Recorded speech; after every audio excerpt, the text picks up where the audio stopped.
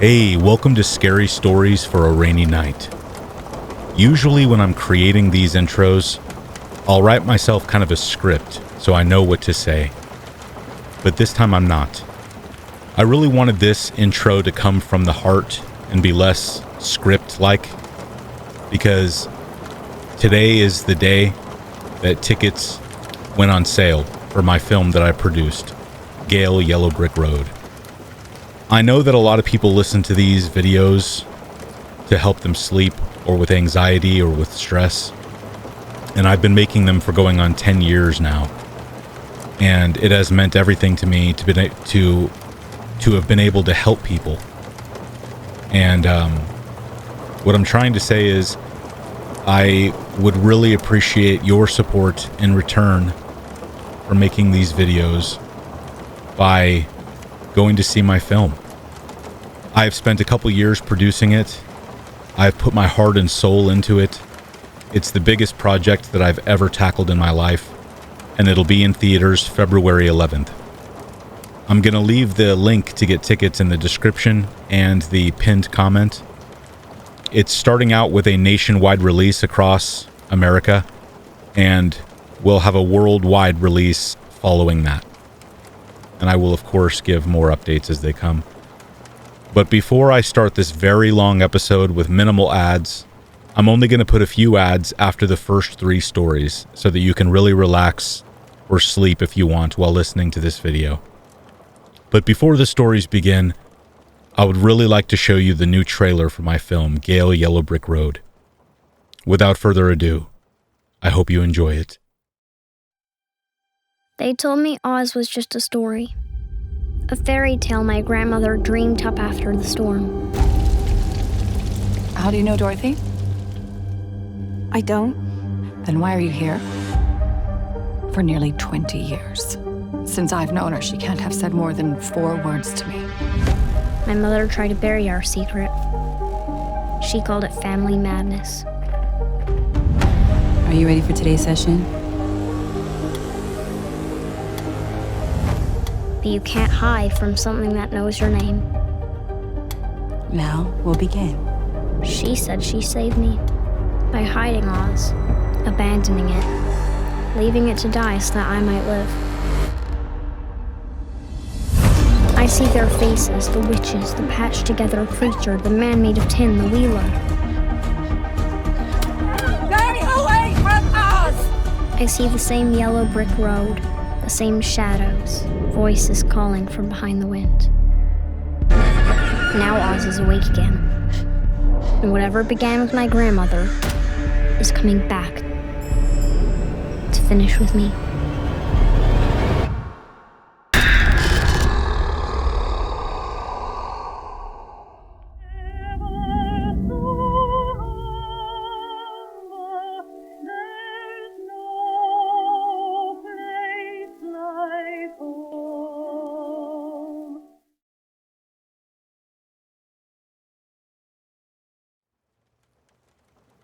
This film was made with passion and heart. It is the first film of a planned trilogy. The last thing I want to say is I really appreciate you being here for so long, for so many years, supporting my channel. I truly hope my videos have been able to help you. And if you have ever wanted to support me, please go see the film. If you click the link, you'll be able to find the closest theater to you, bring a friend. I promise you're not going to want to miss this. And it is for one night only, February 11th. So if you miss it, that's it. Oh yeah, one more thing. I'm actually in the movie. This is the ultimate face reveal. I'm not going to tell you where I am, but I am in the movie. And I'll tell you what, if you can spot me, and if you email me after the movie, beingscared86@gmail.com, I will shout you out in a video in February. And the very last thing I want to say is thank you so much for being here. I know you have a lot of other choices, and I apologize for the long intro, but I'm thinking of this video as the most important one that I've ever made. I hope you enjoy the trailer. I really hope you buy a couple tickets to the movie, and I really hope you enjoy this episode. Now, let's begin.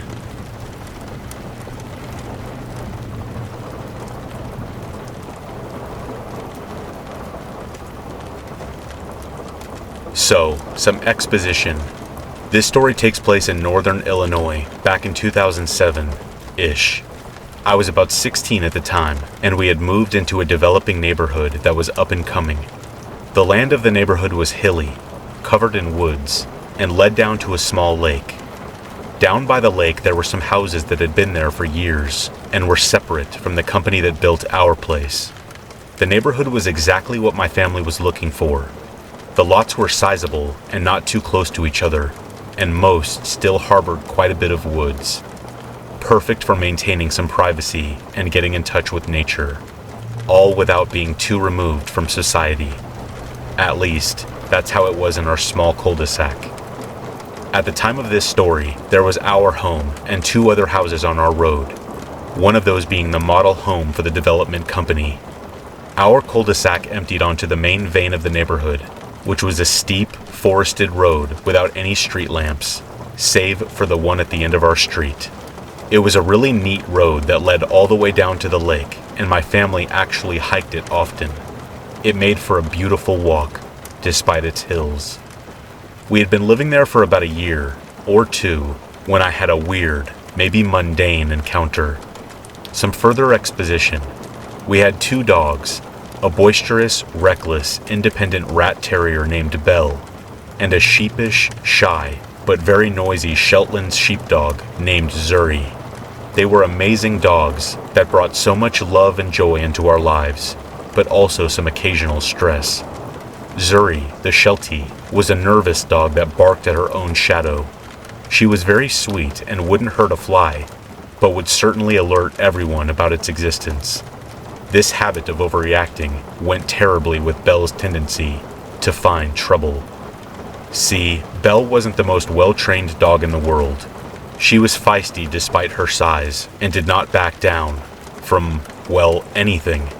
She had a habit of cornering our previous neighbor's Great Dane, if given the chance, and although she never outright attacked anything, she was always acting brash and aggressive when it came to other dogs and wildlife.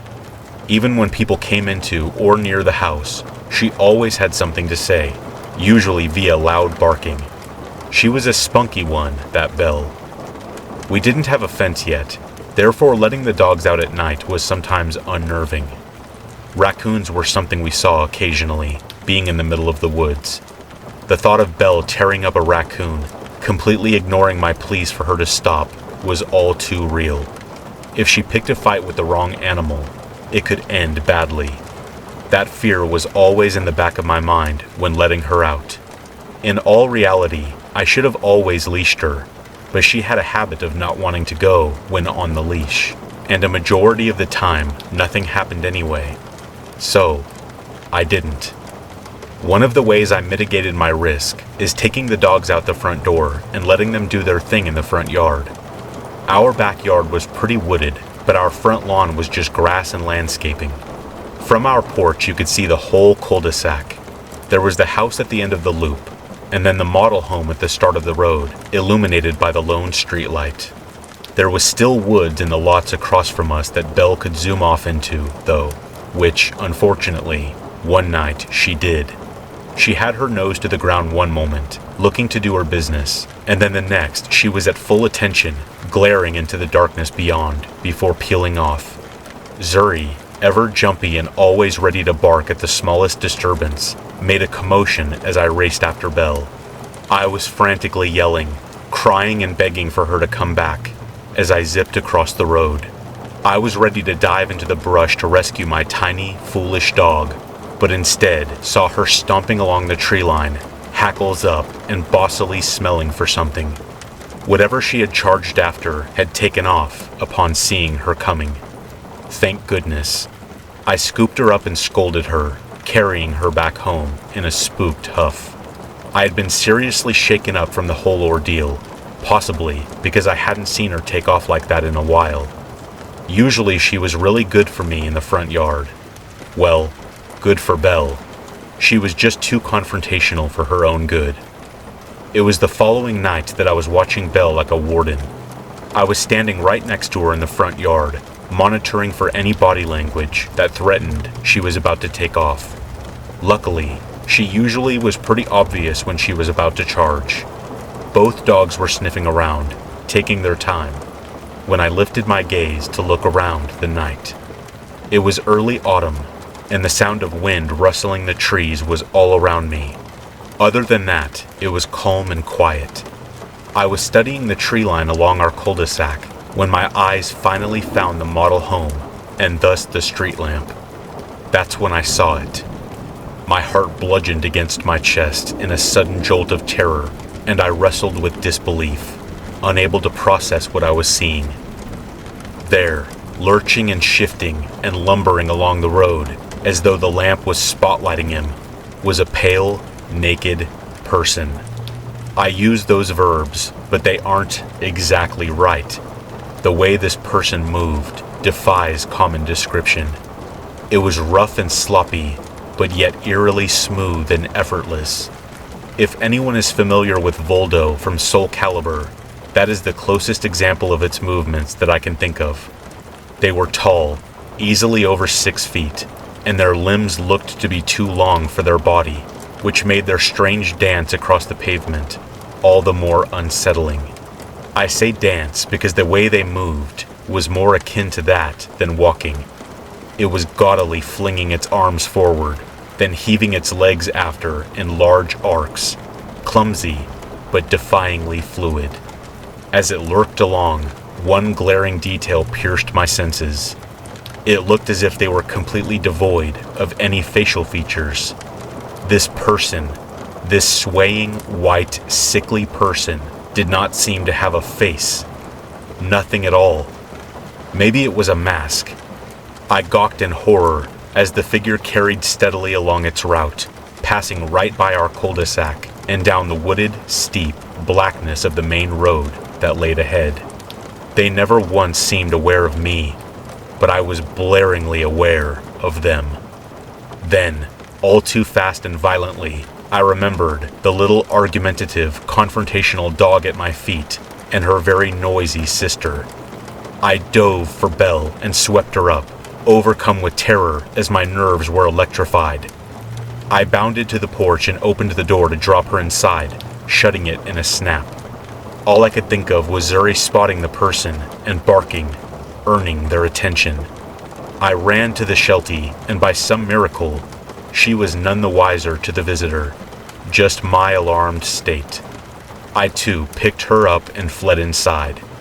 My room was upstairs with a similar vantage of the cul-de-sac, and I sprang up the steps, daring to get one last glimpse of the naked, faceless person. By the time I parted my blinds and pressed my face against the window, terrified but curious, there was nothing but the street lamp against the inky dark. Whatever it was, they were gone. I always let the dogs out in the backyard after that. Here are some theories. A possibility is that it was some streaker getting their kicks in, but there are a few problems with that explanation. First, although the texture of the person seemed flesh-like, it seemed rubbery at the same time, almost shiny. I suppose they could have oiled themselves up, but it still seemed a bit too off to just be skin. That, and its lack of face. Streakers can't just take off their facial features like an article of clothing. This leads to my strongest theory. Someone running around in a white morph suit. This would mark all the boxes that didn't get checked in the streaker theory, but it still doesn't adequately explain everything for me. The uncanny length of the limbs, the jarring, unnatural way it moved, the insurmountable dread that seized me. But fear is an unreliable narrator as it goes. What do you think? Weird but innocent thrill seeker, or something more paranormal?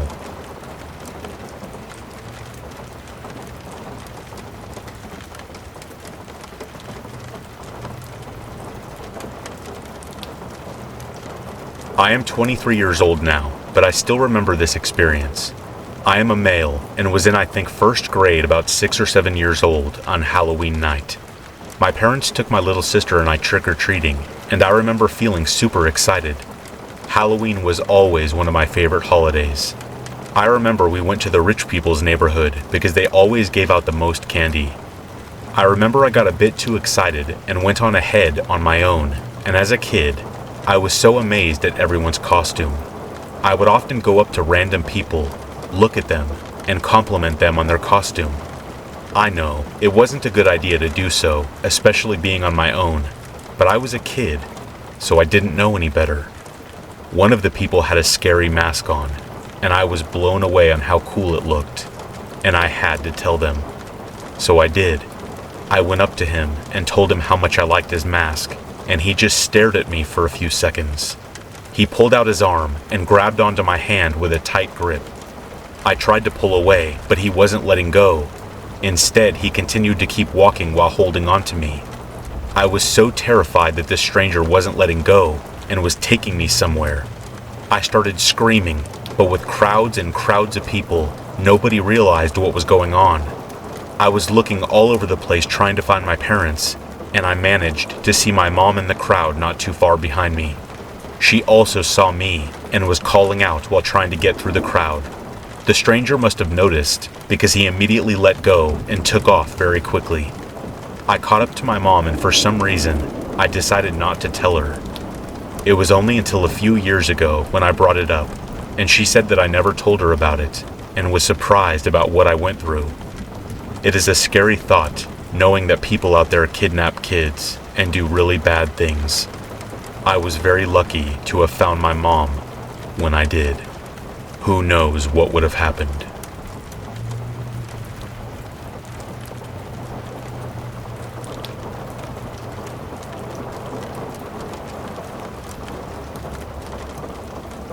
This just happened to me. Once I got off work, I went straight to bed, and that was around 4 or 5 o'clock in the afternoon. I guess you can say I'm a night owl because my job schedule varies throughout the week. Either I'm working at night or I'm working in the morning. This day, I had to work in the morning, so I stayed up the night earlier. I woke up around 9 p.m. I got up to talk to the family, watch some TV, and then started getting tired again. This was around 1 a.m., and I decided to go back to bed, and I actually felt the weight of sleeping this time.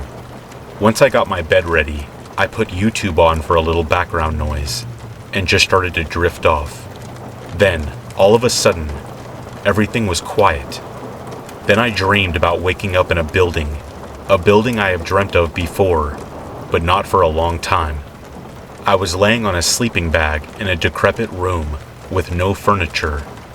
I wasn't scared, but confused. The door leading outside suddenly swings open, and someone walking in, then slamming it shut. Then, I was automatically pushed out of the dream, as if I was jolted awake. I was laying there thinking maybe I was just experiencing sleep apnea, and tried to get up.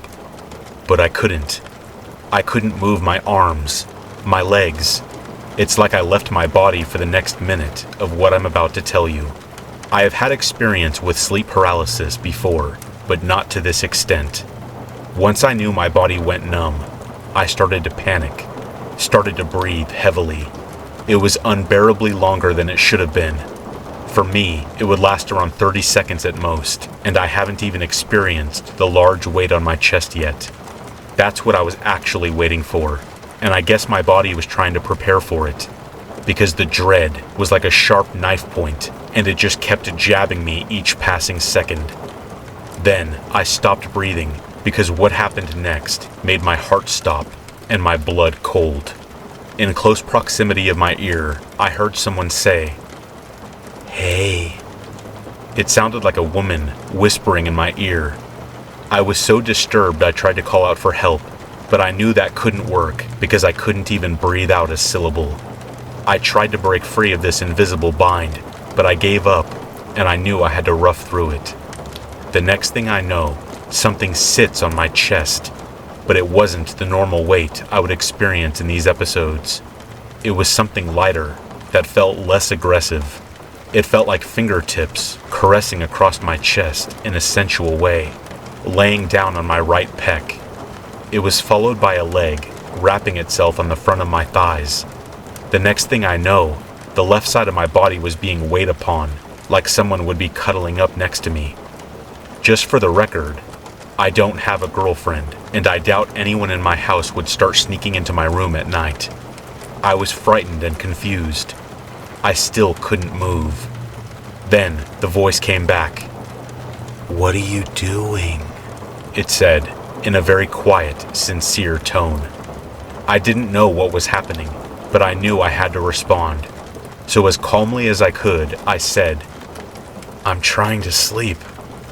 That's when I noticed my face can move, and my hands can move, but I refused to open my eyes because I didn't care for what there was to see.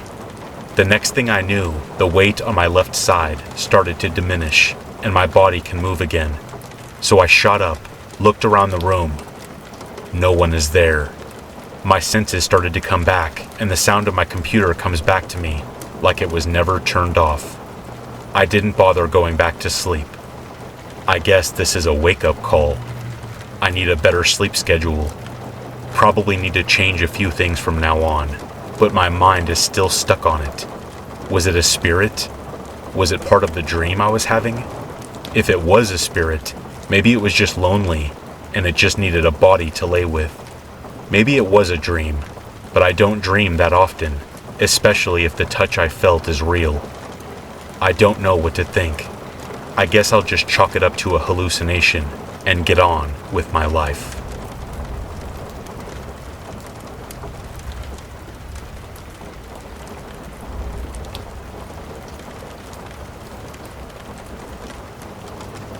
This story takes place in the summer of 2001 in southern Rhode Island, where I'm from. I am a female for reference, and I was 20 years old that summer, in between my junior and senior years of college at the University of Rhode Island. I decided to stay on campus and take some classes so my senior year would be a little lighter and be less stressful for me. So I rented a cute little apartment with a friend near campus, and we loved it. There were a lot of other college students around, and I enjoyed living so close to the beach in summertime. My schedule was pretty open, so even though I was working and going to school part-time, I had a lot of time to myself and loved the freedom I had to do whatever I wanted. I have always been into fitness and exercise, and one of my favorite things to do that summer was take my rollerblades down to the local bike path and listen to music on my earbuds while I glided down the long straight path. Every day, I would drive to the bike path and park my car at the park close by to the path and rollerblade the mile-long path until it ended and where another park began. At that second park, I would sometimes rest on one of the benches and take a little break and drink some water before turning back around to go down the bike path again and ending up at the original park where my car was. 2 miles every day.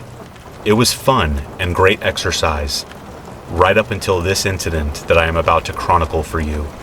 On this particular morning, I slept in and was running late getting ready for my daily workout. I could not find my earbuds anywhere. They were not where I normally left them on the kitchen counter, and after spending some time looking for them around the apartment without any luck, I just said screw it and decided to go exercise without them. I get to the park, put my rollerblades on, and start my first mile. It was a beautiful July morning, and I was enjoying myself, when suddenly, unexplainably about halfway through the mile, something felt very wrong. The temperature was in the 80s, but I had goosebumps all up and down my arms and legs. The hair on the back of my neck was standing up, and I had an intense sinking feeling of dread in my gut. I have always had a very strong intuition. I trust it with my life. I have felt this feeling before in the past, and it has always served as a warning. But I kept on skating, becoming very aware of my surroundings. Fight or flight was kicking in, and I didn't even understand why. That is when I saw him. There was a man up ahead on the trail, off to the side of the path. The first thing I realized was that he was taking steps backwards off the path. He was trying to hide from me behind a tree, but I could still see his face from a good distance away, watching me like a dead-eyed predator. He stood there with his hands in his front pockets, not moving at all. I skated closer to him.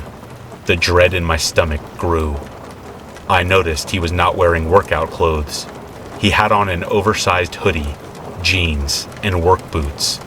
Nothing you would wear if you were there to exercise. Now, I had to quickly make a choice. Do I stop and turn around the way I came from, possibly endangering my life by losing the speed and momentum I had gained? Do I keep skating past him and hope he doesn't rush me from the side, pushing me off the path? The fear I felt turned quickly to rage. Quick backstory on me. I am no stranger to violence from my past. I thought, why should I live my life afraid? Why should I be afraid of these men who think they can just take what they want from me? Do they think I'm just going to take it? I felt my hands ball up into fists, my jaw jut out in defiance, and I decided to stand my ground. Something told me that as I passed him, that I needed to remember everything about what he looked like. I noted his dark eyes and beard, his plain blue baseball cap, his hoodie and jeans, and construction boots. I could tell my nostrils were flared and my eyes were flashing anger, and I glared at him with an intensity that said, "I see you there, and I am ready to fight you if I need to." We maintained eye contact for what felt like a long time, but could not have been more than a few seconds. Then, he actually broke eye contact and looked away from me. I knew he had changed his mind about whatever he was considering doing, but I was still not safe yet. I flew as fast as I could to the second park and got off the bike path. Now, I was in a tough position. My car was a mile away, as was my shoes and cell phone. I could not go back down that path again and risk passing him a second time. He might have moved. He might have been hiding in a better place waiting for me, knowing I would need to go back down the path to get to my car. So I took off my rollerblades and made my way over to the road that ran parallel to the path and walked the mile back to my car in my socks, carrying my skates. It probably looked a little strange to the drivers that went by, and that walk seemed to take forever. Once I saw my car, I ran to it as fast as I could and locked myself in, and I never went back there to rollerblade again. Unfortunately, the story does not stop here. After this incident, I went on with the rest of my day. I went to class, I made lunch at my apartment, I got ready for work, and went to my closing shift where I worked as a waitress. I returned to my apartment complex around 10 p.m. to find my neighbor yelling excitedly on his cell phone in the parking lot, pacing and smoking a cigarette as he talked. He and his girlfriend lived upstairs from me. I didn't know them well, but they were friendly enough. She studied nursing, and he was a business major. We had all hung out shortly after move-in day, drinking beers and smoking on their balcony, and I thought they would both be pretty nice people. I parked my car and started walking towards the building, just as he was hanging up from his call. I nodded politely towards him and offered a friendly greeting, something like, "Hey, how's it going, man?" Seeing his face closer now under the lights, I could tell he had been crying. He told me his girlfriend was in the hospital. She had been attacked by a strange man and was recovering from some various injuries. Most seriously, a head injury from smacking her head on concrete. As he described to me what happened, I felt tears rising in my own eyes, and I felt like I had been punched in the stomach. What I said to him next made his jaw drop. I said, "Did this happen on the bike path?" He incredulously said yes, and demanded to know how I knew that. I told him I knew who did it, and I explained what happened to me that morning. He immediately asked if I could talk to the police and give a description of the man. Because of the little voice in my head that told me I needed to remember everything about his appearance, I was able to give a full, detailed description of this man to the police.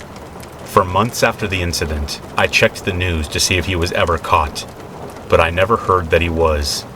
The girl he attacked did make a full recovery, and shortly after returning from the hospital, she and her parents showed up in a moving van and packed up all of her things from her apartment. I never saw her again. For a long time after that, I felt a lot of guilt about what happened to her. I felt that somehow her fate was meant for me, but I had skirted it and left it for someone else to suffer through. What did I do that she didn't? The last and most chilling piece of this story, the earbuds that I had lost the morning of this incident, the ones that I had looked all over my apartment for and that I had decided to forego using that day because I didn't have the time to look. I found them the next day on the kitchen counter, exactly where they were supposed to be. I know for a fact they weren't there when I looked, and I can't explain why they disappeared that morning. I know my roommate didn't take them.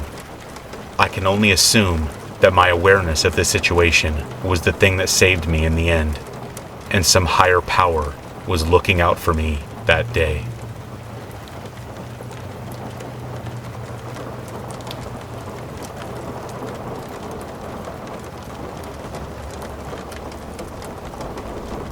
I am a female, and when I was in my early 20s in the late 1970s, I drove a Volkswagen Bug that, at that time, had many mechanical issues. I loved that car dearly because it was the first car I ever owned, which I purchased while I was still a senior in high school. So I was determined to drive it until the engine gave out for good. At this particular time, there was an oil leak. I was too broke to actually repair the leak, but I knew exactly what to do to keep it running.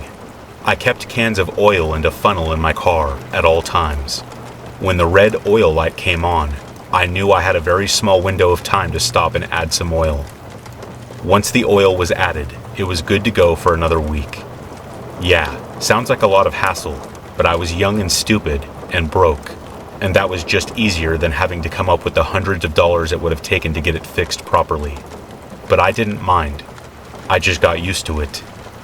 I was living in Dallas, Texas, and my parents lived about 90 miles east of Dallas, in a very small town. I would visit them on weekends sometimes. At that time in my life, I was heavily into partying at clubs. So much so that there would come times when I just needed a break from all the partying and would go to spend the weekend with my parents now and again. Sometimes I just needed that break, and they were such great parents, and they loved when I came to visit them. This was back in the days when work days were not flexible like they were today. If you wanted to keep a good job, you had to be there every day, on time. No excuses. So I had to be at work on Monday mornings bright and early.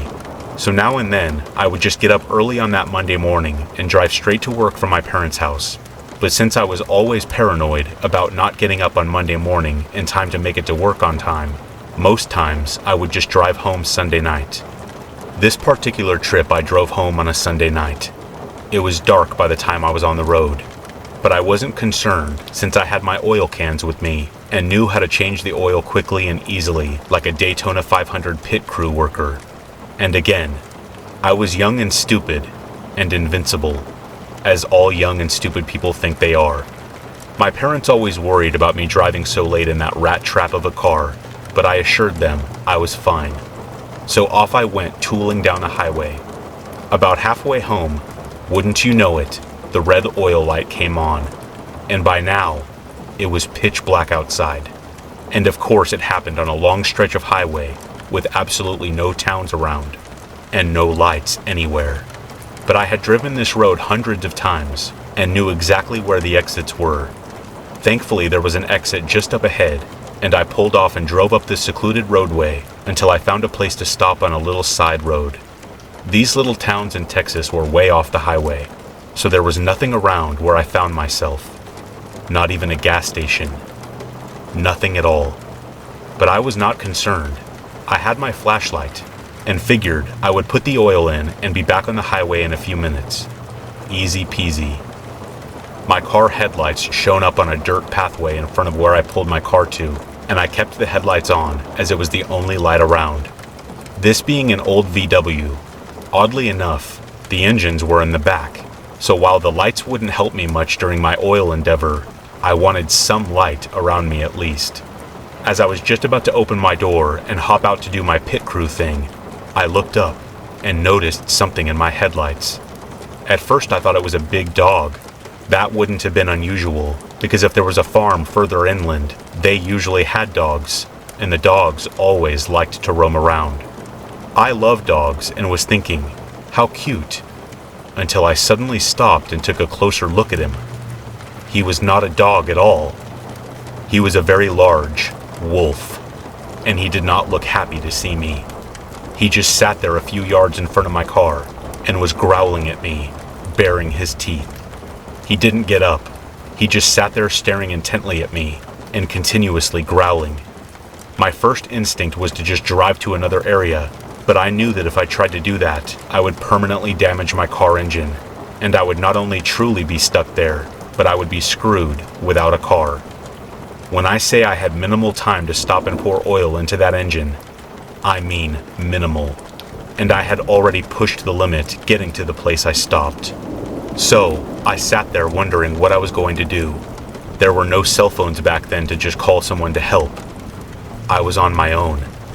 I figured I had only two options: risk my life trying to put oil in the engine, or just sit there and wait until the wolf got bored and left.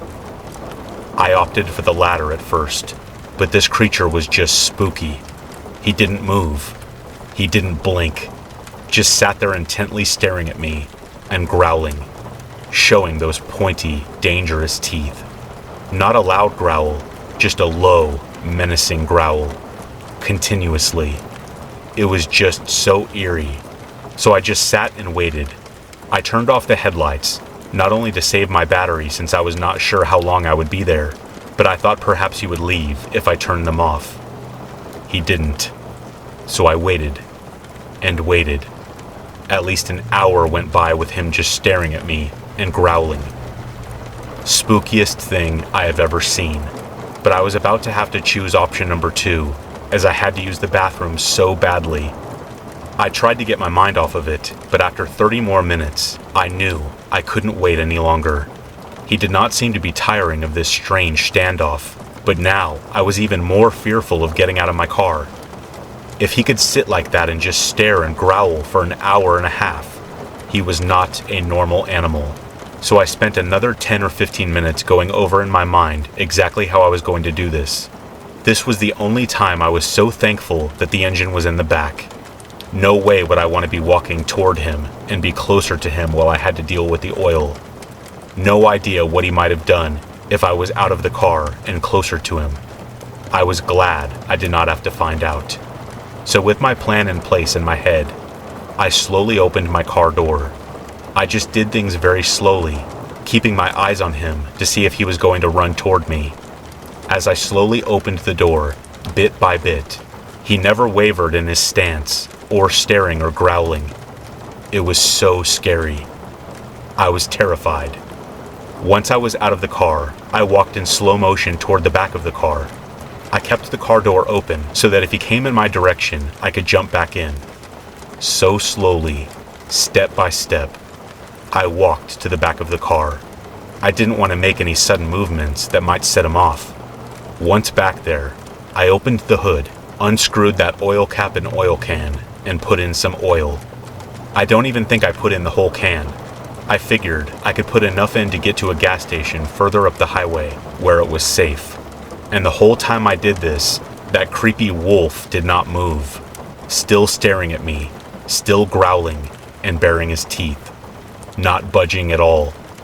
Once I slowly closed the hood to the engine, I inched toward my car door. Since I would now have to walk toward him to get back in my car, I was so afraid he would take that as a threat and attack. But I made it safely to my car and slammed that door shut, turned on my car engine, and backed up to get on the road, which would lead me to the highway. As soon as I put the car in gear to head toward the highway, I saw the creature turn around and just walk away slowly in the direction they came from. I don't know how any living thing, human or animal, could be so still and stare so intently and growl so unendingly for that long of a time. It wasn't normal or natural. I was shaking the rest of the way home. I didn't even stop to put more oil in, and thankfully, my red oil light did not come back on that night. After my parents found out what happened, my father showed up at my apartment the next week with a brand new car for me. They never wanted to have to worry about me endangering my life with a faulty car ever again. And needless to say, I never took that exit off that highway ever again.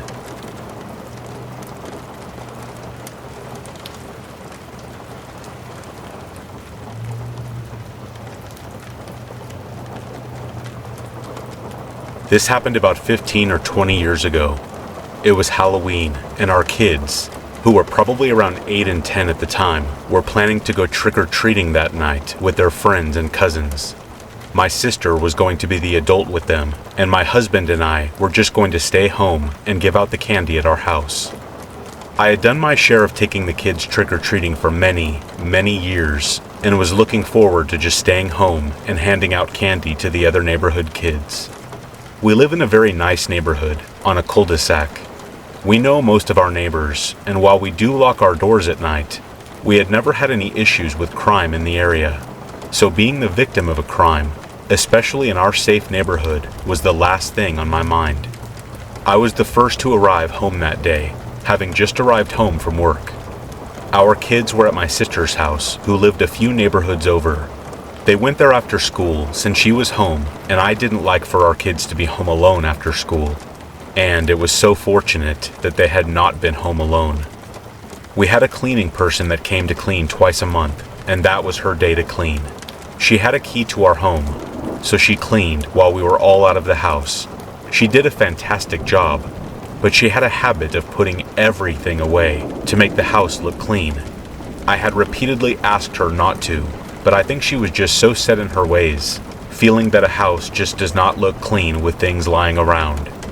So I knew that my first half-hour home would be spent trying to find the things that she put away. It would sometimes take us days to find things after she had cleaned. So I was busy trying to unwind from the workday, trying to find some things that the cleaning lady had stored away, who knows where, and was thinking about what to make the kids for dinner. I didn't have much time, as the kids would want to go out trick-or-treating soon, so I was a bit distracted. While I did notice a few odd things here and there in the house, I was not concerned. First, I noticed a large rock that was on the floor in the hallway area where my kitchen, dining room, and laundry room meet. Odd, but I just picked it up and threw it away. I could not think of any reason for it to be there, but did not have time to ponder on it, and just soon forgot about it. The next odd thing I noticed was that the long, heavy stick that is normally kept standing up in the corner of the laundry room, for a reason I can't even remember now, was laying across our bed in the downstairs master bedroom. I just assumed that for some strange reason, the cleaning lady left it there. Again, very odd, but not concerning. I also noticed that the sliding glass door in our bedroom that opened to the backyard was slightly open. But again, I was not alarmed, because I assumed the cleaning lady had opened the door to shake out a rug or something, and just did not close it all the way. The sliding door was not easy to slide. I had been asking my husband to fix that, but he just never got around to it. So I thought perhaps she just could not get it closed. We are in a safe neighborhood, so I was not concerned about anything more than bugs getting into the house through the open door. And we have a 6-foot-high security fence, so it's not like anyone would even know that the door was open. Next odd thing. Just that day, a friend had asked if he could borrow our camcorder, so I went looking for it. We normally kept it on the counter below the china cabinet in the dining room, but I was not surprised when it wasn't there, as I assumed the cleaning lady had put it away somewhere. But I looked everywhere I could think of that she would possibly have stored it. No luck. I had no more time to waste on looking, so I called her to ask her where she had put it. She assured me that it was on the counter where she left it.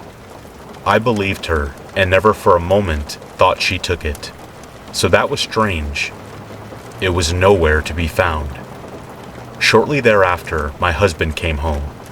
A few minutes later, he asked me why there was glass on the laundry room floor. I had not even gone in there after I got home. Just walked right by that room without a glance in my haste, so I hadn't noticed it. I was bummed because that meant we had to clean it up and would have to replace the window. I didn't have time for this. Still, nothing seemed sinister to me. After cleaning up the broken glass, and while my husband prepared to gather the wooden tools he would need to secure the broken window until we could get it replaced, I went back to my walk-in closet to change my clothes. When I opened my jewelry box to take off my watch and rings I had worn that day, I saw that my jewelry box was completely empty. Not one thing left in it. Okay, now you have my attention. I went out to tell my husband, and we were completely dumbfounded. Then I gasped as the sudden realization of what had actually happened came to me. We were robbed. I started putting all of the pieces of the puzzle together. Someone had broken the window to our laundry room with the rock I found on the floor. That window was on the side of the house, so neighbors would not see them, They most likely kept the rock in their hand to use as a weapon in case there was anyone in the house. When they saw the large, heavy stick in the laundry room, they figured that would make a better weapon, so just dropped the rock on the floor where I found it, and continued into the house with the stronger weapon. They must have gone quickly through the house, gathering up anything small that they thought was of value. Then, they left through the sliding door in the master bedroom, laying the stick on our bed before they left. Then, they would have had to climb over the 6-foot fence in our yard to get out, since both gates on the sides of the house are locked. As it was the end of October, it gets dark as early as 4:30 or 5 p.m., so they would have had the cover of darkness to make their escape unseen. After a search of the house, there were many items missing, including the camcorder, a new set of walkie-talkies we had just gotten for the kids that were kept in the cabinet above where the camcorder had been, every single piece of my jewelry, and a few more small items. Nothing from the upstairs was taken, so they must have been trying to be quick about it. The only satisfaction I took was that all of my jewelry, which was nice and looked expensive, was all just costume jewelry.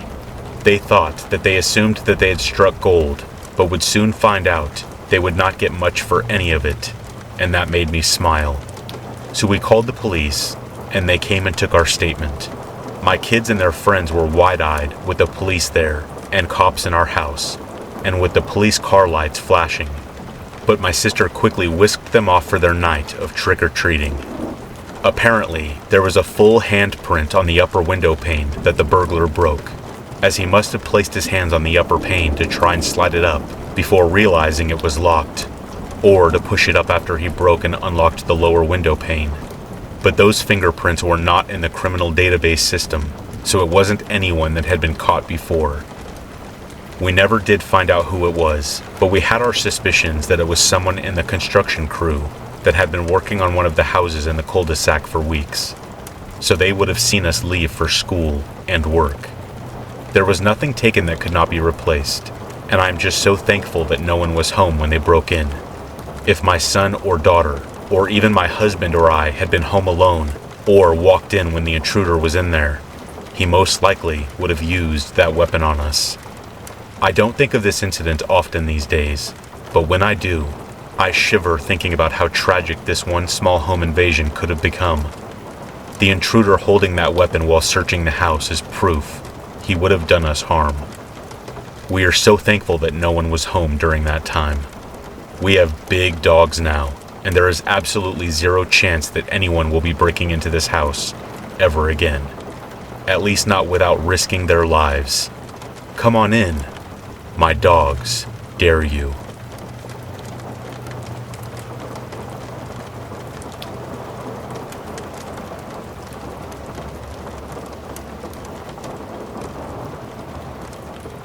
I am a 60-year-old female now, so I grew up in a much simpler world.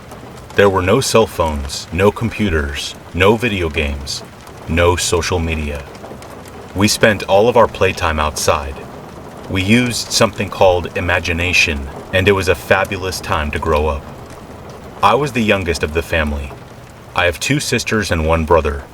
We lived in a poor, small, close-knit community outside of Pittsburgh, Pennsylvania, from the time I was born until I was 11 years old. My brother and my oldest sister had their own friends, so I did not really associate with them outside of our house. The sister closest in age to me, Maggie, was always stuck watching out for me, but it wasn't so bad, at least for me, as all of our friends were from the neighborhood, and we all knew each other.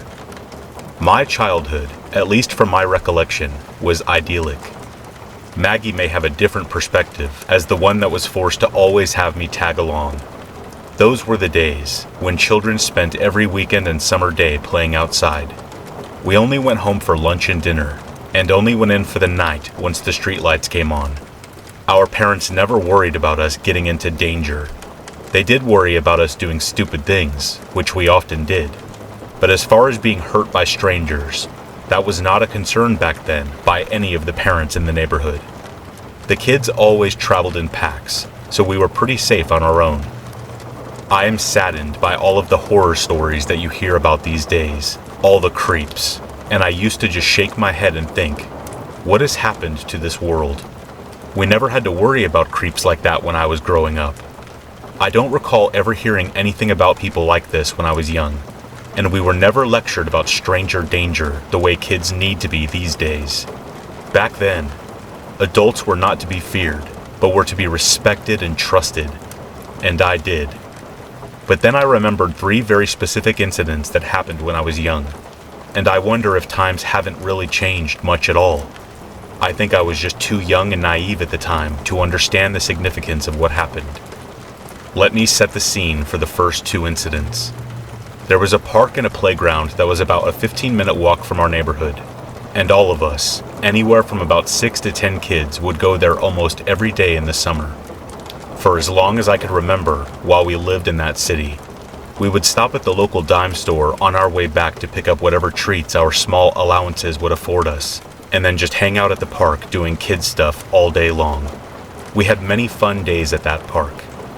There was a dark, spooky path at the back of the park that led down through the woods. All of our parents threatened us with our lives if we ever dared to go into these woods. The woods were way too dangerous a place for kids our age to be entering with no adults. The water fountain and bathrooms were located at the very edge of the woods near the path, so we would be near the entrance to the woods quite a bit, but were forbidden to ever actually go down the path to the woods. At that time, it was one of those things that we were always curious about, but so far, had not had the courage to actually do. We all pretended like it was because our parents forbade us to enter, but in actuality, it was because we were all too scared. It was really spooky. The first incident happened in our local park when I was around 5 years old. Maggie was around 6.5 or 7 years old. Back in those days, even the youngest kids were out and about all day with no thoughts of danger, as long as we were all together. One day I was at the water fountain by myself getting a drink of water. Maggie and all of our friends were at the other end of the park. I just popped over to grab a drink, and was intending to run back to my group. I hadn't even told Maggie, as I was never supposed to be alone at the park, but she was busy doing something with our friends, and I just didn't feel like asking her permission, so I went alone. While I was sipping water, a young man came over to me and said his puppy had run down the path into the woods and was lost, and he asked if I would help him find his puppy. He even offered to give me 50 cents if I would help rescue his puppy. Now, my memory could be way off on this, but when I think of him now, I remember him as being about late teens, very early 20s, and he looked like David Koresh, if you know who that is. Anyway, hearing the words lost puppy and money, I was definitely intrigued. I had always loved puppies, but we were not allowed to own pets where we lived. Plus, my weekly allowance was much lower than all of my friends' allowances, and 50 cents back then was like $50 now to a poor kid my age. I was too young to understand that someone older than me could have evil intentions, so I did not consider his request to be dangerous. My only hesitation was that if my mom found out I was into the woods, she would have my hide. Plus the fact that the woods were very spooky, and I was scared to go in there. But I would be with an older person, so perhaps it wouldn't be so scary. So the puppy and the money incentive won out, and I took the man's hand, and we started to walk toward the path to the woods. I remember being a little scared of entering the forbidden woods and what might happen if my mom found out, but at the same time, being so excited that I might actually get to hold a little puppy and have enough money to buy all of the yummy candy that I wanted. Just as we stepped on the path and were walking into the woods, my sister came running over and asked what I was doing. I explained to her that I was going to help this nice man find his lost puppy and that he was going to pay me 50 cents. She ran over and grabbed my hand and said, "No, you are not." She dragged me forcibly back to where our friends were hanging out and told me to never go anywhere with someone I did not know. I was crying and upset that she ruined my chance at being able to find the puppy and earn money. I don't recall exactly what happened after that. I do not know where the man went, but now assume he took off running as soon as my sister grabbed my hand. And I don't remember if I was even told just how dangerous that situation really was. She probably just told me that I would get into trouble from my mom if she found out I went into the woods. I was too young to understand the true motivations of someone like that. All I know now is that my sister literally saved my life that day. I would either have been kidnapped or worse. No matter which, my idyllic childhood and possibly my life would have vanished forever. The second incident regarding the woods was the day we all actually did walk down the path into the woods. I was probably 6 or 7 at the time. I cannot remember what led up to us actually taking that walk into the park, but I can only imagine that there were days and probably weeks of planning and getting up the courage to do this. But we actually did it. Curiosity eventually won out. We had to know what was down that path. So off we went, very nervous, but also excited. At first it seemed so nice and pretty and safe. We were wondering what all the fuss was about and why our parents didn't want us in there. But after about 5 or 10 minutes down the path, the woods got thicker, which made the sky darker, until soon we were in the midst of a very scary, spooky forest, and we did not see anyone else on the path. We had no idea where the path led to, so we weren't sure how long it would take to get to the other side. One by one, we started losing our bravado, but no one wanted to be the first to be called chicken.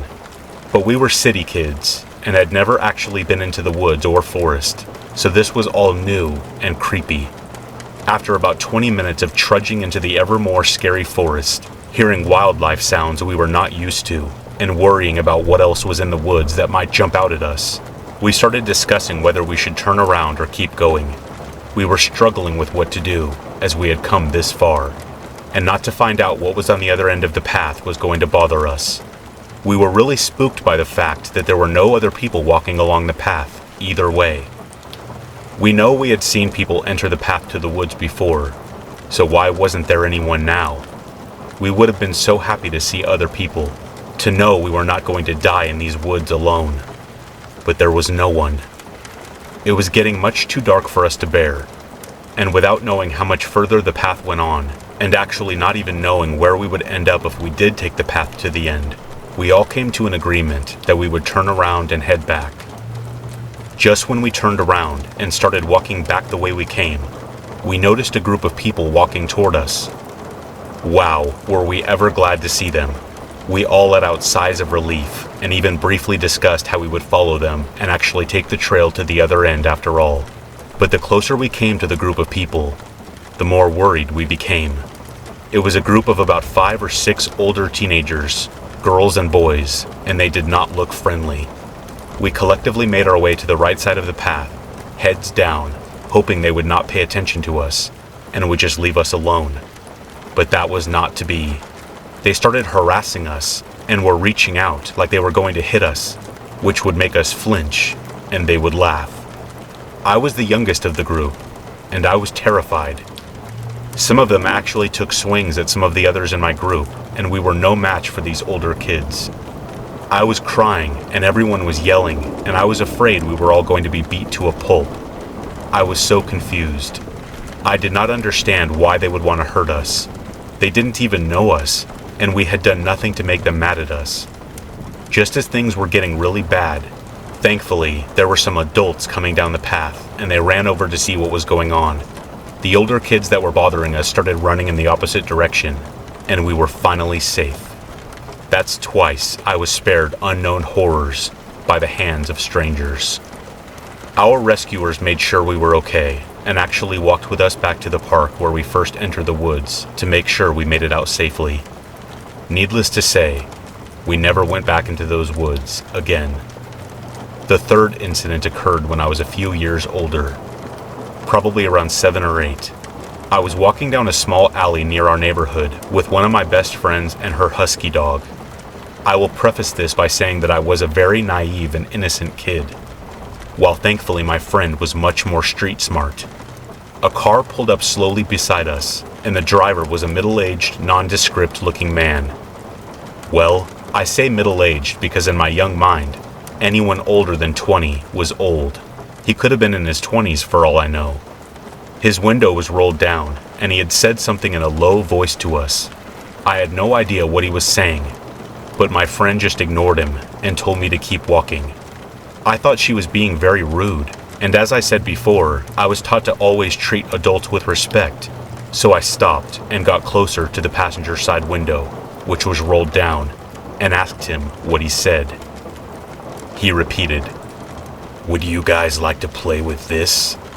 I saw he had his hands in his lap holding something, but I could not see what it was.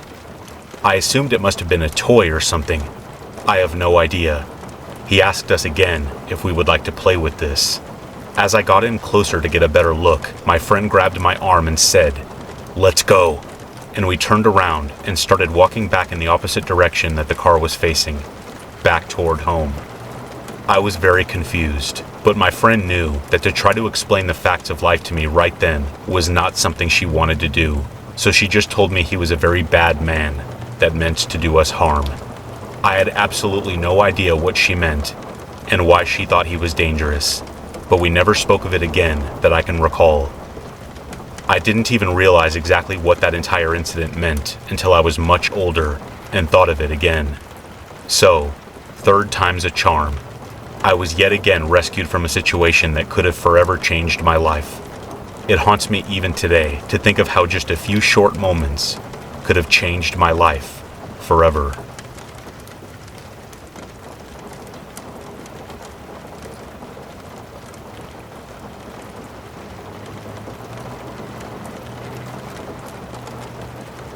I want to start off by saying that I have never told this story to anyone. It all started about 2 weeks ago when I moved into my new apartment. I was all moved in and everything because I live alone, so I didn't really have much stuff to unpack. Later that day, I grabbed my purse and keys to go to work for the day. I was walking to my car when I saw someone start to approach me. It was a woman who looked to be at least 45 to 55 years old. It was very obvious that she was a smoker. She also looked sleep-deprived, skinny and frail. She had very noticeable eye bags that seemed to get worse the more I looked at them. "Hello, miss. You must be the new neighbor," said the old woman with an extremely damaged voice, caused by years of smoking. "Yeah, I just moved here about 3 days ago," I responded as polite as possible. Then I noticed she had something in her hands that she hid behind her. She looked really excited to show me. Then she noticed I saw it, and it seemed to make her even more excited that she had a huge smile on her face. It was horrible. Her teeth were uneven and rotting. She was missing teeth, and her gums looked like they had been bleeding earlier. Her lips were blistered and dry. She scared the absolute crap out of me. "I want you to meet someone," she said in a kind of sing-songy voice. She showed me what she was hiding behind her. "Her name is Jambalaya." It was a very strange-looking doll that resembled a coconut. "Oh, thank you. It's nice to meet her." I just told her what she probably wanted to hear, to avoid any drama. I also had to wrap things up soon before I was late for work. "I'm sorry, but I have to get to work. I'll see you later, ma'am," I said in an apologetic tone. "No need to be formal. You can call me Emma," she said right before I could get in my car. I nodded in response and get in my car, turned it on, and pulled out of the parking lot. I looked in my rearview mirror for a split second and saw that the woman was dead staring at me while rocking that weird doll. I concluded that she was probably under the influence, judging by her attitude and the look of her. After work, I was driving home around 5:05, and I pulled into the parking lot. When I drove in, I saw Emma in the middle of the parking lot, just sitting in the middle of the road, playing with Jambalaya. "What is she doing?" I whispered to myself in complete shock as I drove past her. She saw me in my car and gave me a sinister, rotten smile. I smiled back, trying my best to keep my composure. I parked and stepped out of my car. "Please don't come over here, please don't come over here," I repeated in my mind as I walked to the entrance. I avoided eye contact as best as I could, but ended up looking at her because I heard her saying, no, singing something. I kept walking, but I also kept looking at her. "Jambalaya, jambalaya, jambalaya," she sang in a low, creepy voice. She sang it slow, and she kept repeating that doll's name. I walked a little faster, and right before I walked in, I looked back to see if she was still singing. She wasn't. She was standing, holding that doll in one hand, and the other was on her heart. She was visibly upset for some reason. We were just standing there staring at each other for what felt like hours. Then I broke my trance and mouthed an apology and walked in, not looking back this time. As soon as I walked to my apartment, I locked my door. Emma freaked me out, and I didn't want to be around her. I mean, she isn't hostile or anything, but she gives me the creeps. I put my stuff down and walked to my room, turned on the lights, flopped on my bed, sighed. I got back up and started cleaning up my mess. I walked to the window, slightly scared for what I might see. Nobody. I was relieved. Part of me was expecting Emma to be looking at me from my window. I woke up at an uncertain time and looked over to my bedside table to pick up my phone, realizing that it was 4:30 in the morning. I tried to figure out why I woke up and turned the bedside light on because I was wide awake for some reason. It was kind of an unnerving feeling because I didn't understand what was happening. As I was lying there in my bed, I started hearing weird tapping noises, and I froze. Being the person that always listens to scary stories and has become a little paranoid, I started to freak out. I didn't know if I should get up and go see what was happening, or just stay in my bed and wait for it to pass. The tapping stopped after about a minute, and I just heard shuffles and something like a whisper. At this point, I was definitely freaking out and really didn't know what I should do. All of a sudden, everything went quiet for about 5 minutes. I was still too scared to get up when all of a sudden my front door slammed super loud. This scared me so badly, I got up from my bed super fast, looking in every room to try and figure out what just happened. I didn't see anything, so I started to freak out even more, thinking I was going crazy. The last place I checked was the bathroom, and I looked in the shower to see if somebody was hiding in there. To my surprise, there was something in there, but it wasn't a human, and after I saw what it was, I realized who had been in my apartment. It was Jambalaya. I have no idea why she wanted to break into my apartment just to leave this stupid doll in my bathtub. It makes no sense, and I still have no idea why she did it. After this event, I realized how crazy this woman really was, and how dangerous she could be. How was she able to break into my apartment, and how long was she in there for? And what exactly was she doing, other than just leaving a doll in my bathtub? That morning, I looked around the whole house trying to figure out just how she broke in. After about 10 minutes of searching the house and checking every door and window, I noticed that my bathroom window was unlocked and even still opened ajar. This freaks me out so much, and I instantly became mad at myself for forgetting something as important as walking all of your windows and doors to make sure they're locked. I knew right away this is how she managed to break in, and she must have just went out the front door because it was easier. I went to the apartment manager and staff and explained everything that had been going on and how I would possibly be moving out soon due to this crazy person I was living next to. Thankfully, they understood my situation and said that they would be talking to Emma about what had happened. They offered me next month's rent for free if I stayed. I decided to accept this offer since I had just recently moved in and didn't have a lot of money. Around a week later, after nothing happened, I heard from the apartment staff that Emma was getting arrested and possibly getting sent to a mental ward. They explained to me that after the manager had tried to talk with her about what was going on and had her confess to breaking into my apartment, she became furious about everything and denied the whole thing. She had a mental freakout and was taking it out on the manager just because he tried to talk to her about her actions. This led to her getting aggressive and being arrested. I have to say I was pretty happy about the news of her being arrested because that meant I didn't have to worry about her anymore, and it gave me a lot of hope for my new apartment. I threw that doll away and decided to move on with my life that year after all this crap. It was actually one of the best years of my life, because I was able to build my self-confidence, which in my opinion led to me becoming a much better person. Obviously this woman had issues, and I really hope that she is getting the help she needs.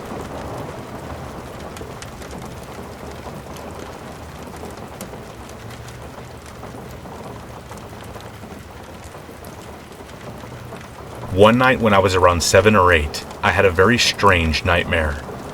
At that age, I was a latchkey kid, which means when I got home from school, I was there alone for about an hour or two until my parents or older siblings got home. I loved the house I grew up in. It was awesome, but dang it, it could be creepy at times. It was not that well made to begin with, and my parents built most of the added-on rooms themselves. It was a large 2-story house that sat on an acre of land, but it was not in the best part of town, as it sat on the outskirts of a quickly growing city. I tell you this because in my dream, I had just got home from school. Like normal, I locked the locks we had on the door and went to put my backpack in my room. Only after I turned around from locking the door, I stopped. I felt something was different. I felt there was someone here. Someone in the house. Worse, I knew they were watching me. Even though it's over 20 years since I had the dream, I recall very clearly standing still and trying to listen for any odd sounds, trying to listen for footsteps or breathing or anything that would be out of place. But all I heard was the creaks and groans of the house. Very scared, I started to tiptoe about. This was before there were cell phones, and there were not any neighbors that I knew well enough that I could go to, at least any that would be home. And at that age, I don't think I knew my mom's phone number, let alone one of my parents' work numbers. The only thing I could think to do is if I saw someone in the house, I would run outside and keep running until a grown-up helped me. So, I went upstairs slowly and quietly, poking my head just above the stairwell to see if there was anyone there. But no one was there. But the feeling of being watched continued. I looked at each room upstairs, knowing that whoever it was watching me. As strange as it sounds, doing this made him feel even closer. It made me visualize in my head a dark outline of a man that was here with me. After checking every room, I traveled back downstairs. At this point, I was so scared that I almost was in tears. Then, I saw that dark outline in the corner of my eye. In reaction, I turned to look at it. But when I did, there was nothing there. I even did a 360, thinking that he must have moved. But there was no one there. Then, I saw it again out of the corner of my eye, but this time on the other side. Once again, I turned to look, but there was nothing there. Now, at that age, I was a kid. A true kid that got scared, played with Ninja Turtles and watched Ghostbusters. I wasn't psychic, nor did I talk to ghosts or anything like that. So when I kept seeing that dark shape out of the corner of my eye repeatedly, I did the only thing I could think to do in my scared state. Run.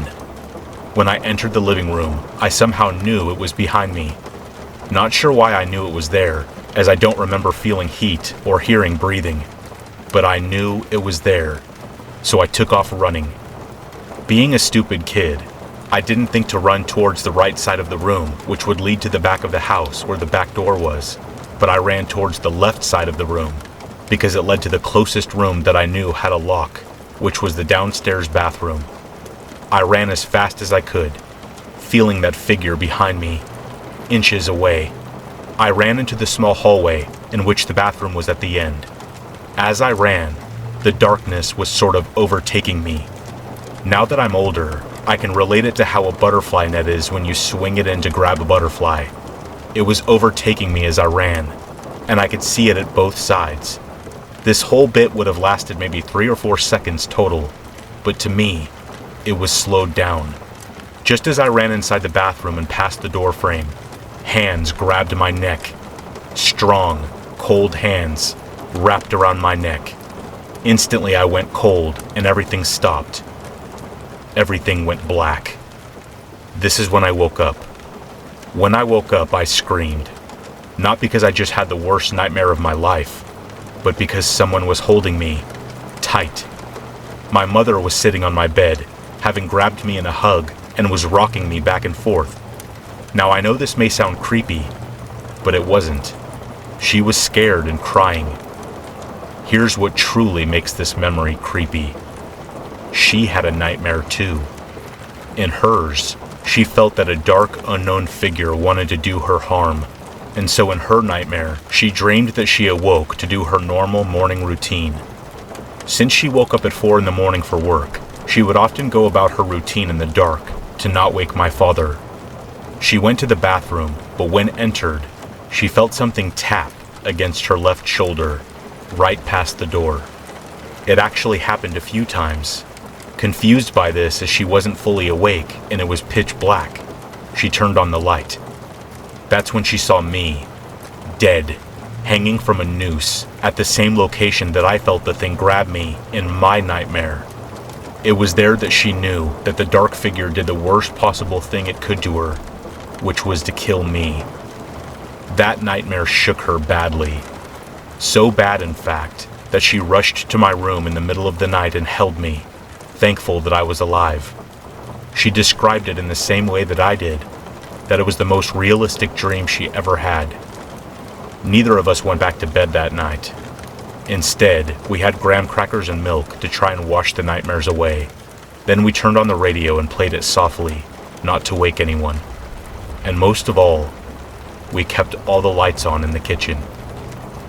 Years later, I have no clue why this happened, nor do I have any explanation. And as to what or who the dark figure was, I don't know.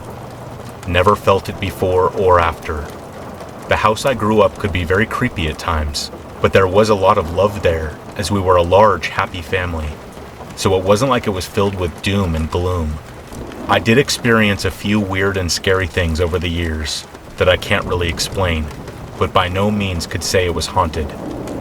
Over the years, I have had a few conversations with my mom about that night.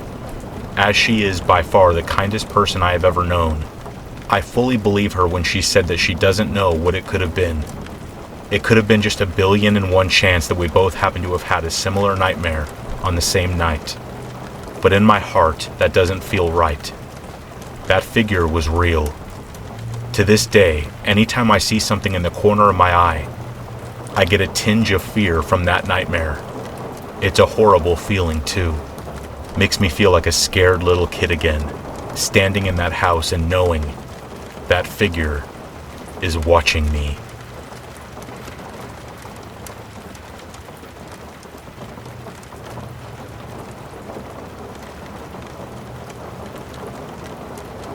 Fresh out of college in 2010, I purchased my first home for me and my young son. The woman who lived there before me died of heart failure in her 50s. Soon after moving in, we found a stray skinny puppy who had a horrible skin infection and just needed a lot of love and care. We took him in, named him Crypto, and nursed him back to health.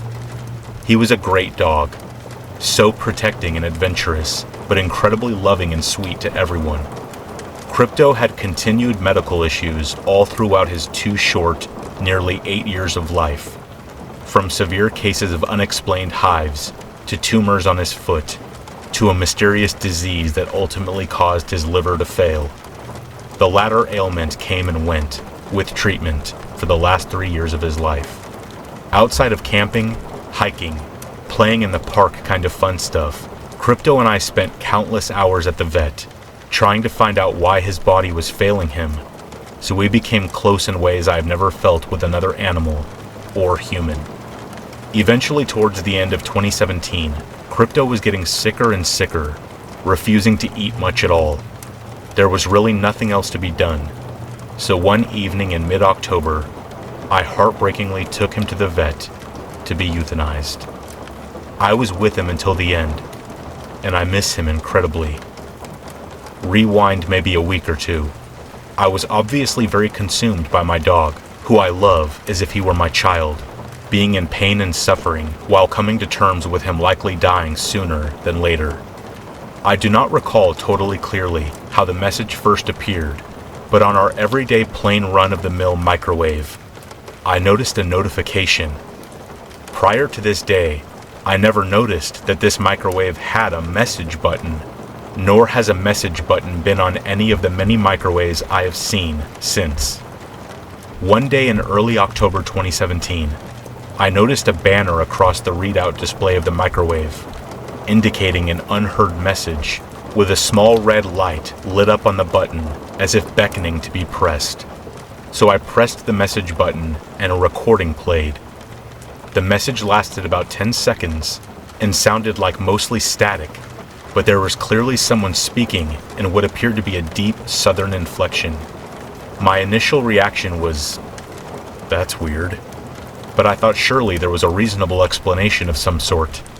The microwave had been in the house when I moved in 7+ years earlier, so who knows what was on it before me. Maybe there was a power blip and the microwave malfunctioned, so it brought up some old message someone recorded a long time ago that somehow got stored on the microwave. But who knows? Why is there even a message button at all? But I had my dog to worry about, so I put the microwave static message out of my mind. But not before telling my boyfriend, who had just moved in with us a few months earlier. After hearing the staticky voice in the microwave, he became somewhat obsessed with deciphering what the message said. He would wake up and play the message, come home from work and play the message over and over, thinking that he was picking up words here and there. I could not muster the energy to be as enthusiastic as he was, even though I definitely found it to be very odd. My beloved dog was dying, and that was all I could feel and think about outside of normal life. Fast forward back to one of the hardest days my son and I have had together. My boyfriend was working late, so by the time he came home, I was fully wallowing in my grief feelings of loss and perceived failure as a first-time dog mom. But he was right back, obsessing over this message in the microwave as usual. After a while, I make my way into the kitchen to ask him to please come hang out with me. When I walk into the kitchen, he looks at me and stone-faced tells me that he knows what it says. I'm like, okay, what? But he doesn't want to tell me. I told him he needs to tell me and that I want to know now because he is acting like something is wrong. Like, what could the message possibly say that is so terrible that he doesn't think I should know now when before he wanted to know so badly? Eventually he tells me to just listen for myself and I will hear it clearly.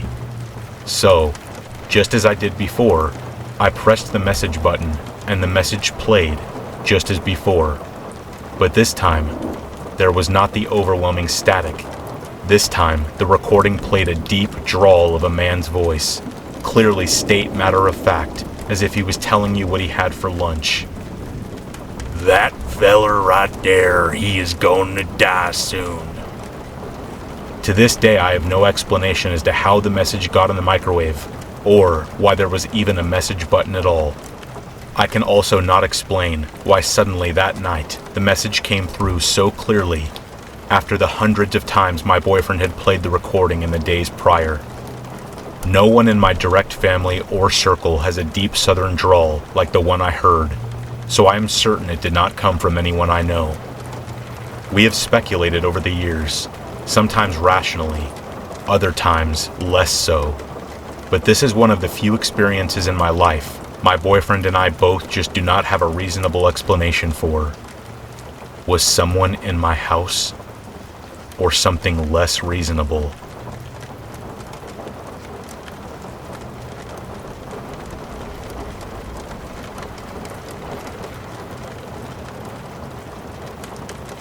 This happened when I was 15, in early 2018. I was young and stupid, so don't blame me for the mistakes and choices I made. When I first met him, I honestly didn't think we were related at all. All of my family has light tan, dark brown eyes, and the same sharp nose. In all honesty, I couldn't believe he was my aunt's son. He was pale, so pale that he looked ghostly. His eyes were sunken from obvious lack of sleep, and he was heavier than most kids our age. His hair was black, and he was an inch taller than me, and in sharp contrast to his mother. He was mean, cold, and cunning. Over the next year, he would constantly threaten me, and especially threaten my brother out of spite and hate. If I'm being serious, he had always given me major sketch vibes. His humor was twisted. And dark humor is funny, don't get me wrong, but his jokes were just flat out disgusting. I tried to avoid him when I could, but it proved futile every time, since he knew I would not put up with his BS. "You're all bite," he told me once. I almost punched him in the face then. Pity that I didn't. One day we were walking in the park alone, and we were just talking about school. Normally I would avoid him altogether, but I decided to play nice since I didn't want my Tia to get upset that I didn't like her son. I tried to seem interested in what he was saying, but it was hard, especially considering the amount of things I could have been doing instead. Then, out of seemingly nowhere, he says to me, "I could kill you, you know." I spun my head around to look at him. He was staring right into me, his charcoal eyes digging holes in my head. "What did you just say to me?" I asked, squaring my chest, preparing for a scuffle. I didn't care if my aunt yelled at me. I wanted to put this kid in his place. "Nothing," he said, and he turned to start talking to his mom. Rightfully so, I avoided him even more now, ever the more cautious of not being alone with him, until one specific day when he was accompanying me and his sister to a barbecue next to a river I knew. I hated the idea of him coming with us. He knew I hated him and made it his goal to annoy me while we were there. He talked constantly, never being quiet for more than 2 minutes. He purposely dropped my burger when bringing it to me, and when he jumped out of the water, he shook his head like a dog, getting water all over me. I tried so hard to just try and have a good time, but it was hard when he was so hell-bent on annoying me. Then, he sat next to me. I kept talking to his sister, trying not to meet his gaze. Then he leaned in and repeated what he said the other day. "I could kill you, you know." I stood up and walked into the woods, telling them both that I was going on a walk. After marching my way far enough into the woods, I sat down next to some brush, and I just sat and calmed down for around 10 minutes before I heard someone trudging towards me. I knew it was a human. The struggling of walking over the rough terrain and the heavy footsteps clued me into who it was. I was in the middle of turning, going to say something to him, but I see a long knife, the same one we had been cutting the meat with. I jump as fast as I can into the brush, covering myself in the leaves and dirt, suddenly grateful for my father's lessons of the outdoors, harsh as they were. I am by no means religious, but when I see his face, and the smile he has plastered on, I start to pray to any god I can think of. He doesn't say anything, doesn't call out to me, nothing. The overwhelming urge to vomit consumes me, and adrenaline begins to pump through my body.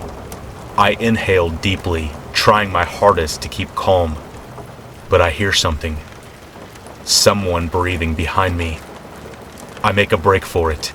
I try to scream, but he's bigger than me by a ton, and way heavier. He cups his hand over my mouth and holds the knife to a weak point in my back, the same point he had slammed something into me when we were kids. He knew how much I hated anything touching that spot, so he drags the knife down my back, beginning to laugh. With all the courage I have ever had in my life, I bite into his hand so hard, I taste blood. He screams, but he doesn't let his arm drop from around me. I position my arm just enough so the knife wouldn't hit so deeply, and I slam my elbow into his nose, his knife digging into my shoulder. Now I scream bloody murder, and he lets go to try and stem the blood from his nose, which to my amusement, I later found out was broken. Clutching my shoulder, I ran as fast as I could back to my other cousin, who had come looking for us, seeing as we had been gone for almost 15 minutes at that point. I can only imagine what a sight that would have been. A knife basically falling out of my shoulder, and her brother following behind me with a bloodied, crooked nose and a bleeding hand. Upon seeing the knife, she rushed over to me in a couple of seconds. She realized what had happened. We booked it to the car, locked the doors, and proceeded to call the police.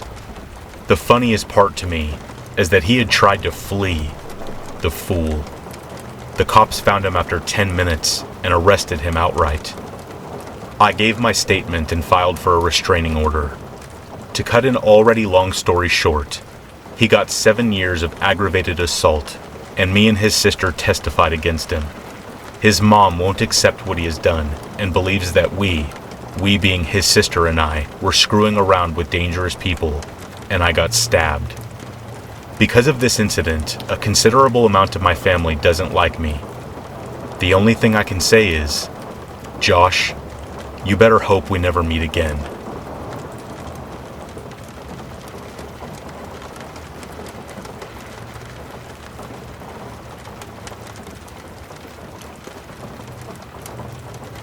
This story takes place in the summer of 2017.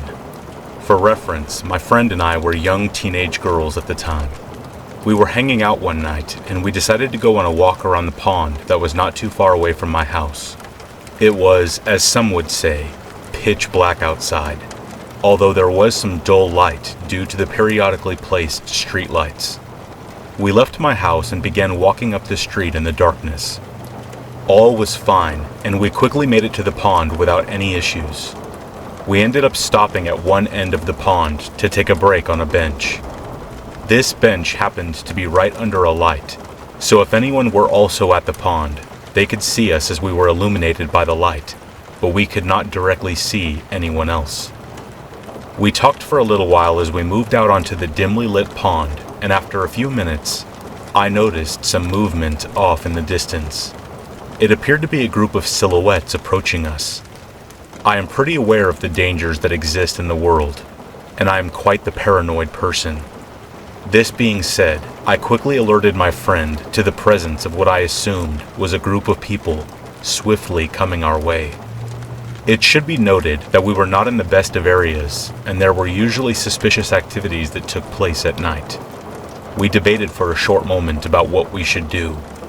The first option was to keep sitting on the bench and assume that they were harmless individuals who wouldn't say or do anything to us. And the other option was to take no chances with these strangers who had us outnumbered and make a run for it back to my house. We quickly chose the latter and got back on our feet. We started off with a speed walk, but as I kept looking back to check on the mysterious group of people approaching us, I realized that they too were picking up speed. This is when my fear truly kicked in, and my friend and I began to full-on run. I regularly looked back at the group as we continued to run, and I noticed that they began closing the distance between us. We still could not make out any features of the people due to the lack of lighting, so we were just blindly running from these mysterious people. I eventually arrived at my house and hid in my yard while waiting for my friend, who is much shorter and not the fastest runner. She made it back a short while after me, and we went inside, making sure to lock the doors behind us. When we were discussing it after the fact, she said that when she was running, she wasn't looking back to check on them, so we don't actually know if they attempted to follow us the whole way home, or miraculously gave up. We honestly don't even know what happened. If these people meant no harm, they were certainly not doing the best at showing that. But if they were indeed evildoers of some kind, well then, I am glad that we dashed away when we did.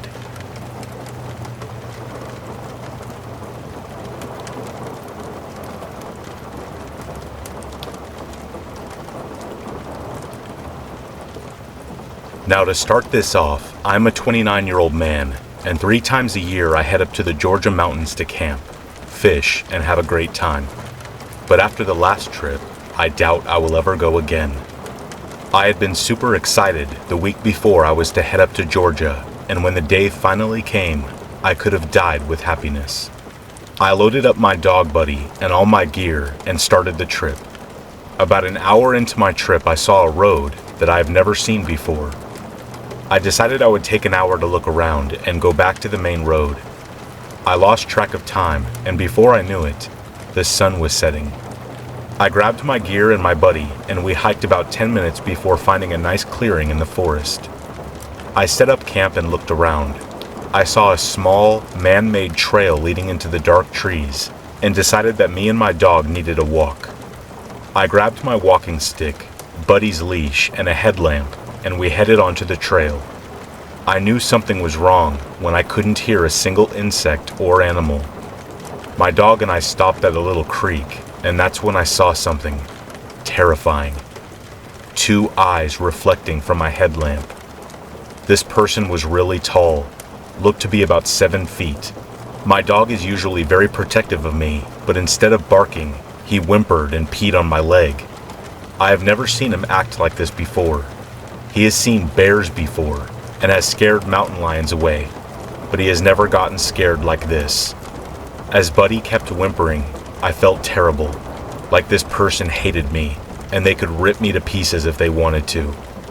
Then, they made the scariest noise I have ever heard. Imagine a maniac screaming. My dog and I bolted back to our camp. When we got back, I could still hear it. Needless to say, we changed our mind about staying there. I packed up the camp as my dog stood watch. We ran to my truck and got out of there. I went straight home and canceled this camping trip. That whole night while I laid in bed, I could not get that scream out of my head.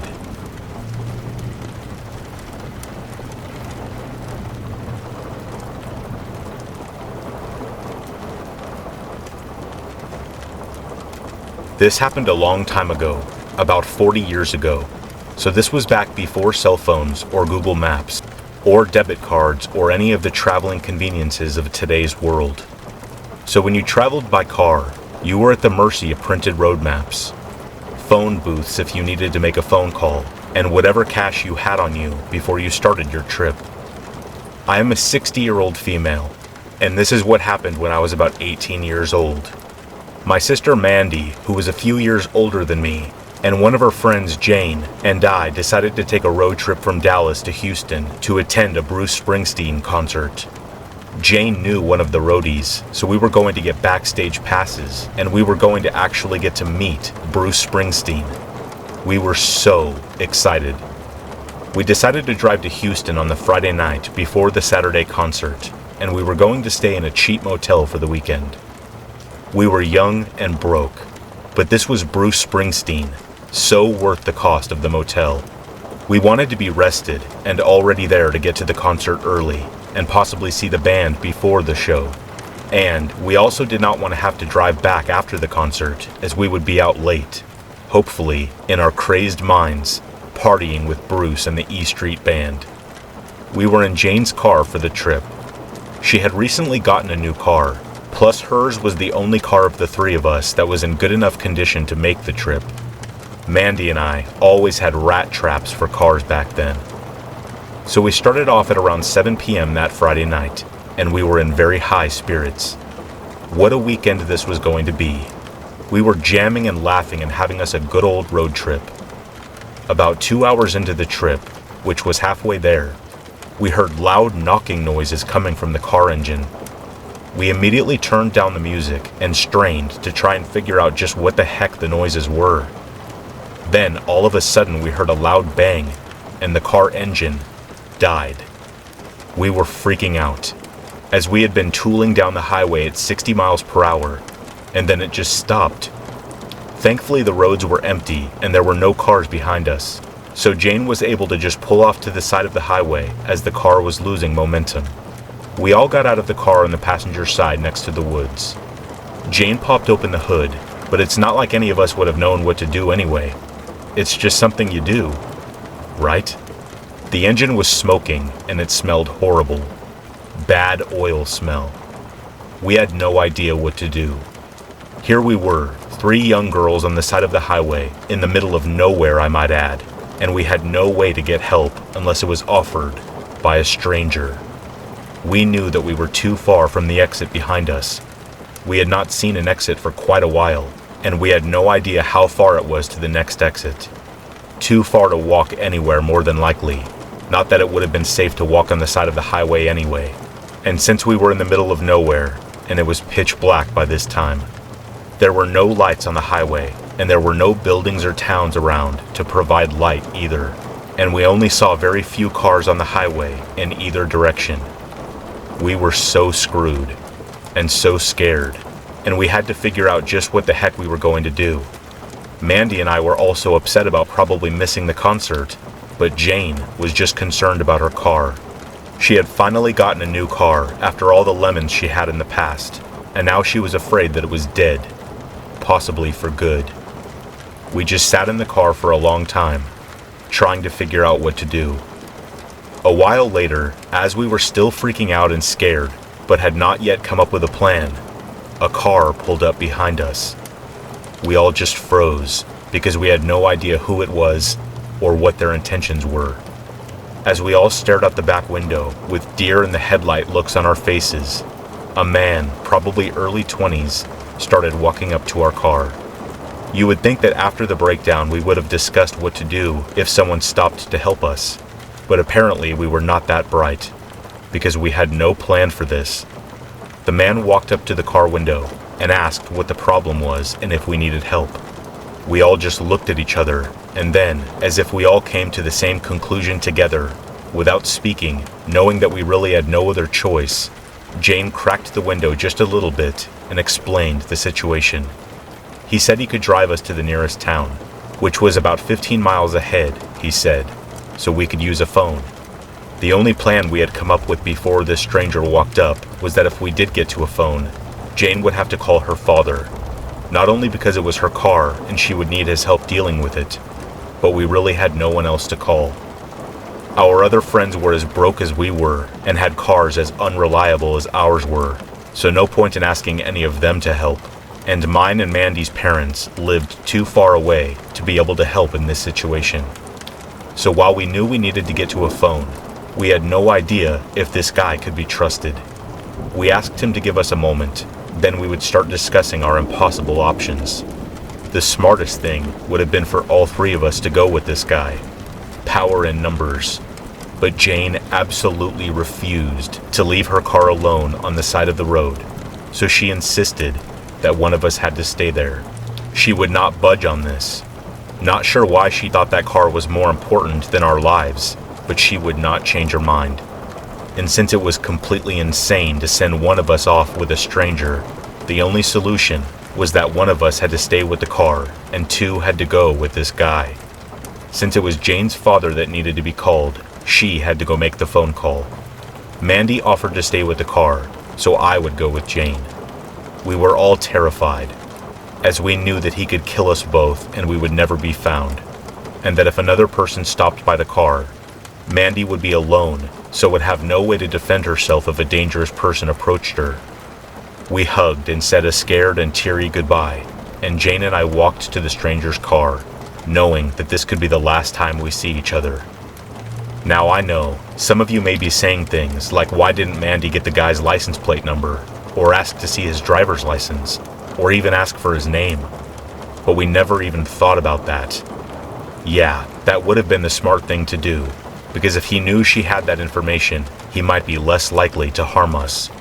Or if he had refused to give that information, then we would have known he was not on the level.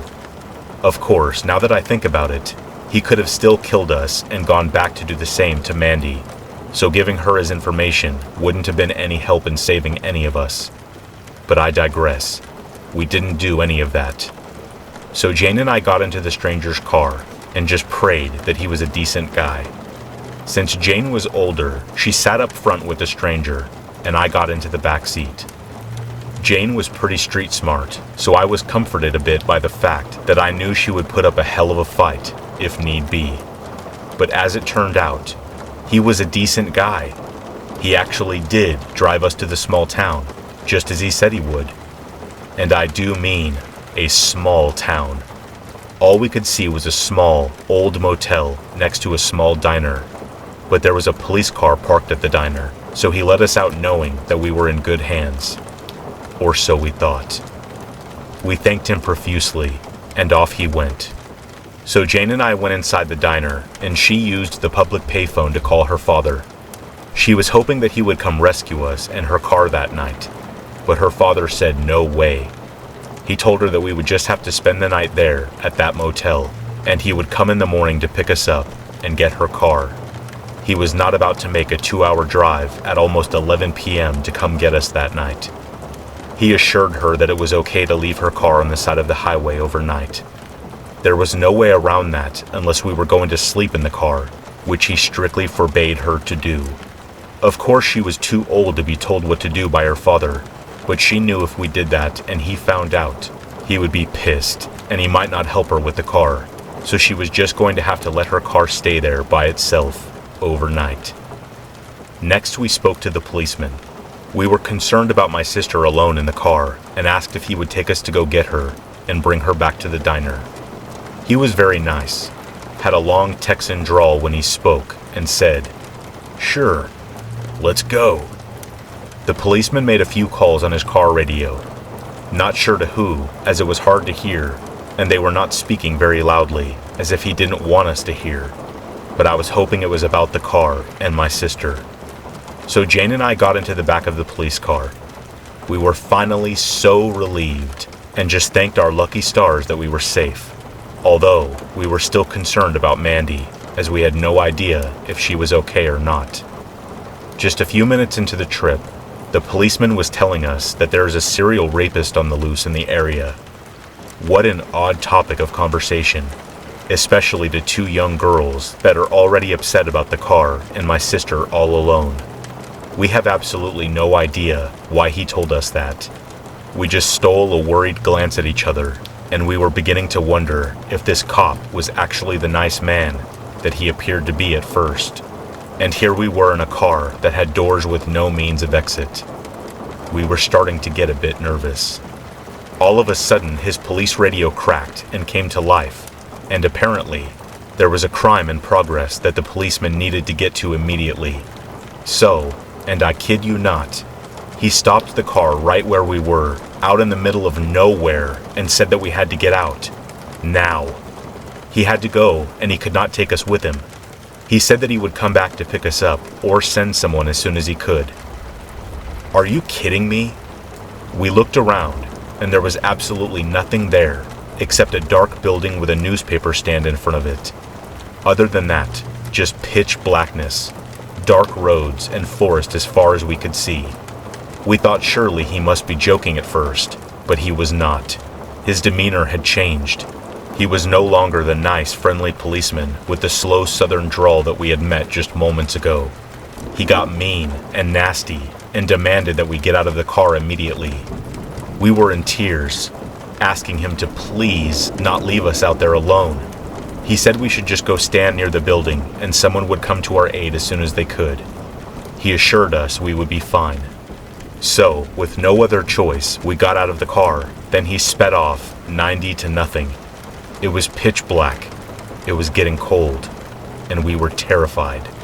So we huddled next to the building, behind the newspaper stand, trying to be unseen and to get out of the wind. We could not believe that a policeman just did this to us. The thought had occurred to us both that the call he received might have possibly been about Mandy, and that is why he didn't want us to be with them. So great. Not only were we cold and scared and possibly about to be attacked and raped by the mad rapist, but now we were afraid that something bad had possibly happened to Mandy. About 15 minutes later, a semi-truck hauling wood or something on a long flatbed behind his truck stopped directly in front of the building that we were crouched beside. We were terrified, as while he seemed to be fiddling with the load on the back of his truck, so actually might have had a legitimate reason to get off the highway and park here, he kept looking over in our direction, and we knew he must have seen us. We thought we were about to be attacked by a maniac truck driver. We were hoping he would just drive away, but then he started walking toward us. We thought, this is it. We cursed that stupid police officer and huddled together in fear. But as the man got closer, he yelled to us, "Are you the girls with the sister on the side of the road in the broken down car?" We were so confused. How in the world would he know that? We looked at each other and whispered that perhaps he killed her, found out from her that we had come here, and now he has come to kill us? Or perhaps the police officer was in cahoots with this madman and sent him to us, which is how he knew we were here. We were at his mercy, and we were looking around to see if there was anything we could use as a weapon if he tried to take us. Then, the truck driver, seeing that we were scared and backing away, explained that he had heard on the CB radio that the policeman placed a call out to see if there was anyone traveling this way that could pick Mandy up and bring her to the diner. He also heard that there were 2 scared young ladies here that also needed a ride back to the diner. He heard the calls but was traveling in the opposite direction, so could not help with Mandy, but was passing by this exit, so figured he would help us. So we hesitantly got into his truck, as his story sounded plausible. But then again, the more we thought about it, the more we wondered why a policeman would tell the entire truck driving world about 3 young girls in distress. That's just a shout out to any sicko that we were ripe for the taking. Didn't seem like a smart thing for a police officer to have done. When he said he would send someone to pick us up, we assumed he meant another police officer. Guess small town folks may have good hearts, but doesn't seem like they use their brains to the fullest extent possible. When I think about the thousands of ways this could have ended if the wrong person showed up on all of those incidents, it makes me shudder. As it turned out, the truck driver did not kill us or harm us. He actually drove us back to the diner, and another truck driver stopped and picked up Mandy. Mandy, of course, had no idea what Jane and I had been doing once we left her with that stranger. For all she knew, that guy could have done who knows what with us, and I felt bad that she had been alone. At least I had Jane with me. She was terrified that someone else was going to stop and that she might be in danger. There were not that many cars on the highway on that dark, lonely night. At one point, she saw a semi-truck pull over to the side of the road, going in the opposite direction. She didn't think that much about it since it was on the other side. Trucks and cars stop all the time for various reasons. But when she saw the truck driver get out of his truck and walk across the highway straight toward her, at that point, she was really frightened. Why would he be doing that? She had no idea that a call had gone out on the CB radios. She started to shrink down in her seat, hoping that he would think no one was in the car. But he kept coming. When he was finally at her window, she had something in her hand for a weapon. I think it was a hairbrush or something just as useless, and she just very slightly cracked the window so she could hear what he was saying. He asked if she was Mandy. What? She was so confused as to how he knew her name. Crazy thoughts went through her head in just a few seconds. Did that stranger we went with have a crazed buddy who was now coming to harm her? The truck driver explained how the policeman had put a call out on the CB radio, asking for help. He was going the opposite direction, but stopped and came over to make sure she was safe, and to wait while another truck driver buddy headed in the right direction and would pick her up shortly after and take her to the diner to meet up with us. She wasn't 100% sure that this was on the up and up, but since he seemed okay and the story sounded somewhat reasonable, and he hadn't asked her to open the door or anything like that, and stood far enough away that she felt safe, she decided to trust that what he was saying was the truth.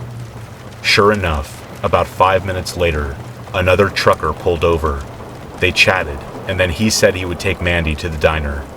So up she gets into the truck, just like us on our few occasions getting into vehicles with strangers, praying that he was not going to kill her, and off they go up the road toward the next exit. We were 4 for 4 that night. This trucker did indeed drive her to the diner, where we all hugged and cried and were so thankful for the kindness of these small town strangers. At that point, we were just tired and hungry and ready to get this horrible night over with. The diner food was horrid, and unlike the nice truck drivers, the patrons and waitresses did not seem overwhelmed with us and were rather snippy and rude to us, but we just ate and then headed to that creepy little motel next door. The night clerk was just like you would expect at a spooky little hotel next to a dark highway and even darker woods behind it. He was sullen and acted like we were bothering him. We asked for a room with double beds. He gave us a key to a room, but the key would not work. So we had to trudge back to the front of the motel. All 3 of us went together. We were not splitting up or leaving anyone alone anymore that night, and he was not very happy with us at all. He gave us another key to the room, and after a bit of working, we finally got the door open. There was only one double bed, so back to the front of the motel we go. We politely reminded him that we needed 2 double beds. There were 3 of us after all. He acted like he was just so exasperated with us. He begrudgingly handed us the key to another room. We trek on back down to the room, which, of course, was room 13. I know he did that on purpose. We opened the door, again with a tricky lock, and, of course, there is only one double bed. Wow. We went back again, because now we were pissed. We need 2 double beds, please. And he said in his surly manner, we don't have any rooms with double beds available. He said there was a fold-up cot in the closet. Nice. We were just too tired to even worry about it, so we made our way back into room 13 and just wanted to get some sleep and lament about how we were not going to get to that concert. But we started looking around and realized that this room was so nasty, and we saw some roaches. We just laid on top of the bed and cot in our clothes and prayed for this night to be over and for morning and our sanity to come. Jane's father did arrive early the next morning. He called a tow truck. He took us home, and we were so happy to never see that ho-dunk town ever again. And in case you were wondering, no, we never did make it to Houston for the concert. Really bummed about that. And the cause of the engine mishap? Apparently Jane's brother had filled up the oil in her car before we started on our trip, and was haphazard about the whole thing. Got oil all over the engine, thus it heated and caught fire. I imagine engines are made differently these days, so things like this don't happen. But back then, her brother's laziness could have cost us everything. We just felt lucky to have made it out alive.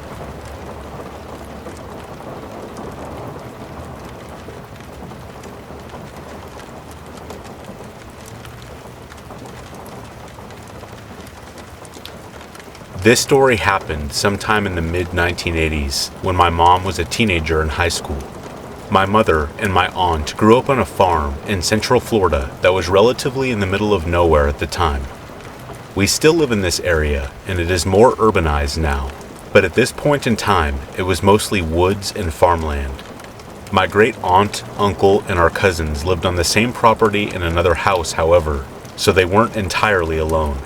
But outside of that, you would have to drive a mile, or maybe a little less than that, or so, before you reached the next neighbor.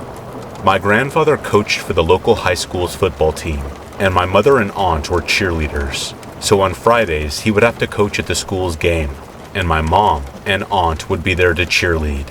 The rest of the family would usually come along as well, since my cousins went to this school too, and there wasn't really anything else to do in that small town on a Friday night. They would usually get to the game earlier than everyone else, considering that he was the coach. One particular Friday, however, my mother started feeling very sick throughout the day, and by the time the evening rolled around, she felt horrible. She informed my grandfather that she wasn't feeling up to going, and that she would be staying home to rest. My grandma made her something to eat for dinner, and after that, the whole family, including my great aunt and great uncle, went on their way. She was alone on their property. For some context, we eventually ended up selling this property when I was a young child, so I don't have a ton of memories about my grandparents' property. One thing I can remember was that it could get very creepy at night, and that was with other people there. So being alone at night must have been a lot more frightening. My mom went to lay down right after they left, but not long after, maybe 5 or 10 minutes, she realized she needed to call her cheerleading coach at the school to let her know that she wasn't going to be there tonight, so that she could be prepared for her absence. Keep in mind, this is the mid-80s, so there are no cell phones. My mom has to get up and walk all the way to the kitchen to use the phone. As she is walking through the house, she starts to feel a bit creeped out, like that classic feeling of something just not being right. That instinctual feeling we get when something is just telling us that we are in a potentially bad situation and may not even know it yet. Outside, it is getting dark out, and there are many lights on in the house, which contribute to this uneasy feeling. Very important detail, the phone in my grandparents' house had a longer cord than most phones at the time. She says that you could walk into other rooms, and the cord was long enough that the phone could be brought out of the kitchen into the neighboring rooms, which are the living room, the hallway, and my grandparents' bedroom. In the hallway by the kitchen and by my grandparents' bedroom, my grandfather kept his weapons, ready to go. Not the safest thing, I guess, but when you live alone in the woods, I guess you want to be ready to defend yourself the second you know you're in trouble. He had always told my mom and aunt, do not touch those weapons unless your life is in danger. She took this very seriously and had never even thought about touching them. By this point, she was in the kitchen, and she dialed the number to call her coach and informed her about her illness. I believe they continued talking for a minute or so, because she says that the coach was still on the phone when my mom heard strange noises coming from my grandparents' room. My mother, very frightened, told the coach she heard something and grabbed the weapon off the wall, phone still pressed to her ear. She wasn't sure if she was overreacting and had imagined something, but she opened the door to my grandparents' room, and what she saw made her drop the phone right on the floor in shock. The window was completely open, and there was a large man with one leg over the windowsill and one leg still outside. What was so awkward about this was he had basically stopped in the middle of coming in when he realized he had been caught by her, as if he was not expecting someone to be home, or that he simply did not expect her to have heard him coming in. They just stared at each other for a good 5 seconds. Him just halfway in the room and her just standing there in the doorway, phone on the floor with my mom's coach still on the line asking if she was okay, weapon in hand, staring at each other, but almost unsure what to do. My mom, terribly frightened, finally mustered up the will to speak first. In a very shy and afraid voice, she managed to say, I have a weapon. Turn around and leave, or I'll use it. The man just stood there. She said it was as if he was wondering whether she was bluffing or not. Finally, after what seemed like hours of just staring, he suddenly swung his other leg in very fast and turned quickly like he was about to charge her. My mother, terrified, with her hands shaking, used the weapon and hit him in the shoulder. The impact was so much that it knocked her back on the floor and sent the man directly out the window he had come in. Blood was everywhere around the window. She picked the phone back up now, sobbing, telling her coach to call the police to her house. When she looked back, she saw the man running, clutching his shoulder, bleeding out all over the yard, running back to the woods behind their property. Keep in mind, he was wounded. This guy had basically just immediately gotten up like it was nothing and started sprinting off into the woods. I don't know the exact order of what happened next, but the police eventually did get there. My grandparents hurried home sometime shortly thereafter, and the police were still there. I think what was most weird about this story was that there was a trail of blood that the guy had left as he was fleeing the property that went out into the woods. The police investigated and found that it continued for some ways into the forest, and eventually just stopped. There was no body or anything, like the blood just stopped, and they never caught up with the guy. I think it's bizarre because she had seriously wounded him, and around the window in the room looked like the scene of a horror movie. How he got away apparently alive, and so quickly without the cops catching up to him, is very odd. She believes that he must have been on something. I agree with this theory, because what kind of sane and sober person would have continued to break into someone's home when they have a weapon pointed in their face and have been caught in the act? Not to mention that once he had been wounded, he just took off like it was nothing, back into the woods. Regardless, I'm just happy my mother made it out okay. Who knows what could have happened if she had just fallen asleep and hadn't gotten up to make that phone call.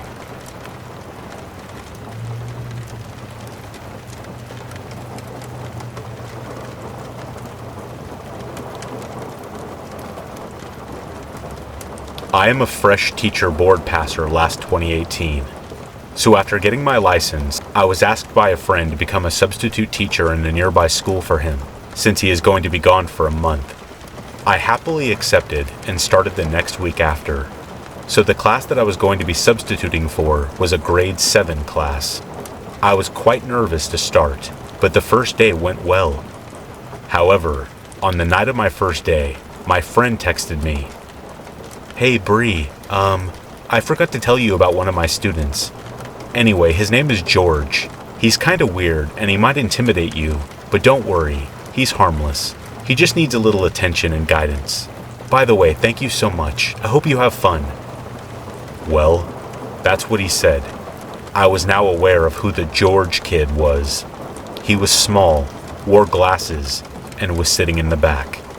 His classmates were kinda mean to him, I must say. So I decided to be kind to him and to approach him since my friend told me he needs guidance and I wanted to help. "Hi George, I'm Miss Bree. How was your day today?" I started the conversation while the rest of the students were leaving the room. "Oh, good," he replied shyly. "Well, if you need any help, I'd be glad to assist you. I am now your new friend, all right?" I said. "Oh, okay, thanks," he said, and we parted ways. I didn't know that with that simple conversation, everything would change. George started to smile at me. Not the cute smile, nor the innocent smile, but the smile that would send chills down your spine. I always smile back anyways, since a teacher should be friendly. Random letters appear on my desk in the faculty room, with a similar handwriting like George's, stating weird and very sensitive things about him, how he likes to stalk his classmates, and more. He didn't sign the letters, but the handwriting was unique, and I just knew it was his. I ignored it, which made it worse. I started to receive the same letters in my house, someone ringing the doorbell at 3 a.m. for one whole week, my tires getting slashed, random accounts sending hate on my social medias, my windows being smashed, and a lot more. I decided to let my friend, whom I had substituted for, know all the things that had been happening. He was very alarmed and told me to report it to the principal as soon as possible. And so I did. George was called into the guidance office and was suspended for a week. I was not able to hear what he has to say as my friend already came back and was attending the class again. My friend shared everything to me though. Apparently, me ignoring the letters made George upset. He felt like I lied to him about being his friend, and so he started doing these things to me as his revenge. His parents visited me one day and apologized. I accepted it, told them to get help for their son. So, to George, I'm sorry I didn't understand you, but please, don't do this to your teachers. I would highly appreciate if you would get guidance and help. You were a smart kid, and you still deserve to be treated nicely since you clearly need help. All of these events destroyed me and my love for teaching. I decided to have a fresh start to a new state and took therapies while I looked for a different job. Specifically, not teaching. For now.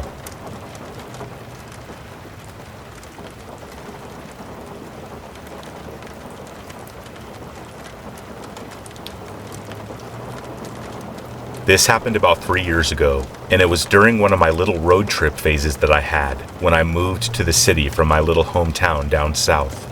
It was spring break 2018, and my teenage antics were at an all-time high as I was only a sophomore in high school at the time. Needless to say, my friends and I were quite the avid users of alcohol respectively. Not that I endorse its use or anything. I mean, we were just teens at the time. I had just made the trip down to my hometown and was relaxing at my friend's house when my friend, who I was staying with at the time, suggested that we should take a camping trip and have some fun since I was down there for the break.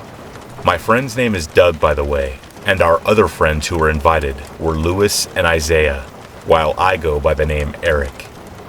Doug had found this really cool camping spot out by a lake that neither me, Lewis, or Isaiah had ever been to, and needless to say, I'm an outdoorsy person, and I was excited about the whole thing, not even the slightest bit aware of what awaited us.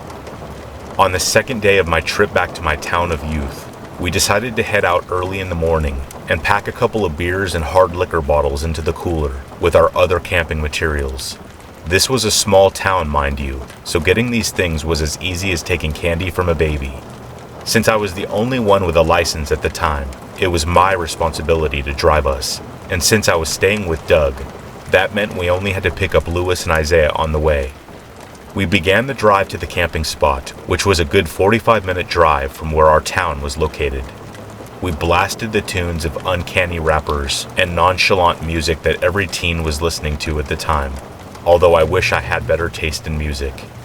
We drove past the trees that winded down the sides of our road, leading out of town, and almost always, they would encompass the sunlight beaming overhead with their tall, sprawling branches. We cleared the woods into an opening of farm fields on both sides, while we were following an old road that had a turnoff, which one direction led to the highway, while the other led to an older, run-down, much smaller town than ours that led to the lake we were driving to. Without a second thought, I put the turn signal on leading to the road opposite of the highway, which led to a much more dense and dark forest. The trees blocked most of the sunlight, just as the others did, but this was much more noticeable as we had barely enough sunlight to not turn our headlights on. The road turned to dirt, and the rocks could be heard bouncing off the side of my tires nonchalantly. We passed the first few houses and immediately noticed there was something off about these houses. It wasn't that they were old trailers or anything. It's just that they all had a tin-like chimney that were pumping out smoke in the air, and it was the beginning of spring, so it wasn't even that cold. We continued down the old dirt path that led to the lake, and after passing the rest of the houses down that road, we noticed that almost all the houses had that same tin-like chimney with smoke blowing out the top. We arrived at the spot near the lake, and needless to say, it was a pretty cool spot since it was the only spot that had a bit of an opening in its trees on one side due to the lake being right next to us. The dirt path that led to the spot wound around a circle, and in the middle, there was a tiny grass patch with 3 tiny trees surrounding it. I parked my car next to the middle of the circle, and we decided to set up our tent near the patch, with our soon-to-be campfire being in the middle of the patch. We split into 2 groups. Me and Doug were to gather firewood, while Lewis and Isaiah gathered rocks to make the pit. Doug and I headed the direction opposite of the lake, where the ever-so-dense forest awaited us with open arms, to gather our sticks and leaves. Have you met any cute chicks up in the city yet? Or are you still too much of a wimp to even ask for their number? Doug said. You know me, man. It's always the latter. He laughed and I shrugged it off with a chuckle, as it's usually his motive to tease me, since we are good friends. As we gathered our firewood, Doug casually looks up from his task and notices something up ahead in the tall grass, which almost surpassed our shoulders at this point. You see that rusty old truck up there? Doug asked. I looked up and saw what he alluded to and said, You mean that old rust bucket? Yeah, I see it. I wonder who left it there. We casually picked up the remainder of the firewood and headed back to our camping spot. Dusk was beginning to set in, and it was about this time that we cracked open the cooler full of liquor and sat down at the bristling campfire we made to accompany us. We sat in our circle, telling awful horror stories and failed attempts at getting the ladies, all while laughing and having a good time as we sipped our beers and broke out the shots. My body count is at least 10 by now, but I'm not sure since I stopped counting, Lewis boasted. So what, you can't count now, mister? I've slept with 10 people, but I'm not counting? Isaiah laughed. You guys, I say we toast to that, I slurred. We all laugh and raise our beers in unison. The darkness around the campfire and the surrounding woods had completely set in at this point, and to say the least, we were all fairly drunk, since at this point, we were all walking a straight line around the campfire, acting as if we could pass a sobriety test. Doug falls next to the log we were sitting on, and Lewis as well as Isaiah followed suit, while I wasn't exactly getting a grasp on our makeshift sobriety test and kept stumbling and falling over next to them as they laughed at my effort. Shut up, guys. Cut me some slack.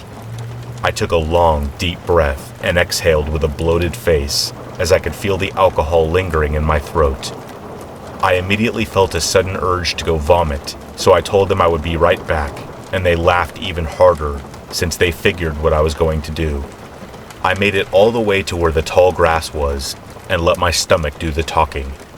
I didn't notice how dark the surrounding area actually was until I finished my business and turned back to see the campfire in the distance, which looked like a small speck compared to what surrounded us.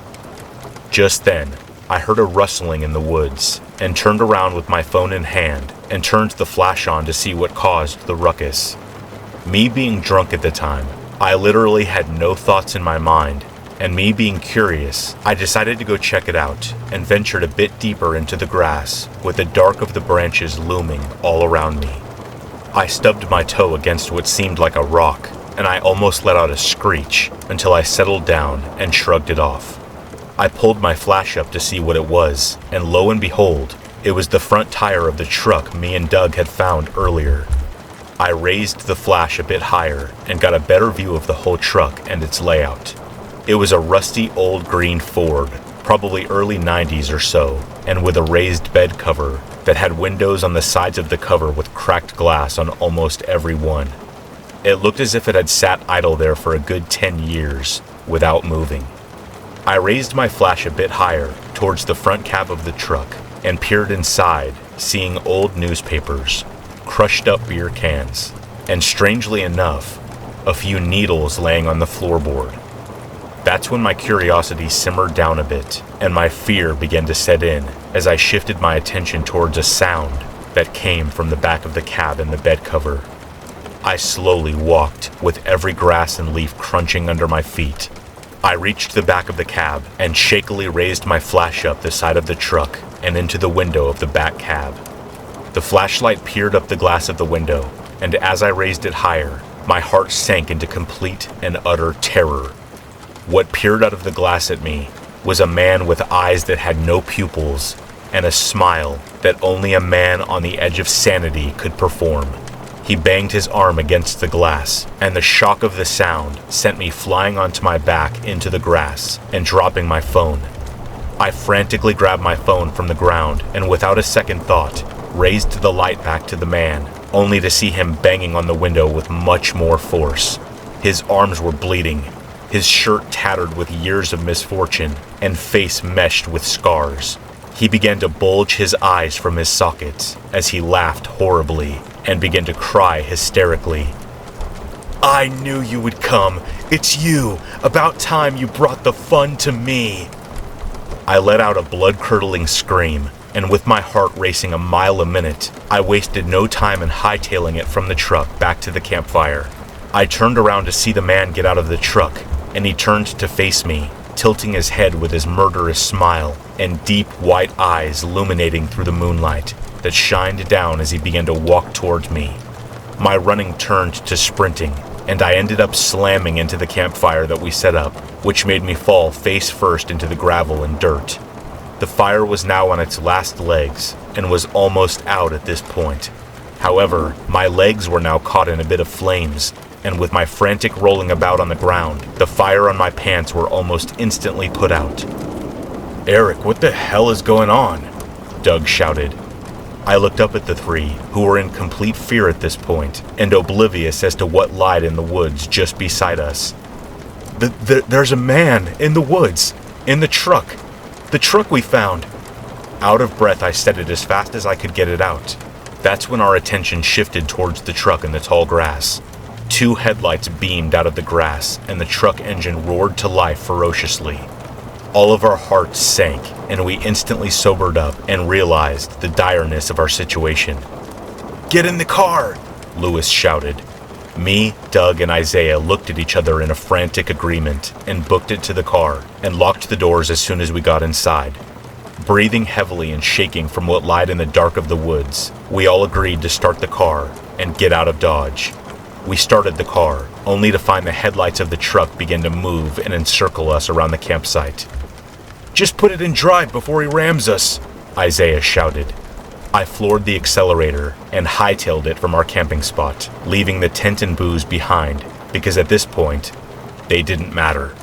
The truck began to follow us and steadily gained speed on us as we began our death race towards the exit of the woods.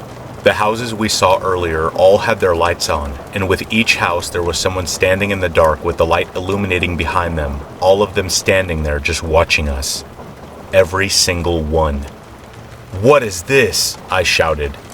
The trees seemed as if they grew 100 feet higher and now fully encased us within these woods, and the darkness felt as if it was chasing us out of its home and screaming at us in agony. The truck behind us was almost touching my bumper at this point, and when I peered into the rear view mirror, I saw the man one last time. His eyes were stabbing mine as if to say, "I will kill you." His pupils were non-existent, and his smile somehow seemed more impossibly forced than before, and he was laughing to the point of insanity. I thought this was the end for us. Suddenly, we shot out from the dark of the woods and into the open farm fields from earlier, and the truck behind us slammed its brakes, and we could hear the screech of its tires so loudly, it felt like it busted our eardrums. I looked in the mirror to see the truck slowly creep back into the forest from which it came, the darkness swallowing it up once again. We didn't play any music the rest of the way home, nor did we speak a word to each other about what had happened. Our heart rates were all up from the moment we pulled into Doug's driveway, and when we got out, we let out a sigh of relief. We each made our way to his shed where he stays, and we all grabbed waters and some food to calm us down. We watched some comedies and tried to talk our minds off the events that had transpired. Due to the constant laughing of the movies and shows we watched, I had to step outside as I thought I was having a panic attack. All I could hear was that man laughing at me hysterically. "I knew it was you." I shook my head and took long, deep breaths and headed back inside. I still keep in touch with these friends, even though high school was all but ended. They are still my closest friends and probably always will be. Although I have still yet to find my groove with the ladies, and much hasn't changed since then, one thing will never change. I will never forget the pure white of that man's eyes, as well as his murderous smile.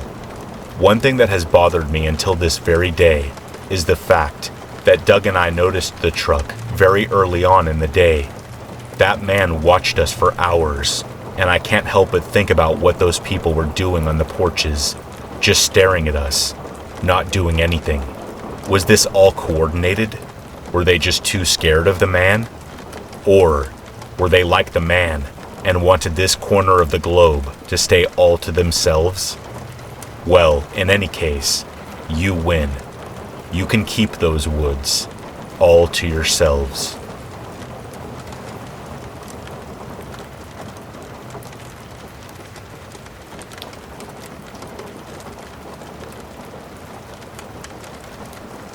After receiving my bachelor's degree, I wanted to take some time to see the world before settling down in a career. I ended up taking a job as an English teacher in South Korea. I loved the adventure of being alone in an entirely different culture on the other side of the world. However, as a young woman, I received a lot of unwanted attention from the men there, who tended to fetishize foreign women and disrespect boundaries. However, I was strong, trained in martial arts, and was pretty comfortable in my ability to defend myself, so I didn't let it get to me. One night, however, I had a close call. I was heading home from work after dark, walking the several blocks home to my apartment. This night, however, something was different. I soon became aware of footsteps behind me that followed me the entire way. It could just be a coincidence, I thought. There were always a lot of people on the sidewalks anyway, but this just felt off. I made it to my apartment, which was on the 3rd floor of a small building above a Chinese restaurant. There were only about 9 apartments total in the building, so the fact that the footsteps continued to follow me as I entered the building and climbed the stairs made it less likely that this was a coincidence. Whatever, I thought. If the guy wants trouble, he's going to find it. I continued up to my apartment, unlocked it, and went in. I didn't bother locking it because, as I always did, I was only coming in to change into my tennis shoes and get my dog to take her out for a walk. My dog was a rather large Alaskan Malamute.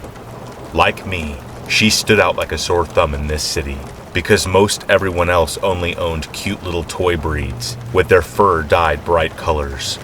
When I walked Hiyori, people often let out a scream and ran to the other side of the street. Anyway, upon entering my apartment, I removed my work shoes, got Hiyori, and went back to the door to put on my sneakers. As I bent down to pull them on, I leaned against the door for balance and fell through as the man who had been following me was opening it. Not expecting me to stumble out with a monster dog, the man looked shocked and frightened. He grabbed his keys out of his pocket, went over to my neighbor's door, and pretended to be fumbling with them to open it. I gave him a look, as if to say, "Yeah, right," locked my door, and took Hiyori down the steps outside. Once I made it outside, I crossed the street and hid behind a car.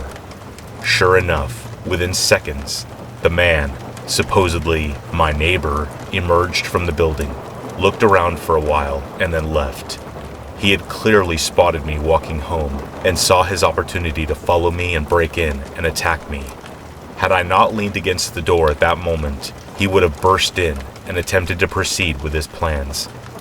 This incident shook me, but I never let it, or the others before or since then, stop me from doing what I want to do or go where I please. I just go prepared, ready to take action the next time a man makes a bad decision.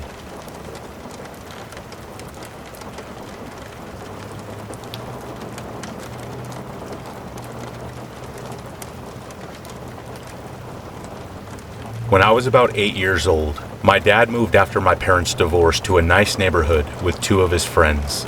My mom had full custody of us, but she was pretty lenient about letting us stay with him, so over the summer, we would go back and forth each week.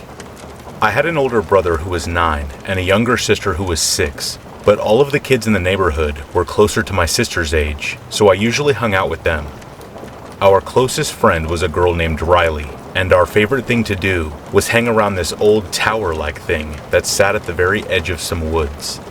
The man who owned it was old and sweet, and usually didn't care that we hung around it. Sometimes he would even let us go inside to look at all of the chimes that went off every hour. One day, my sister and I were at Riley's house when we all decided to pay a visit to the tower, like usual. When we got there, we sat on the steps of it and talked, occasionally chasing each other around or messing with our bikes, but eventually, we all 3 decided we were bored. "I have an idea," Riley said. "We should go play in the woods." Under most circumstances, this would have sounded like a wonderful idea to me, but the wooded area behind the tower was filled with poison ivy. My sister was on board, but I tried to explain to them both that we couldn't because of the ivy. Instead of just agreeing, Riley told us that we could go back to her house and put on long pants and hoodies to protect ourselves. My sister was still completely on board, so I eventually gave in and we went back to her house to get changed. When we arrived back at the tower, we made our way into the woods, and for the first hour or so, it was fine. There was in fact a lot of poison ivy, but the long pants kept it off our bare legs, so we paid it no attention. As we got deeper and deeper, something stuck out to me. There, in the middle of the woods, was a house. It wasn't old or anything. It actually looked very well kept. The only strange part was the fact that there was no road leading to it. Sure, there was a thin dirt path that led to one of the neighborhoods close by, but it was hard to imagine any car would ever make it down. Being the stupid kids we were, Riley insisted that we get closer to it and snoop around. My sister and I saw no problem with this, and one by one, we inched our way to the mysterious house. It didn't seem like anyone was home because there were no lights on and no one outside. The strangest thing, though, was that the garage was wide open. Inside were parked 2 large John Deere tractors, just sitting there next to each other. Before I could even protest, my sister ran into the garage and began roaming around. Reluctantly, Riley and I followed, and soon enough, we were all 3 completely inside, just snooping. After only a few minutes, the loud sound of metal grinding filled the room, and I jolted my head back to the garage door, which was currently closing. My sister and Riley began screaming and crying, but we were all too frozen in place to try and even make it out. It was now pitch black inside, and I could hear the sound of someone speaking quietly outside. The voice sounded like it belonged to a man, but I couldn't tell what he was saying or pinpoint where exactly he was. I gave myself only a few seconds to panic before my older sister instincts kicked in, and I did my best to shush Riley and my sister. I looked around and noticed there was another door at the back of the garage that led outside, and we got on all fours and began crawling towards it as quietly as we could. Thankfully, it was unlocked, and I threw it open before we all sprinted out and continued into the woods, not wanting to get caught by whoever had locked us in. After the house was out of sight, we all stopped to take a breath, and immediately, Riley started tearing into my sister, yelling at her and calling her mean names. I told Riley to leave her alone, but she ignored me and continued until my sister was crying again. Soon enough, I started yelling at Riley, and after I got a few insults out, I took my sister's hand and stormed off back toward the tower, not caring if Riley was following or not. By the time we made it back out of the woods, I immediately got on my bike and pedaled toward the end of the street. My sister and I sat there for a moment to make sure that Riley came out too, but about 10 minutes passed, and she hadn't shown up. I figured she was just being slow and told my sister it was time to go home. When we got home, I was so freaked out that I asked my dad if he could take us to my mom's house early. We didn't come back to my dad's for another week, and when we did, we decided to go over to Riley's to see if she was still mad at us. When we got there, Riley's mom answered the door and told us to get off her property and never come back. We asked her why, and she said, "The last time you guys hung out with Riley, she wasn't seen for hours. When she finally came out of the woods, she was so scared she wouldn't even speak. She's been having nightmares all week and won't tell me what happened. I spoke to your father, and he told me nothing bad happened, but I don't believe him. You two are never allowed to hang out with her again," and then closed the door in our faces. I am 19 now, and my sister nor I ever spoke to Riley again, and to this day, I don't know what happened to her in those woods. She couldn't have gotten lost, considering it was a straight shot from where we were back to the tower, but honestly, I have always been too afraid to ask, fearing that whoever tried to trap us in their garage had somehow gotten a hold of her. A few days ago, I was telling my roommate about this tower and the story of Riley when he told me he was curious what it looked like. I opened Google Earth and typed in my dad's old address and then followed down the streets till I found it. He then asked me to show him the house in the woods, but as I zoomed out and scrolled up, I saw that there was no house shown. It was like it didn't even exist. You could still see the dirt path, but it led to nothing. My father moved out of there before I even turned 9, and I had never been back to investigate. I really hope Riley is doing better though.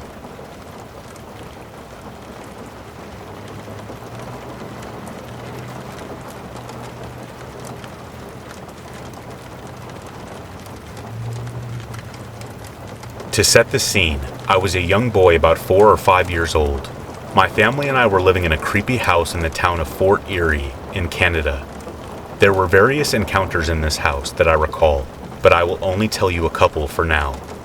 The first encounter took place in my room late at night. To paint a picture of what my room looked like, it was a normal-sized room with lightly painted walls, doorway straight in front of my bed, and off to the side there was an attic crawlspace door, which always gave me a creepy feeling. Playing in my room, I decided to get up and go see my mother for some reason. As I walked back to my room, I distinctly remember the TV playing that signature eerie music from a horror movie scene where someone was being murdered. As I walked up the stairs, I could still hear that music faintly from the TV. As I stepped into my room, the room lit up super bright at the same time the eerie music from the TV amplified in my room. The light bulb exploded and the music stopped. I ran down the stairs screaming to my mother. She comforted me like a great mother would. Then we went upstairs, and she convinced me that it was nothing. Remember this, deep down I knew something was not right, and I always got that feeling of being watched in my room. The second encounter took place some months later and would cause me to stop sleeping or even going into my room. It was late, and I was in bed as I had school in the morning. Soundly sleeping, I imagine I do not recall anything before this event. I cannot remember why I woke up, but it was probably an eerie feeling or something. Either way, I awoke. As I opened my eyes, I noticed a figure standing over me. Thinking it was my mother, I wiped my eyes and asked what she wanted. There was no reply.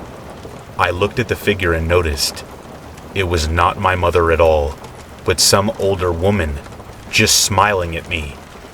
Frozen with fear, I managed to let out a scream for my mother.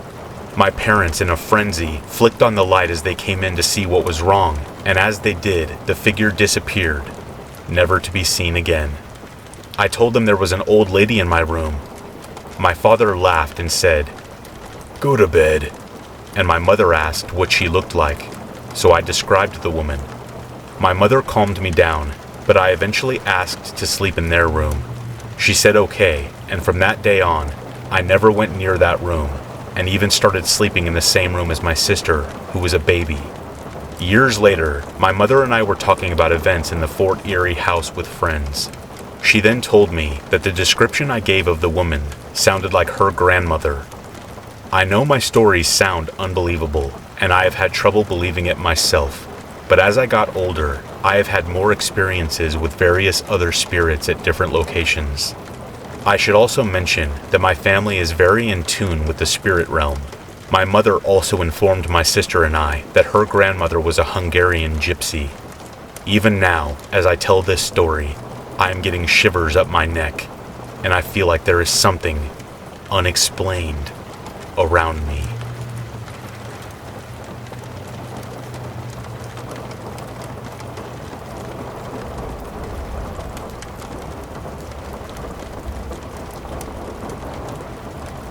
My pound rescue dog is a Walker Hound named Charlie.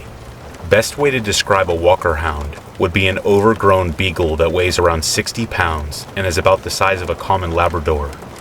People often ask if my dog, Charlie, is a beagle. I get asked this very often, and I give them a short lesson of the difference between a Walker Hound and a beagle. I am a single bachelor who lives alone in a house in a quiet suburb with my best friend Charlie, of course. I love my dog as if he were my child.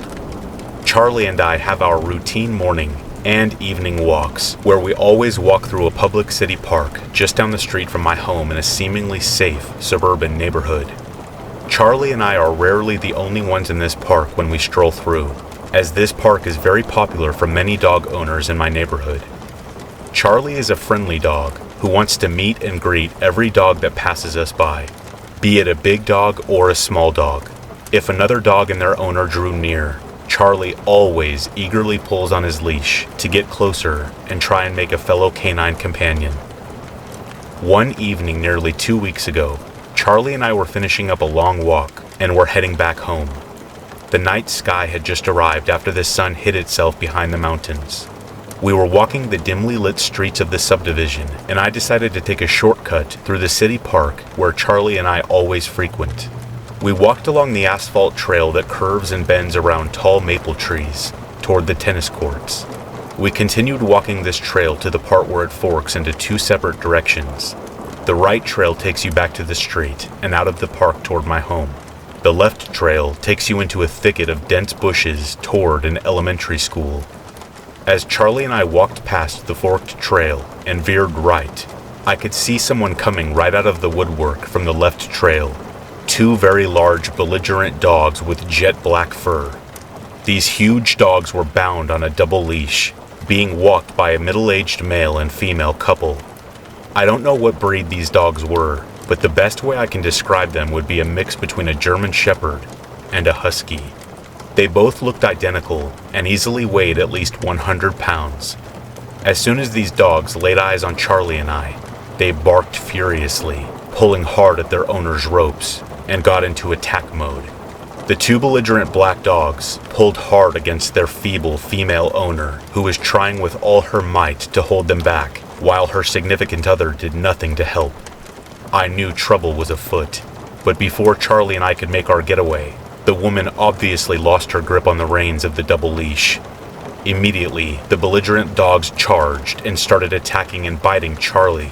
Charlie is no match for these two attack dogs that are much larger than he is. Charlie is howling in fear and pain, trying to get away. My protective dog dad instincts ignite, and I begin kicking these mutts in the head as hard as I can, protecting Charlie at all costs. Seconds felt like minutes as I was fighting these wild attack dogs. In the scuffle, the double leash that held these two vile attack dogs together had wrapped around my body and brought me down to the ground. Once on the ground at their level, all 3 dogs run around in circles, binding me very tightly in the double leash. Charlie's cries for help and the attack dogs barking and growling were the only sounds I heard. Wildly, I fight with everything I got as I punched and kicked these vile mutts as they tightly bind me with their double leash, holding me in place. The man and woman finally rush over and restrain their vile animals from inflicting further harm upon Charlie and I. The double leash is tightly bound around my lower abdomen and tangled up amongst myself, Charlie, and the attack dogs. The man and woman frantically work to untangle me and the dogs from the mess. "I'm so sorry," they both exclaim. At this point, pure fury flowed through me. I harshly smack down their apology and say something along the lines of, "Get me out of this mess and keep better track of your attack dogs. I should call the police on you negligent people." They begged me not to, and I was still tangled up in the mess with the dogs, and I was still at their mercy to be let go. So I had no choice but to wait while they unwound the leashes and freed me from the mess they got me in. I was disgusted by the mere existence of this man and woman, who brought 2 very large and vicious attack dogs to a public park. Even though I knew they were sincerely apologetic, I was too angry to accept that it was an accident.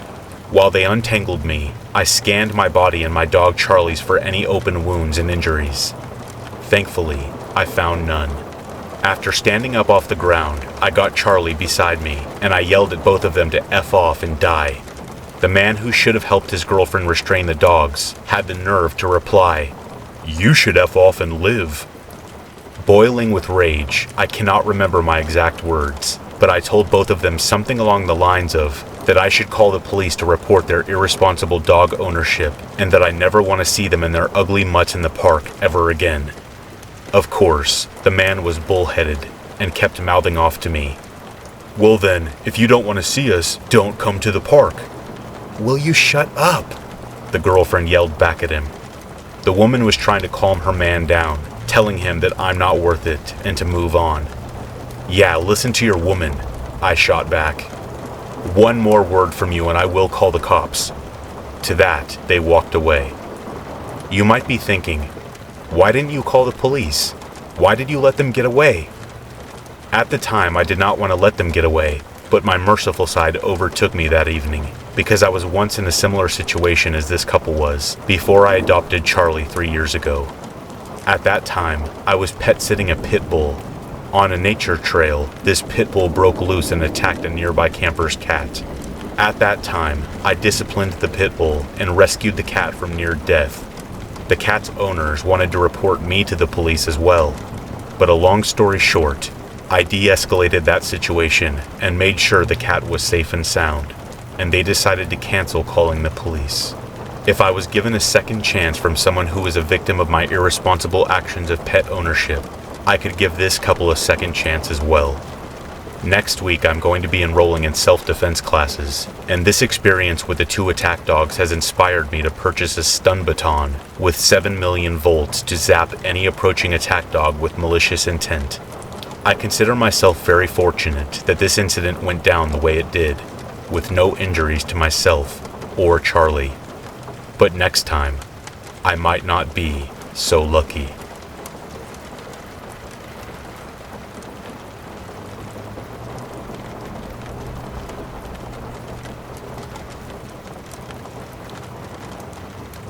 It was a hot summer day. The humid air covered my body like a wet blanket as the powerful rays of sun landed on my shirtless body. I could hear the mild, soothing sound of chimes that were gently played by the ocean breeze. As I looked down at the path in front of me, I counted dozens of small seashells scattered within the sands of the beach. Looking out at the horizon, I could see the ocean tide working its way down the shore, exposing the small patches of reef that were hidden by the sea during the day. While enjoying the peace and tranquility of the moment, my mind was full of excitement for the night to come.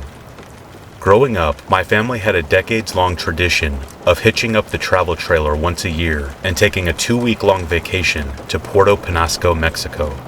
Puerto Penasco, mostly known as Rocky Point to vacationers and tourists, is a small beach town in the northeastern point of the Gulf of California. Most people would have no idea that such a tranquil oceanfront destination is only a few hours' drive from Phoenix, Arizona's capital city. To this day, I vividly remember the trips from the back of our family Suburban. I would look out the window and watch the landscape change from Arizona's high desert of pines, juniper trees, and rolling valley meadows to a gradually more and more barren desert. By the time you get to the Rocky Point, all you can see in the distance are rolling sand dunes with scattered desert plants and saguaro cactus. To anyone traveling there for the first time, the barren atmosphere can leave you wondering why you are even there, and why anyone would ever recommend Rocky Point as one's vacation destination. But once you enter town, you realize why the place comes so highly recommended. Rows and rows of outdoor booths line both sides of the main street. Vendors try to sell you clothes, knickknacks, decorations, and furniture, all of which have the flair and cultural undertones of Mexico's rich history. Perhaps the greatest of all, the best food that will ever pass your lips. I have always had a love for Mexican food, but sitting at a breezy beachfront restaurant looking out at the anchored fishing boats that supplied the very shrimp in your tacos, words simply do not do it justice. Rocky Point, Mexico is simply but a destination of peace, tranquility, and unparalleled recovery for the weary soul. Looking back, perhaps the surreal atmosphere, combined with my childhood naivety, left me with the feeling that nothing bad could ever happen in this wonderful oasis. One fateful night, however, would change my attitude for years to come. Being in my early teens, mischievousness was simply baked into my DNA. My brother and I, along with some friends, would frequently spend our evenings on the secluded low-tide beach, lighting off fireworks we purchased from local vendors. Some fireworks were relatively harmless, such as Roman candles and bottle rockets. Other fireworks had a much bigger kick and were known to be loud enough to set off alarms for cars distantly parked within the beachfront trailer park. One evening, we had just lit off the last of our fireworks and started scheming on what other antics we could employ to keep ourselves entertained. One friend had a crazy idea of taking a nighttime swim in the ocean. These were known to be very calm waters, small waves with no major currents. Before we knew it, we had stripped down to our swimming trunks and headed in. The beaches in Rocky Point taper at a very shallow angle. Even after going out into open waters a quarter of a mile, I could still stand on the bottom to keep my head above water. At some point, we decided it was time to head back. At this time of night, our only source of light on the waters were the stars, as well as a mostly full moon. On a night like this, the visibility is surprisingly good, with the water reflecting the moon's light in all directions. Despite the relatively good visibility, seeing under the water was simply impossible. As I looked down my body to see that the waterline was now about the height of my mid-waist, I had a bit of an uneasy feeling. It was not until that moment it occurred to me that if something were under the water with me, I would have no way of knowing it. Little did I know that my fear of the unknown was going to get much, much worse. As we waded through the water working our way back to shore, something bumped into the back of my legs, hard enough to almost take my legs out from under me. I jolted forward, turning to look down at the waters behind me. I felt a tingling sensation run up my spine, and my hair stood up on end as I saw a light-colored blur disappear into the dark, murky waters. My heart began to pound so hard, the sound of my own heartbeat nearly drowned out the sound of my friends splashing and fooling around just in front of me. I felt a slight sense of relief as I saw the head of my brother pop out of the water ahead of me, apparently swimming under the water as he often enjoyed doing. I called out to him, "Micah, did you bump into me?" "What?" he replied. "When you were swimming underwater, did you bump into me?" I asked again, with a slight cracking in my voice. "I don't know, maybe," he replied, with a bit of a confused tone in his voice. After nearly defecating myself in fear, I felt enough sense of relief to make it back to shore without much fuss. I did not even tell my brother or the friends with us just what had happened, or what I saw. As scary as that incident was, the real fear came later when I mulled over the experience in my head. At the time, I thought it was likely my brother who hit my legs while swimming past me under the water, but that did not add up. When I turned to see the light blur disappear into the darkness, it vanished off to the side, while my brother popped up in front of me. What is more, my brother popped out of the water at least 20 feet away, and there was only a second between the event and him appearing above the water. There is simply no way he covered so much ground in such a short time. The reality hit me like a ton of bricks. Something was in that water with me.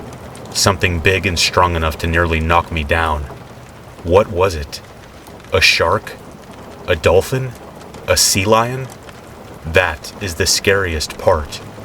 I will never know. And it haunts me to this very day. Since my experience, I have never found myself afraid to get into the water. But one thing is for sure, when you are in the water, you are in someone else's world. While attacks from sharks and other marine animals is relatively rare, you simply do not know what lurks beneath you, and it is that unknown that truly terrifies me.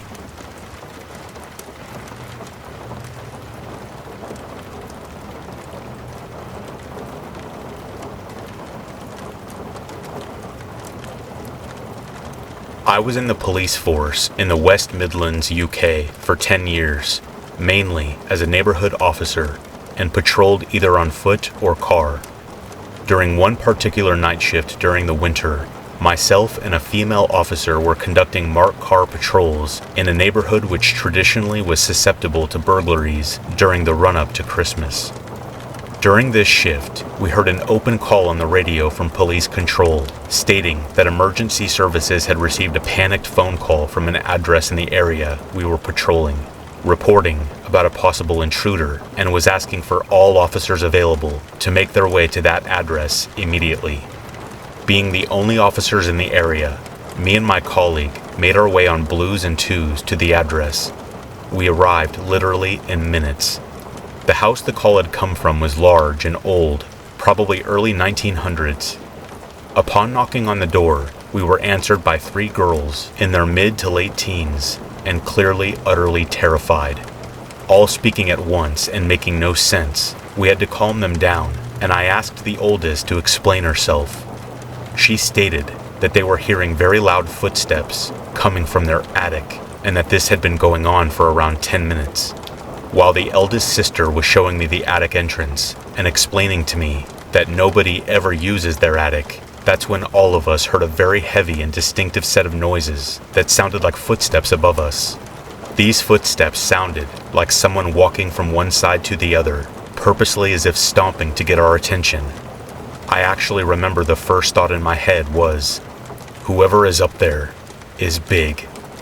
Nonsense, of course, because you never know. It was just the first silly thought in my head. Now, the 3 sisters started screaming and crying.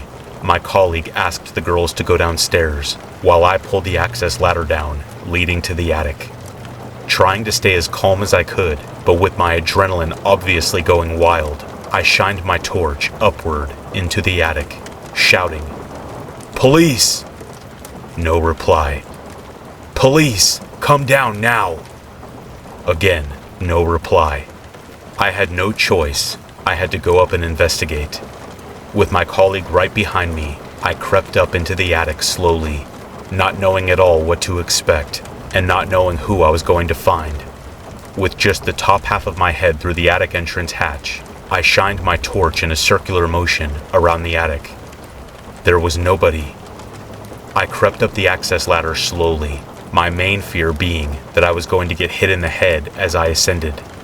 The attic was utterly empty and pitch black, and clearly had not been used in a long time, if at all. Me and my colleague entered the attic very slowly. At 6'2", walking around was hard, and I had to do so almost crouched. Absolutely nobody was up there. We both searched for some evidence of any presence. There was nothing. No sign of any entry or escape, but me, my colleague, and the 3 girls all heard those footsteps, very loud and very distinct. On the write-up of this log, my colleague just wrote, "No trace," and closed it. I reassured the girls that there was nobody up there, and they asked me to explain what the footsteps were, which I didn't know how to answer. I just said that old houses sometimes can make these kinds of sounds, and that I experienced this before. Of course, that was BS. I just didn't want them to be frightened. I didn't know what other advice to give, other than call a priest, but of course, I couldn't say that. I don't know what caused those sounds, but who knows? One thing I have learned from my time in the police: the living are far more frightening than the prospect of any ghost.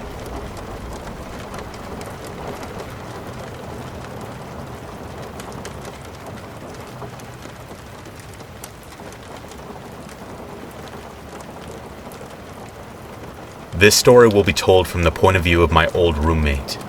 This event happened shortly after we moved out and went our separate ways, and still gives me chills to this day.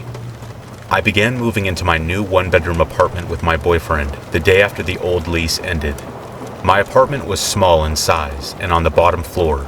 There was a window in the bedroom that faces the outside walkway and the front door to our apartment. I spent the whole day carrying boxes from my boyfriend's truck to the apartment. I noticed a dirty-looking man in a rusty, beat-up red Toyota staring at us while we moved each box. He looked about 40, had round glasses with a very thin frame. His hair was stringy and thinning at the top, and looked as if it had once been white, but yellowed due to the lack of cleanliness. I wouldn't have given his gaze much thought, except he had been sitting in his car for nearly 2 hours now. Not waiting for anyone, it seemed, just staring at us, moving his head to keep his gaze as we moved from the truck to our building. I told my boyfriend, and he just shrugged it off, telling me that maybe he was just a neighbor trying to see who moved in. We just ignored the man and finished unloading boxes before settling in for the night. Fast forward to the next night. My boyfriend and I had unpacked most of the kitchen, so we were having a late dinner and ended up drinking some wine. It was about 12:30 a.m., and we were just talking and hanging out when we heard a slight tap on the window. It was strange. It wasn't as if someone were knocking on it, but more like as if someone had accidentally hit it with an object of some sort. I peeked through the blinds to find nothing but darkness outside. Without giving it a second thought, my boyfriend and I finished our dinner and wine, turned out the lights, and went to bed. We awoke around 2 a.m. to a soft knock on the door. My boyfriend, very tired and very irritated, got up from bed to go check the peephole to see who could possibly be trying to reach us at such an hour. He looked through the peephole to find a man standing outside the door, staring directly into the peephole. He sneakily made his way back to our room, carefully trying not to make any sound, so whoever it was outside couldn't hear movement within the apartment. He went up to me and shook my leg a little bit, whispering that there was some creepy old man outside the door, just staring at it. I awoke immediately and slowly went to the window to see who it was. The blinds were raised about only an inch or so I tried to identify the man using the small sliver of window that was exposed. I saw a hand tapping on the window, tapping as if he was patiently waiting for someone to open the door for him. I froze in fear and waited. We heard the man turn around and leave. My boyfriend checked the front door to confirm that he wasn't outside the door anymore, as I was terrified to even peek out the window. We were so bugged out that we didn't end up sleeping much for the rest of the night.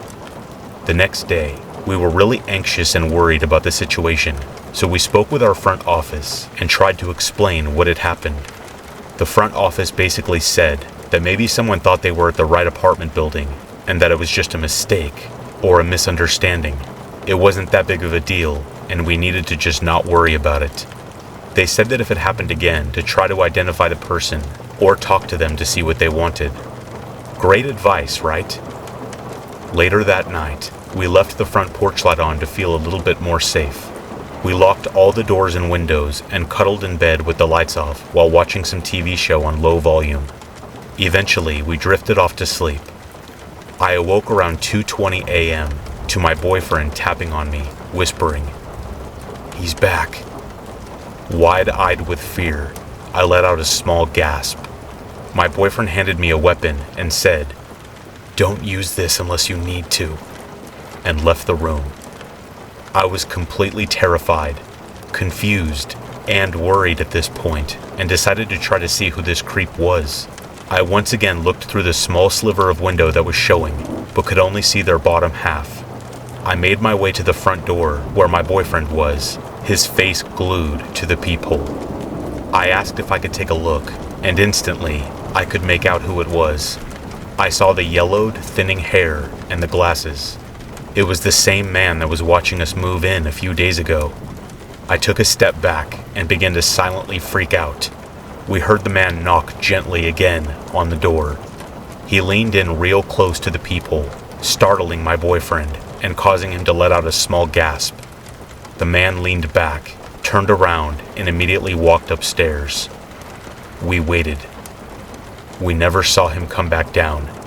We never heard movement in the upstairs apartment either. Frightened, we went back to bed and didn't sleep until the sun came up. As soon as the office opened, we went in to report the incident, and one of the leasing managers looked distressed. She went on to tell us that this was the 5th report on similar incidents made by multiple tenants throughout the apartment complex. She told us that they were looking into it to find out who this person was. For about a week, we heard nothing, and no one came to the door during the dark hours of the night. We began to get back to our normal routine and paid no mind to the weirdness that we had experienced. About 3 weeks after that last incident, we received a call from the front office. Apparently, there was a disturbed tenant that lived in the complex, and they always had really random and weird complaints about him. He was an older man, apparently had some issues in his past. They were calling to let us know that he was the one who had been randomly knocking on doors and sneaking around multiple buildings in the complex. They said that he had been evicted due to his behavior and that we wouldn't have to deal with him again.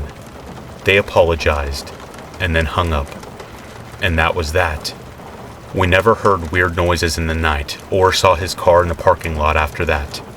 We continued to live out the rest of our lease and eventually moved out to a nicer apartment complex across town.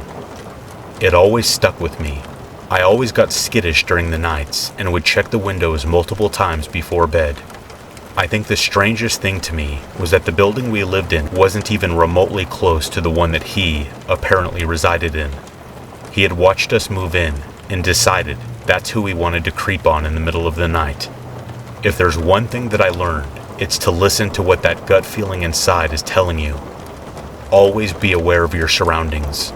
And be careful with who is paying attention when you are not.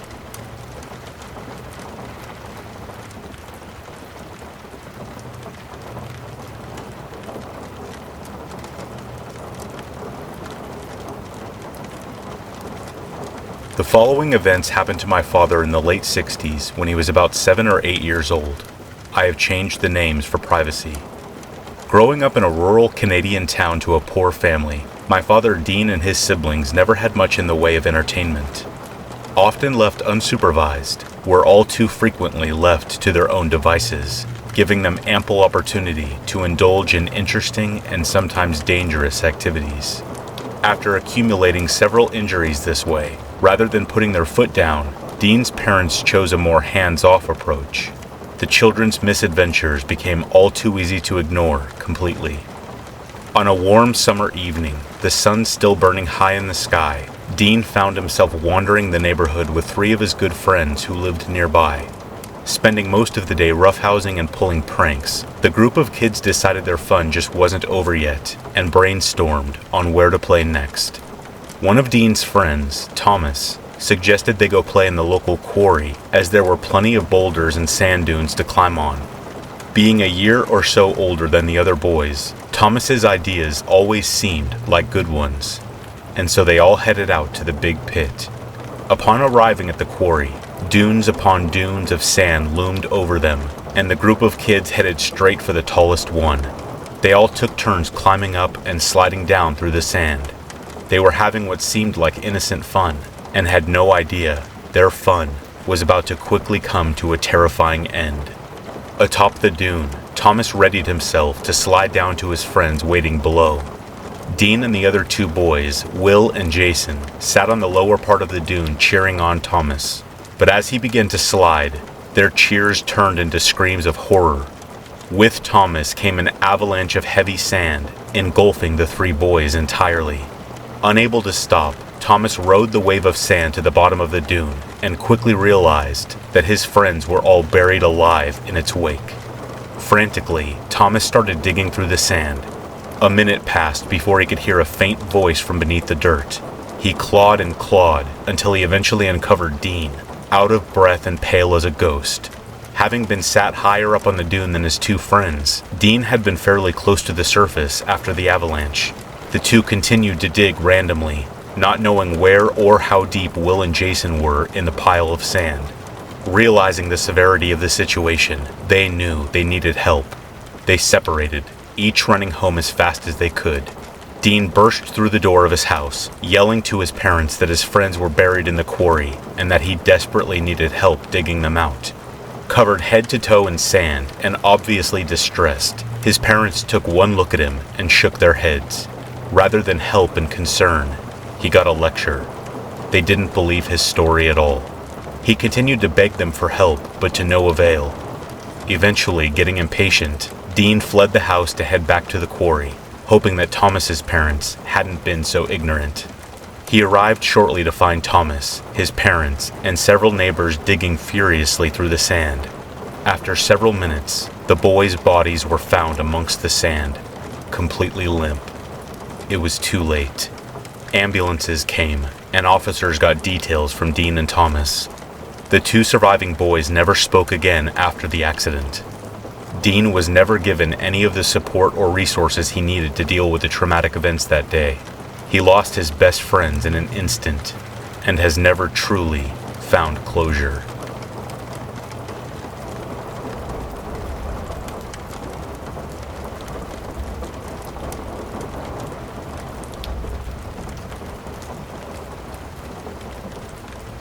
It was early April, and I had just gotten home from a long day of shopping.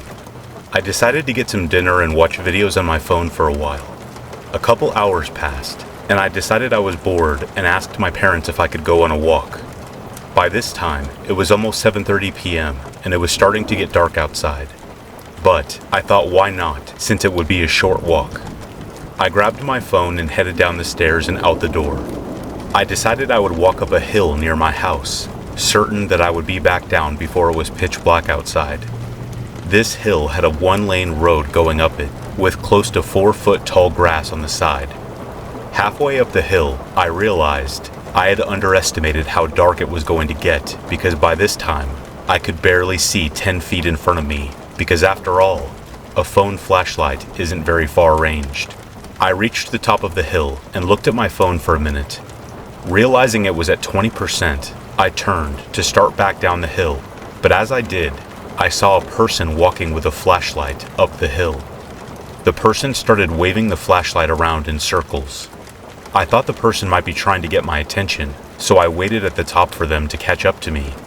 But as they got closer, I realized the mistake I had made. Now, I am not the type of person to judge, but this person was really scary looking. They had frizzy dark hair, a heavy coat on. Mind you, it was close to 70 degrees Fahrenheit outside, and long baggy pants. But what freaked me out the most was the sound they were making. They made a weird humming sound, but it sounded like they had their tongue on the roof of their mouth. It was a low sound. I was getting really nervous at this point, so I decided I wasn't going to wait for them. I started walking along the road again, hoping I could find another road to walk onto. My plan was to find another road and then sprint home. After they got up the hill and I could see them again, they screamed at me. It wasn't a word though, just gibberish. I started walking faster because at this point, it was totally pitch black outside, besides this person's light, and I could barely see because I turned my phone off to preserve the battery life. Finally, I saw a trail going into a patch of trees. I ran towards it. The person must have seen me start running because they picked up their pace. I was being chased. The trail started going downhill, and I could see some dim streetlights at the bottom. The person kept running after me, only to get faster as the trail headed down. After about 5 seconds of running, I hear the person grunt loudly, only to realize they had fallen. Their flashlight rolled down the hill. I didn't care. I just ran until I got back on a road. I eventually made it back home and told my parents what had happened. They scolded me and called me selfish because I didn't see if the person needed my help. But what they failed to realize is, if they really needed help, they would have said something instead of chasing me. Now I refuse to walk alone at night, and I highly recommend that you don't either. You never know who you might meet on a dark road.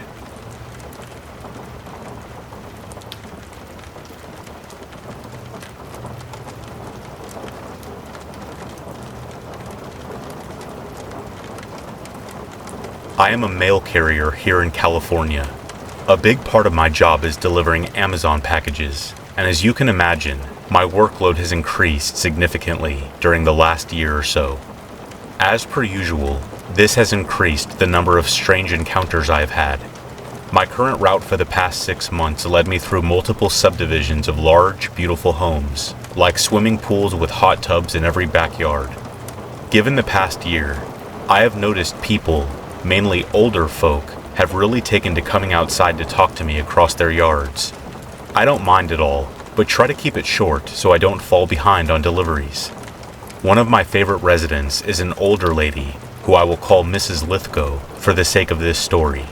She must be well into her 70s and loves to chat about everything going on in the neighborhood. It's not unusual for her to report back that so-and-so has left their lawn unattended for 2 months, or that they have strange visitors at odd hours. I usually just nod and smile. The house across the street from Mrs. Lithgow was only listed for sale for a few days when it was purchased really quickly. Shortly thereafter, my truck began to fill up with Amazon packages for whoever lived there. Mrs. Lithgow noticed right away and told me a week later that the packages would stay in their pile until nighttime and then will have disappeared by morning. This didn't seem strange to me at the time. Mrs. Lithgow became further concerned and began telling me that there always seemed to be a lot of screaming coming from the house later in the evening. I hadn't heard anything, but my deliveries were always earlier in the morning. My first strange encounter was dropping off a stack of packages. I had loaded my arms way higher than I'm supposed to and was waddling up the path. I felt my foot hit something hard and thought I felt it break. I set the stack down and, to my horror, realized I had kicked a bag of garbage that had fallen open. Sticking out of the top was a jar with what looked like blood inside. It was leaking onto the hot stone path, and as soon as I had stopped, the smell was unbearable. I also noticed that there was a creepy doll in the bag. I quickly finished my delivery and got out of there. I thought about calling the police, but honestly, I was afraid to, so I talked myself out of it. Mrs. Lithgow approached me a few weeks later, telling me that she had finally met the homeowner. After the whole bottle incident, I was pretty interested to know who lived there. Mrs. Lithgow said it was a petite, pink-haired woman who said she was living there with her autistic charge. Mrs. Lithgow thought it was so strange that this young woman lived there alone with this other person, but no one was ever seen coming or going. I chalked it up to the virus and went on with my day. Mrs. Lithgow, however, did not. The next day, she came racing to the side of the road. I had to remind her to stay 6 feet away, but she was shouting that there had been an incident. Apparently, the woman living in the house and the man she cared for had been spotted outside in the backyard. Kids were playing a few houses down and came running in yelling that the autistic man had threatened to kill them after yelling at them, "Do you know who I am?" I'll admit, I wanted to know more, but didn't have the time to ask questions. Another time, she told me that pink smoke had billowed out of the house and 2 people came running out screaming. After that, I didn't see Mrs. Lithgow as she had left town to visit one of her kids. The house stayed quiet, and I continued to leave stacks and stacks of packages there. I began to notice that the names on the packages were often different, lots of times just being Fat Goblin, quote unquote, and other weird things. I once ran into 2 electricians leaving the house. As I passed them, one of them said, "That house is full of cat feces. Full of it." When my route was slightly altered so their address was later in the day, I also started to hear the yelling that I think Mrs. Lithgow had been referring to. It definitely was a grown man, and he was constantly yelling almost incoherent things like, "Me cause crying." At first, I thought he might have been yelling at me, but several times I noticed he was yelling before I even approached the house. I thought maybe it was linked to his diagnosis. Honestly, none of these occurrences were that weird to me, given some of the other experiences I have had. A few weeks ago, I had to deliver a package that required a signature. I had never actually seen anyone there myself, but I knocked anyways. I heard a small shriek and shuffling about. Concerned, I walked toward the side of the house, but still in front, and yelled, Hello? I need a signature for a package here." The shuffling continued.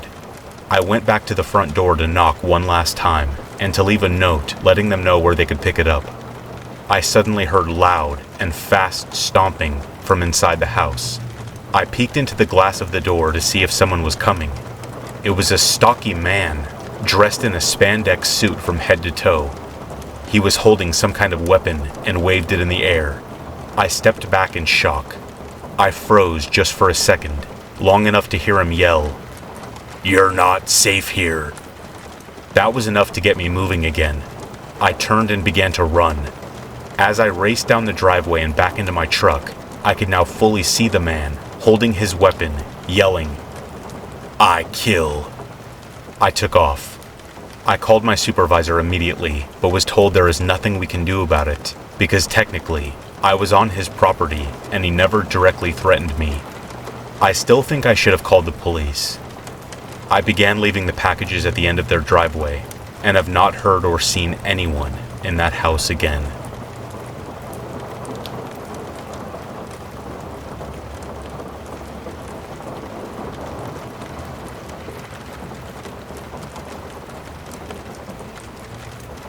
On the morning of March 20th, 2021, I saw a post online stating that the Boeing X-37B orbital test vehicle would be visible in the night sky over the northern United States and southern Canada. I have never really been that interested in space, to be honest, but I do enjoy stargazing from time to time, and it was a clear night, so I decided to head out into the hills to try and catch a glimpse of the craft. I tried to convince my boyfriend to come with me, but he was too busy playing Fortnite, or whatever shooter game was popular at the time. I threw an old lawn chair into the back of my new Toyota Tacoma and drove 15 minutes outside of town to where I knew there was a lookout. It was at the end of a long dead-end dirt road that went up the backside of a ski hill and came out into a large open area that overlooked part of the resort, but more importantly, gave an incredible view of the stars. I was hoping that no one else would be up there, since it was the closest thing we had to a lover's lane, where teenagers would go to fool around in their parents' cars. Fortunately, I got lucky that night, as the little parking area was completely deserted. I set up my lawn chair on the grass a few feet away from my truck and gazed up at the beautiful night sky. Even with the almost full moon lighting up the night, there was an incredible amount of stars visible. It was almost overwhelming, especially considering I really had no idea what I was even looking for. I was assuming that I wouldn't actually be able to see the craft itself, and that it would just be some moving lights in the sky, but I didn't know for sure. Every plane passing overhead gave me a little rush until I realized what it was. Finally, 8:45 p.m. rolled around, exactly when the post online said it would appear, and there it was, coming over the horizon from the west. This glowing orb of light moving quickly across the night sky. It had a faint ring around it, kind of like the full moon often gets on a clear night, and I knew right away it had to be the craft. I tried to snap a few pictures, but of course, phone cameras can never capture the true beauty of the night. After about 5 minutes, it had disappeared off to the east, and I was getting cold, so I decided to head home and packed up my chair and got back into my truck. A funny thing about the new Toyota Tacomas is that they come with a GoPro mount on the windshield, just to the right of the rear view mirror. I guess Toyota finally noticed that these trucks are almost exclusively purchased by outdoor adventure seekers. I am no exception to that, and sometimes liked to record footage of my drives on scenic back roads on my way to and from a mountain biking trail to add to the video. Oftentimes, though, this meant that I would get home and leave the camera on my windshield. Well, this time apparently was no exception, because as I got back in the truck, I noticed the camera sitting there next to my mirror and laughed to myself that I had done it again. Then I noticed something strange. The camera was on, and the little red recording light was blinking. Normally, if I left my GoPro in the truck, or even unattended somewhere in the house, the battery would just die, and I definitely didn't turn the camera on, so this was really weird. I was curious, though, as to whether or not the camera picked up anything, since it was a rather bright night out, and my truck was pointed in roughly the right direction, that it might have picked up the craft coming over the horizon. I pulled up the GoPro app on my phone to have a look at the footage, and was expecting to see some of the drive there, but the video started with the truck already parked at the lookout. I wasn't in the shot, sitting in my lawn chair, so it was pretty much just a shot of the sky. I saw briefly what I believed to be the craft in the corner of the video, but it was hard to tell on such a small screen with terrible video quality due to the low light conditions.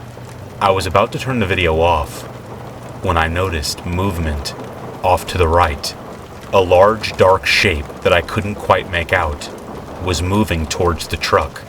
As it got closer, I could see it more clearly as it was above the horizon on the video, so it was silhouetted against the bright night sky. It was a huge animal. Based on its height, it had to have been at least 8 feet tall on its hind legs.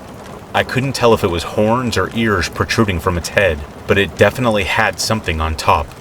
It turned its head, and I caught a flash of red in its eyes as it did, and then it disappeared from the video.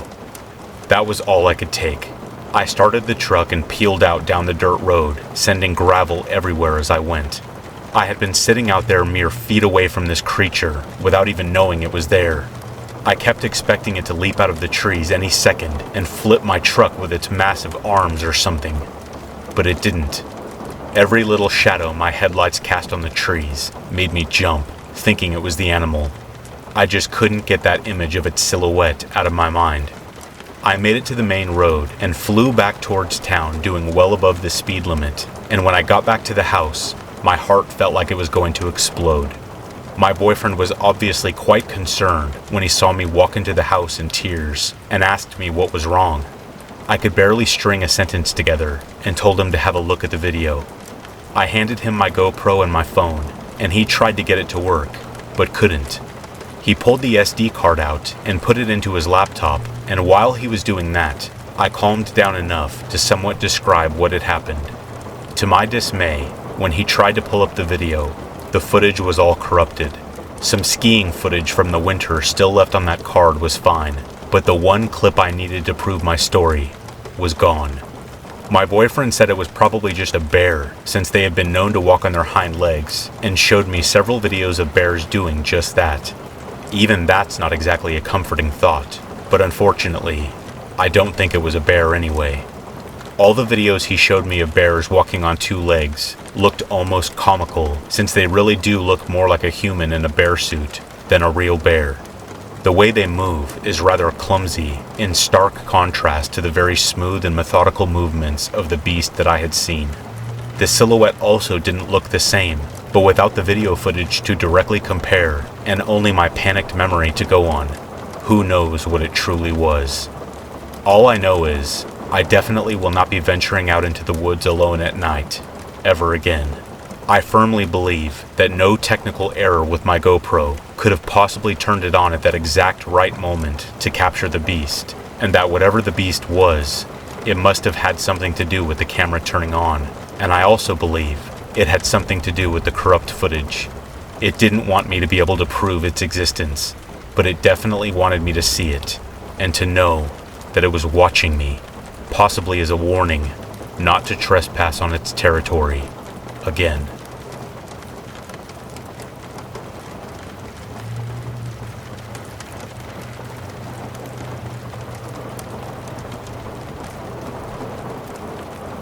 I am a 27-year-old man from Dallas, Texas, and as far back as I can remember, I have always had some sort of weird intuition about things, places, etc.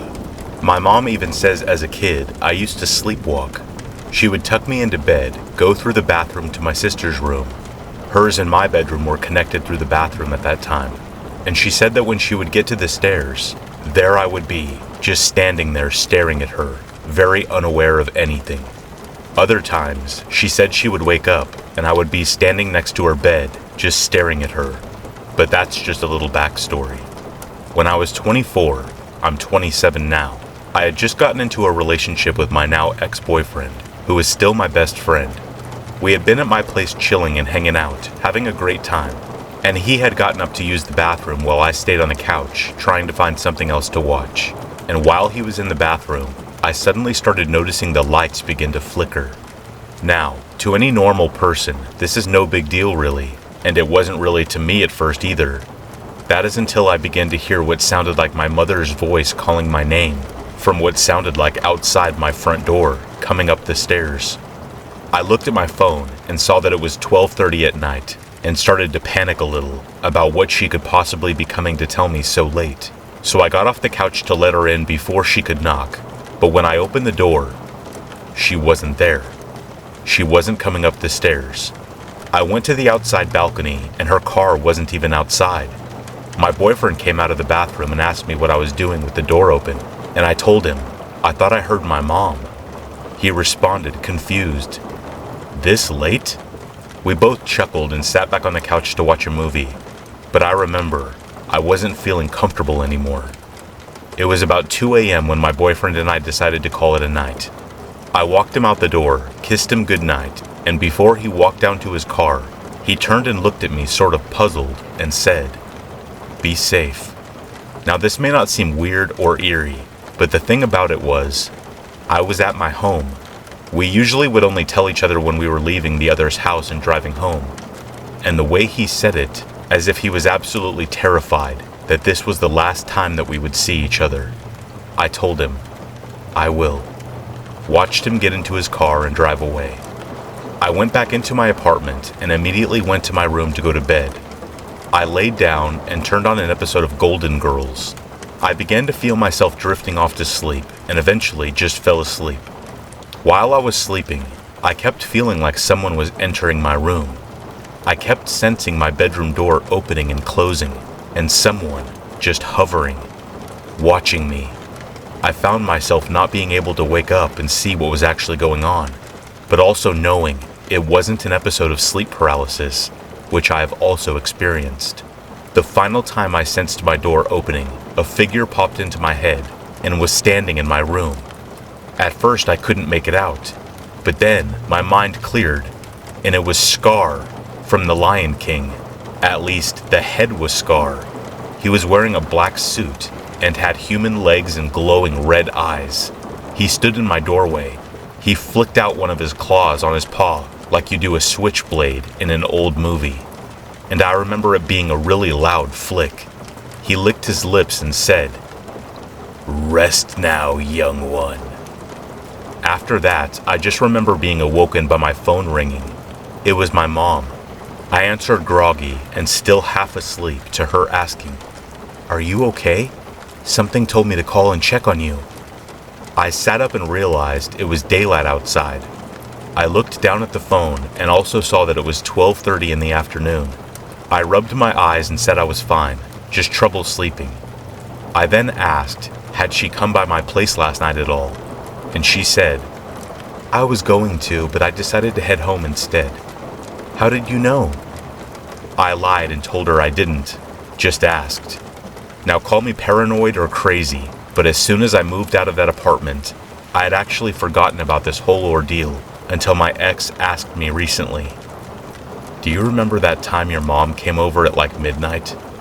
It actually sent chills down my spine when the whole night came flooding back to me.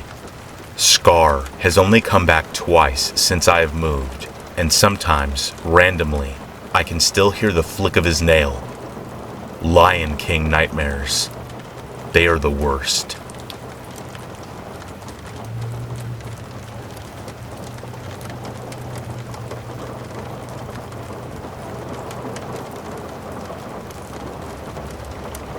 I live in a rather rural area, the kind of place where you both know what to expect and don't know what to expect. People here tend to be latched onto the older way of thinking and living, and I'm all for that. That being said, it is easy to assume that nothing much happens here. At least, nothing that would really raise any red flags. The thing is, about 5 years ago, something abnormal did happen. 5 years ago, I thought I was going to lose my life due to a case of wrong place, wrong time in the parking lot of an all-you-can-eat buffet. I was in middle school at the time and was having one of the worst school years yet. Luck didn't seem to be on my side, so of course this day wouldn't be any different. My family, Grandpa, Mom, and little sister, had gone to church that morning and had taken my friend and her younger sister as well. Once it was over, my mom decided that we would treat ourselves to an early lunch and headed over to a local all-you-can-eat buffet. It was a humble place, and the atmosphere of the farm around it was peaceful. It lulled you into a sense of security. We were waiting in the lobby area, sitting on a bench, when 2 women came in. They both seemed to be in their 40s. The taller woman was obviously the leader of the 2, and the shorter woman seemed to hang back, letting the other do the talking, chiming in here and there. The taller woman was gushing over how adorable my sister was to her. She was in elementary school at the time, and kept saying how she looked like a princess. We thought she was just an overly expressive and nice woman, and left it at that as we walked to our table and got settled in. Fast forward, and we are eating dessert. I had gotten my usual, that being a mixed vanilla and chocolate ice cream, topped off with Oreo bits, caramel, and 2 marshmallows covered in chocolate from the chocolate fountain. Yes, I know, I kinda went overboard, but whatever, I was a kid. I was about 3/4 of the way done with my dish when the 2 ladies suddenly appeared at our table. I immediately thought it was odd that they deliberately searched us out in there, but kept eating. The lead woman got to talking about herself and revealed she was a church official. She claimed to work in a sort of crisis center at her church, located in Delaware. Her friend, I cannot remember whether she actually told anything about herself, but if she did, none of us can recall it. They then told my mom and grandpa that they had a gift for my sister, and I admit, I was kind of jealous upon hearing that. Of course, she was getting a gift. The woman pulled some letters out of her purse and showed them to my mom and sister. She told us that she was pen pals of a sort with Princess Kate. I later would learn from my mom that the letters were basically automatic replies, not actual letters from Kate herself. So, nothing special really. It's like the equivalent of getting the answering machine to a secretary in the mall. But nonetheless, my mom went along with it. Then, to my surprise, the woman said she had a gift for me. But unlike the gift from my sister, which had been in her purse, she said mine was in her car. Red flags immediately went up in my head. There was no way I was going with this random lady, alone, out to her car. My mom, to this day, I have no idea what she was thinking, told her that I could go, so long as my grandpa went with me. My grandpa gave my mom a "what are you talking about? Why should we go with them?" look, and turned to me. I hesitated, but we walked out with the 2 women. At this point, knowing the head woman was a church official, I figured she was going to give me a Bible or something. My grandpa, in his late 50s, seemed uneasy and stuck close to me. As we approached the car, I saw that it was in fact not a car at all. It was a van. A white van. Cliché, I know, but it's the truth. We followed the 2 women over, and the leader walked over to the passenger side. We were right behind her, but had failed to notice the other woman lagged behind and placed herself between us and the exit between the van and the other car. The lead woman was in front of us, meaning we were boxed in. No way out. The leader unlocked her doors and pulled open the sliding door, ducking inside. My grandpa seemed to tense up, his eyes darting around. He had noticed the other woman was blocking us off and was on edge. He had a bad feeling about this and was fully prepared to fight these women to save me, if need be. Then, something that I never would have dreamed of happened.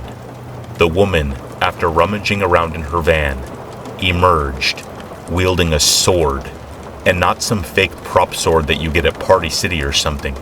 A legit sword, glinting in the gray autumn light, its hilt adorned with details and jewels. I just about crapped my pants. I thought this was the end. I was going to die by the blade of some psychotic church official in the parking lot of a rural buffet. My grandpa's eyes went wide, and I saw his hands clenched into fists, and he prepared to knock this woman out. This seemed to go in slow motion, taking forever, but was only a few seconds. And then, as my life flashed before my eyes, this woman asked us what our names were. The sword was still in her hand, but she didn't swing it at us. I was terrified, thinking this woman was the kind of killer who likes to know her victim's name before doing the deed. I told her my name. She then performed a small ceremony, reciting some religious statements, and lowered the blade to touch both of my shoulders, one at a time. She then brought it down to my head and raised it, bringing it in front of herself, straight into the air, and proclaimed me Sir, insert my name, a knight of God. She asked the same of my grandpa, and after getting his name, did the same for him. She told us that she hoped we liked our gifts, and still shell-shocked, we thanked her, and my grandpa and I left the two women. We speed-walked inside, found our table, and proceeded to fill my mom in on what just happened. She didn't believe us at first, but we soon convinced her. My grandpa and I both scolded her for making us go out with these women. My grandpa was especially angry. If that woman had other intentions with that sword, we would both be dead. The women didn't come back over to us, and oddly enough, we didn't see them when leaving. We never saw those women again, and suffice it to say, I'm glad.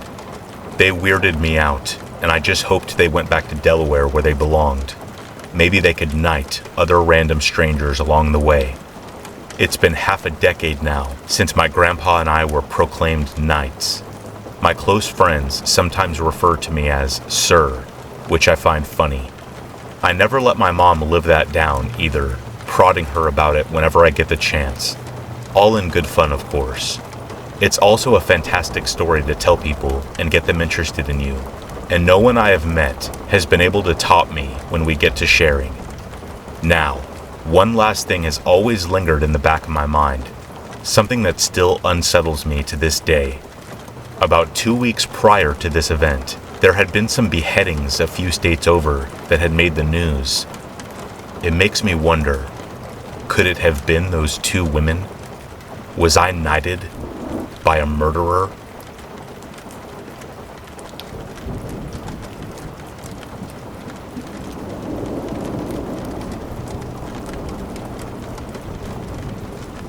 It was summer of 2007, and my best friend and his girlfriend suggested that I get a date and we all go to some local hot pots, which are natural hot springs located deep in a nearby canyon, not too far from where we lived in Utah. Supposedly, these hot pots were awesome, super quick and easy to get to, just a short hike from where you park your car off the main road running through the canyon. It must have been around 7 p.m. that day when we parked the truck in Spanish Fork Canyon and set off on the trail that led to the natural hot springs. I don't know where my friend got his bad information, but it was definitely not a super quick and easy hike to the hot pots. More like a difficult hike that took over an hour on a very narrow path where we had to walk single file the whole time, and occasionally over some treacherous spots where one bad step would send you cascading down the mountain. It seemed like it would never end and we would never get to those hot springs, but after wearing ourselves out and not being adequately prepared, we finally made it. The sun was setting as we finally reached the clearing where the natural pools were dug out from the ground. It was later than we expected, but we figured it would be fun to soak in the hot water underneath the stars. We were so deep in the canyon at this point that the stars in the sky were brighter than any other time I have ever seen them in my life. No light pollution at all. We had probably been there for about 30 minutes and had the entire area to ourselves, just having a great time telling jokes and making each other laugh. The only light was from the stars, and the only sounds were from us. The quiet was almost eerie. Suddenly, we started to hear twigs snapping in the direction we came from. There was only one way in and out from the hot pots, that super narrow trail that we hiked in on, which ended at the pools. Soon we could make out the outline of a figure in the dark, someone with a flashlight coming down the trailhead to the pools that we were swimming in. I was in a great mood up to this point, and since this person's arrival had taken us all by surprise, I yelled out to them once I was confident that they would be able to hear me, to try and break the ice from any awkwardness, and also partly as a defense mechanism from the nervousness I was feeling all of a sudden. "Hey, you here to join the party?" Silence. The person keeps walking towards us and doesn't say a word. Immediately, alarm bells are going off in my head. My gut is telling me that something is not right here. I try to ignore how I'm feeling and make a joke to our group about that person being a weirdo for not answering, but now everyone is on edge. As the person begins to get closer, we can start to make out a little more than what we had been able to see before. It's definitely a man, above average size, dressed head to toe in black. This guy was wearing a hoodie and long pants in the middle of the summer in Utah. Who does that? We notice he's also wearing a black backpack before he gets to the clearing and turns off his flashlight. He continues walking towards us. Now there are half a dozen hot pots scattered around this clearing. There is no one else around except us. He has his pick of any one of them to swim in. But no, he walks directly towards ours and sits down about 6 feet from where we were soaking. My friend has a lantern, so he hops up to the side of the pool and grabs it and turns it on. Wait, what was this stranger just doing before we turned the lantern on? Was he ruffling through his bag, looking for something? One of us says something to him. Once again, no response. My friend temporarily turns off the lantern. I assume it's because the battery is low and he doesn't want to wear it out. But once the light is out, the stranger in black unzips his backpack again and starts frantically looking through it again. My friend immediately turns the lantern back on. The stranger quickly stops and zips the backpack back up, acting like nothing is happening. My friend notices that the stranger appears to be Hispanic, and so he greets him in Spanish. This clearly takes the stranger off guard, and he mumbles a response. My friend asks how he's doing. What is he up to tonight? Did he come for a swim? At least, that's what I assume from his tone. I don't speak Spanish, so I don't know exactly what the stranger's responses were, but they were very brief and not friendly. After asking a few more questions to the guy, my friend turns to me and our dates in the pool and says very quietly, but dead serious, "We need to go right now." Immediately, we start getting out of the pool and drying off with our towels. The stranger asks my friend a question in Spanish, something like, "Oh, where are you guys going so quickly?" And I surmise my friend is playing it off very calmly and like it's no big deal.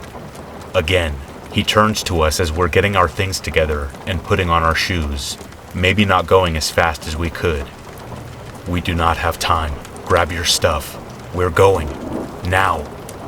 We don't ask questions.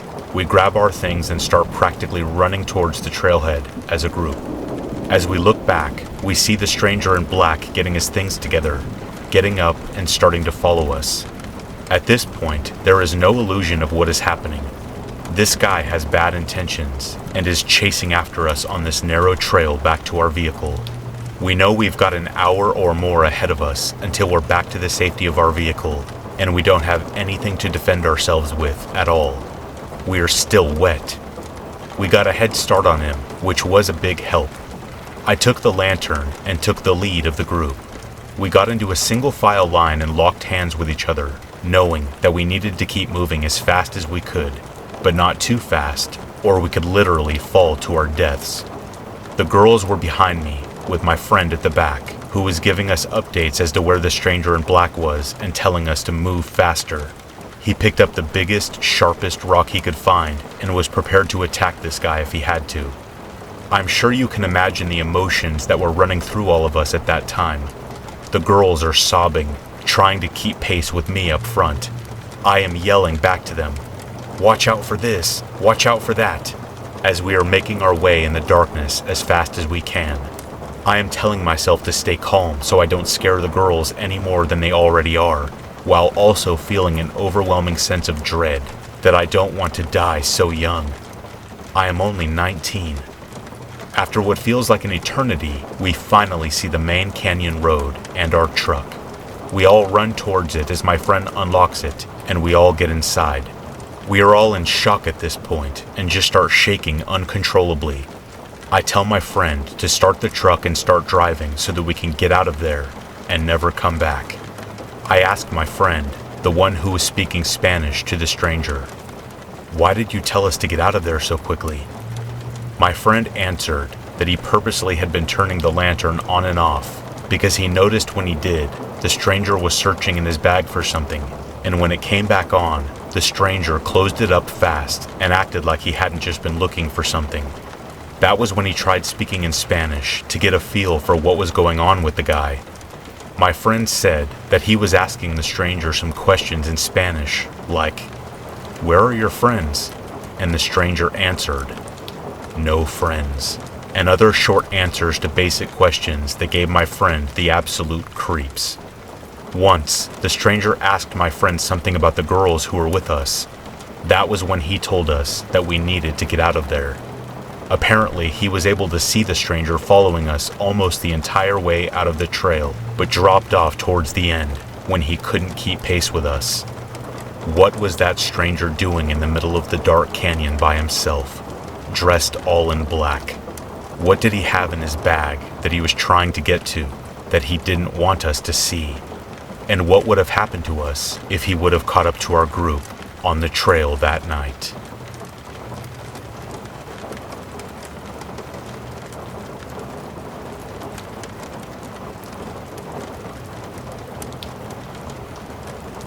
This happened to me and my sister in April of 2020. My sister at the time was 13 and I was 14.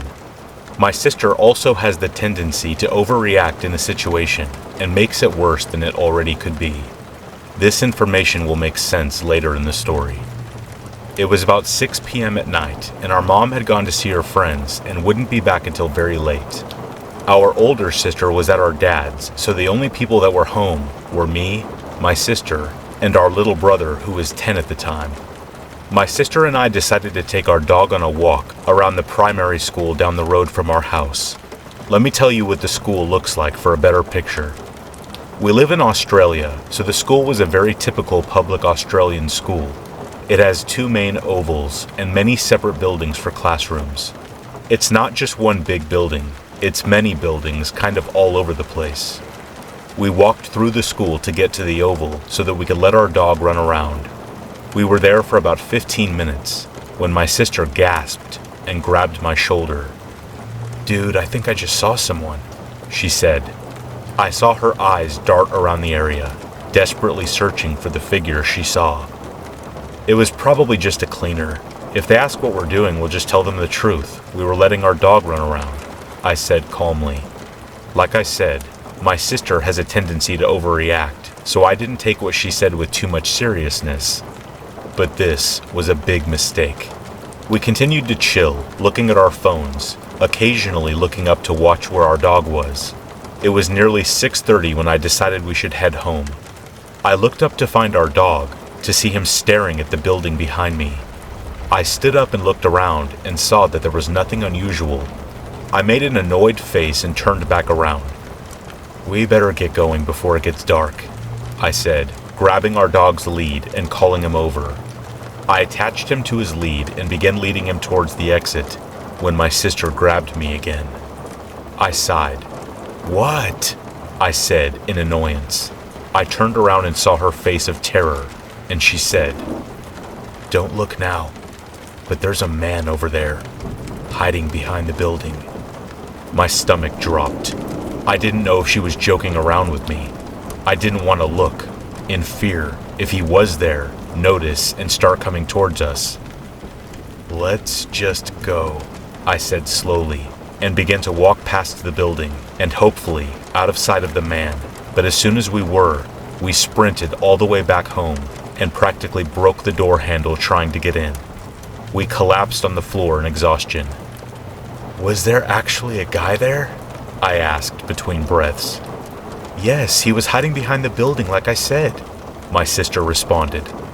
I then had a weird instinct in my gut that told me to lock up the house, so that's what I did. I quickly darted around the house and locked every door and possible entry, as well as pulled down all the curtains over the windows so that no one could see in. I sat on the couch and turned to my sister and said, "Do you think maybe he was a teach?" I got cut off by a knock on our front door. Our eyes widened and our mouths hung open. It couldn't have been our mom, since she wasn't supposed to be back until at least 11 o'clock. And even if she was early, she had a key. Or if she didn't, for some reason, she would have called out. She wouldn't have knocked. And it wasn't our older sister, because we didn't hear a car pull up outside, which we definitely would have. And she also would have called out. Another knock came from the door. This time, the person on the other side spoke. "Hello? I have mail for you." My mouth dropped wider. Their voice didn't belong to anyone we knew, and it was rasp and husky, like they had lost their voice. It was then that our brother came out of his room and said loudly, "Who's at the door?" Both me and my sister cringed on how loud it was, knowing whoever was at the door definitely heard him. The person at the door spoke again. "Yeah, open the door. I have something for you." Our brother looked at us in confusion, and we both shook our head and told him to get down. He crawled on the ground and tried to ask what was going on. I put my finger over my mouth and motioned for us to go to the kitchen. We all crawled our way to the kitchen and huddled in the corner. "What do we do?" my sister shakily asked. My brother at this point was crying from confusion and fright, and me being the oldest, felt I was in charge and had to decide what to do. I didn't think I could call the police because we weren't sure what this person's intentions were.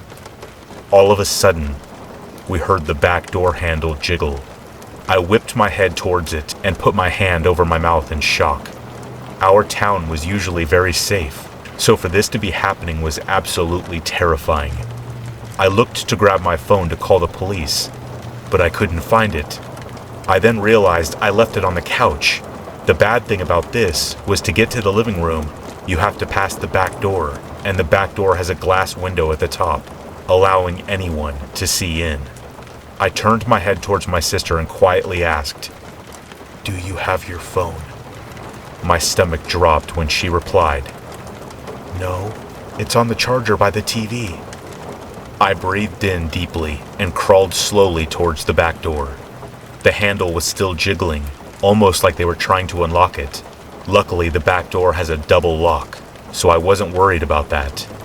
I peered my head cautiously around the corner to look at the back door, and that's when I saw him. His hair was matted and shoulder length. His eyes were dark and bloodshot, and his skin was pale and yellow. He saw me and began to bang against the door, desperately trying to get in. I quickly got up and ran to the couch and grabbed my phone and dialed 000. I told the operator that someone was attempting to break in, and it was then that the man started yelling gibberish. The operator heard this and asked for our address so that he could send someone out. It was then that I heard a big crack. It was the door. He was ramming himself into it, and the door was caving in. Quicker than I had ever moved before, I ran back to the kitchen and grabbed my sister and brother and ran with them to the bathroom and locked the door and told them to get down. I scolded myself for not grabbing some sort of weapon before I locked us in, with no exit if this man manages to get in. Then we heard the scariest sound, the door breaking in completely. He was in the house. He was still yelling and now running around the house, opening every door, searching for us. Luckily, about 2 minutes after this, we heard police sirens, and the man's yelling ceased.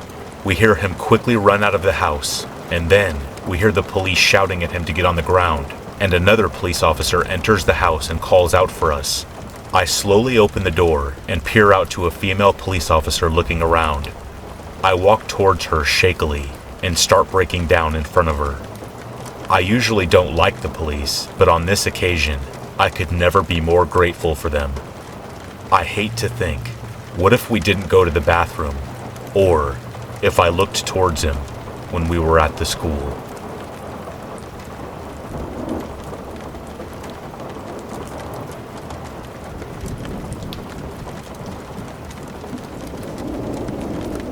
I was in high school when this all happened. This was back in 2016, and I had recently started walking home from school. I didn't live too far. It was only around a 20 to 30 minute walk, depending on how much I wanted to go home that day. The school day had just ended, and this was my 5th or 6th time walking home. I decided that I would go the long route instead of the shorter one that I normally take. Little did I know what I was walking into. After getting out of the parking lot, there was a long road that led to a neighborhood just behind the school. On one side of the road, there was the baseball field, and on the other was a small factory-looking place. Usually I would follow this road down into the neighborhood and cut through there until I reached the main road, where I'd be roughly 15 minutes away from home. So I climbed up the side of the hill between the back road and the factory place and began my walk through. There were multiple buildings on each side of the path I was walking on. I had headphones on because it's what I usually did when I walked home. Only this time, since the only cars that would pose a threat, if any, would come from where I can see them. So instead of having one side in, I had both sides in, blaring loud enough to drown out any noise surrounding me. It was a joyful walk for the most part. I kept swapping between staring at the sky and the trees behind some of the smaller sized buildings. It was the middle of spring, and I live in Michigan, so I appreciate the small breeze and greenery when it finally rolls around. I had walked past one of the buildings, but it seemed off compared to the rest of them. This one had no windows, and the outside of it was worn down, like someone had been chipping away at it for a while with a chisel. I brushed it off like it was nothing, and continued on walking. However, during the time that it took for the song I was currently listening to swap to the next, I heard an extremely loud scream. I took my headphones off and let them rest around my neck. I stood confused for a few seconds, wondering if I was imagining things or if it was part of the song. After those few seconds, another scream filled my ears, only much louder than the one before. Now, if you ever hear something like this when you're walking somewhere, I advise you to stop what you're doing, find out where you're at, and call 911 to report it. Being the curious person I was, and given I didn't have much to do that day, I decided to check it out and see if everything was okay. The screams sounded almost staged, but I couldn't be sure without checking it out for myself. I walked up to the building so I could look through the holes in the door. It looked old and had a fair bit of rust around it, so it was an average peephole, but more of a rusted away you need to replace this door kind of hole. I looked inside, and what I saw made my stomach turn, faster than I ever thought it could. Inside was a man. He was wearing all black, and a mask that you probably could buy at a party store, if I had to guess. There was also a woman who was on the floor. She had bruises and blood stains on her shirt. The man was holding a hammer that had blood covering the tip of it. I cannot go into detail of what I saw next, but it was the most disturbing thing I have ever seen. I had the sudden urge to throw up. I backed away from the door and threw up, only nothing came out because I hadn't eaten much that day. A few seconds after that, I heard the sound of the man's shoes practically stomping on the floor inside the building, and they were getting closer. I gathered my composure quickly and started to pull out my phone when the door swung open and the man stepped out. I pretended that I had been recording the entire thing to hopefully scare the guy into letting me live if I told him I wouldn't tell anyone if he would let me go. He proceeded to slam the door shut after a few minutes of us standing there, staring at each other without muttering a single word. My heart was beating so fast that I was beginning to be distracted by it, as well as the fear that this could be my last moment. After he slammed the door and went back inside, I took off running and immediately called 911. They stayed on the line with me until I got far enough away to feel safe telling them my location. A couple cop cars showed up roughly 6 to 7 minutes later, and I pointed them to the building. There were 4 of them. When they came back, nobody else was with them. The man had taken off during the short amount of time he had and must have taken the woman with him. They found some hair and blood on the floor, but other than that, it was as if the two were never there to begin with. The police never found the guy, and I never saw any reports or articles about a missing woman or a woman that was killed. After that day, I never walked home again. I always either rode the bus or had one of my parents pick me up. About half a year after that, I eventually transferred to an alternative high school that was much farther away from those buildings than my old school. I was 16 at the time, and I am currently 20, going on 21 in August, and this incident has been with me ever since. I have always been skeptical about situations around me, but after that, I was never even close to the same again.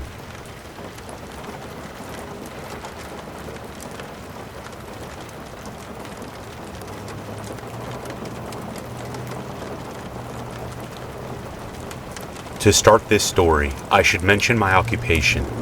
I am a 30-year-old female journeyman electrician. I often work alone and in people's homes, so needless to say, I often find myself in rather interesting situations. I am 5'2", 125 pounds. I am very aware of my limitations when it comes to physically dangerous situations. I served in the military, so I have a rudimentary knowledge of hand-to-hand combat, and I'm adept, trained, and licensed to carry certain tools of self-defense. I also have experience as a paramedic in a major city. Needless to say, I feel as prepared as someone my size and gender could possibly be for most situations. However, this situation triggered a visceral response, so I thought I would share my experience with who I refer to as the man with the mannequin legs. In the interest of privacy and simplicity, I will refer to him simply as John Doe. It's a Friday, approximately a year ago. The time was 19:30, or 7:30 p.m. for you not using a 24 time clock. I received a dispatch to an apartment complex several towns over. The dispatch was for a loss of power to a condo unit in one of the older lower income buildings. There are certain homes and buildings I go into which automatically trigger a certain amount of caution. Upon seeing the building, I had a gut feeling already that I would proceed with an air of caution.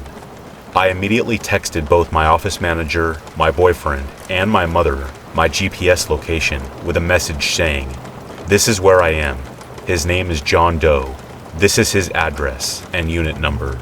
If you don't hear from me every 20 minutes until I tell you I have left, please call me first. If I don't answer, please call the police." When I rang the bell, a gruff voice of a man who smokes far too many cigarettes forcefully inquires as to who is there. I answer, stating that I'm the electrician that was dispatched. He hits the buzzer and lets me in.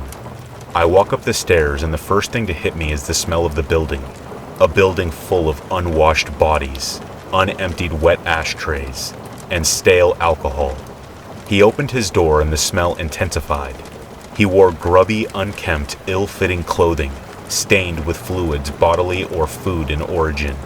His face, thin and gaunt, unshaven with dark, heavy bags under his eyes. Entering the door, I noticed a small table that was stacked with empty beer cans toting the king of beers. A plastic whiskey bottle went thunk off the toe of my steel-toe boots and skidded across the floor. I look up at him. Though on the skinny side, he was tall. I ask him for details regarding the loss of power, and he explains that some things work, while others don't. I won't bore you with the details, but in the end, I had to see the panel. He leads me to his bedroom as I pick my way across a sea of discarded items. We pass the kitchen, the sink stacked high with plates, unwashed with rotting food precariously balanced atop one another, like a perverse game of Jenga, stepping over clothing, garbage, and discarded alcohol containers, burn marks in the carpet from someone nodding off and dropping a lit cigarette. I enter his bedroom. A mattress with a tattered blanket, and no sheets or pillows sits in the center. The furniture is all secondhand and distressed, broken in places, water-stained as if it was saved from some unknown curb, which was not sold during the estate sale. The top half of a naked, dirty mannequin, appearing as if it were stolen from an abandoned storefront of a long-dead store. lays in the bed. I trip over something as I'm making my way around the bed. Looking down, I see two things that make me take pause. The more alarming of the two happen to be a set of legs from the mannequin, carelessly hacked from the top half with what looks to be a very dull hacksaw, lines drawn at the natural human joints, though it was a hard-molded plastic. I also see a dimly flashing red light coming from the ankle of my creepy host. It's a Department of Corrections GPS ankle monitor. I have to turn my back on him to make the repairs, which makes my hair stand on end. He watches me, smoking a cigarette, and sneaking to the living room often to take a swig from a brown paper bag. I make a few temporary repairs and tell him I'll have to come back to finish the rest of it. I take payment and leave. He watches me walk to my truck, following me to the apartment landing and to the main front door. I am almost running now, and I jump into my work truck and lock the doors. I finally breathe. I finally feel safe, until I see him in my mirror, staring back at me from the rear section of my truck. Not threatening, just staring. I leave without finishing my paperwork and go a few blocks down. I stop and start shaking as the adrenaline slowly leaves my system. I reassure my family that I am safe and tell my boss that I cannot go back to that address. He offers to send me back with another person, and my heart drops. I look for a reason not to. I quickly Google John Doe and find out exactly why he was wearing an ankle monitor. He had just got out of prison. John Doe served 2 years in state prison after stalking a woman. When she threatened to report him, he broke into her home, demanded her to disrobe. When she refused, he told her he would kill her and threatened to dismember her. My heart leapt into my chest as I realized what this man may have truly been capable of. With the evidence of the mannequin staring me in the face, it appears his fantasy is alive and well. Needless to say, my company never sent any technician back to the man with the mannequin legs, and I ended up with nothing more than a story. A story that shows no matter how prepared you may be for a situation, you never know exactly who you are dealing with.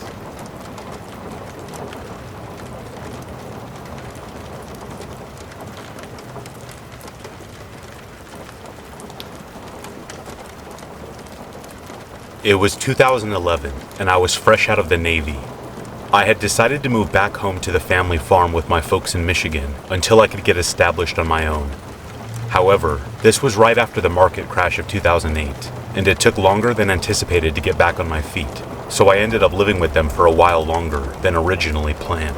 And my mother had grown accustomed to having me around to help with mowing the lawn, raking the leaves, and shoveling snow, so she specifically asked me to stay and help, and so I agreed. Unfortunately, the farmhouse my parents owned and had been in the family for generations burned down, and so they moved into town and were renting. They found a nice house for a reasonable amount and signed a lease.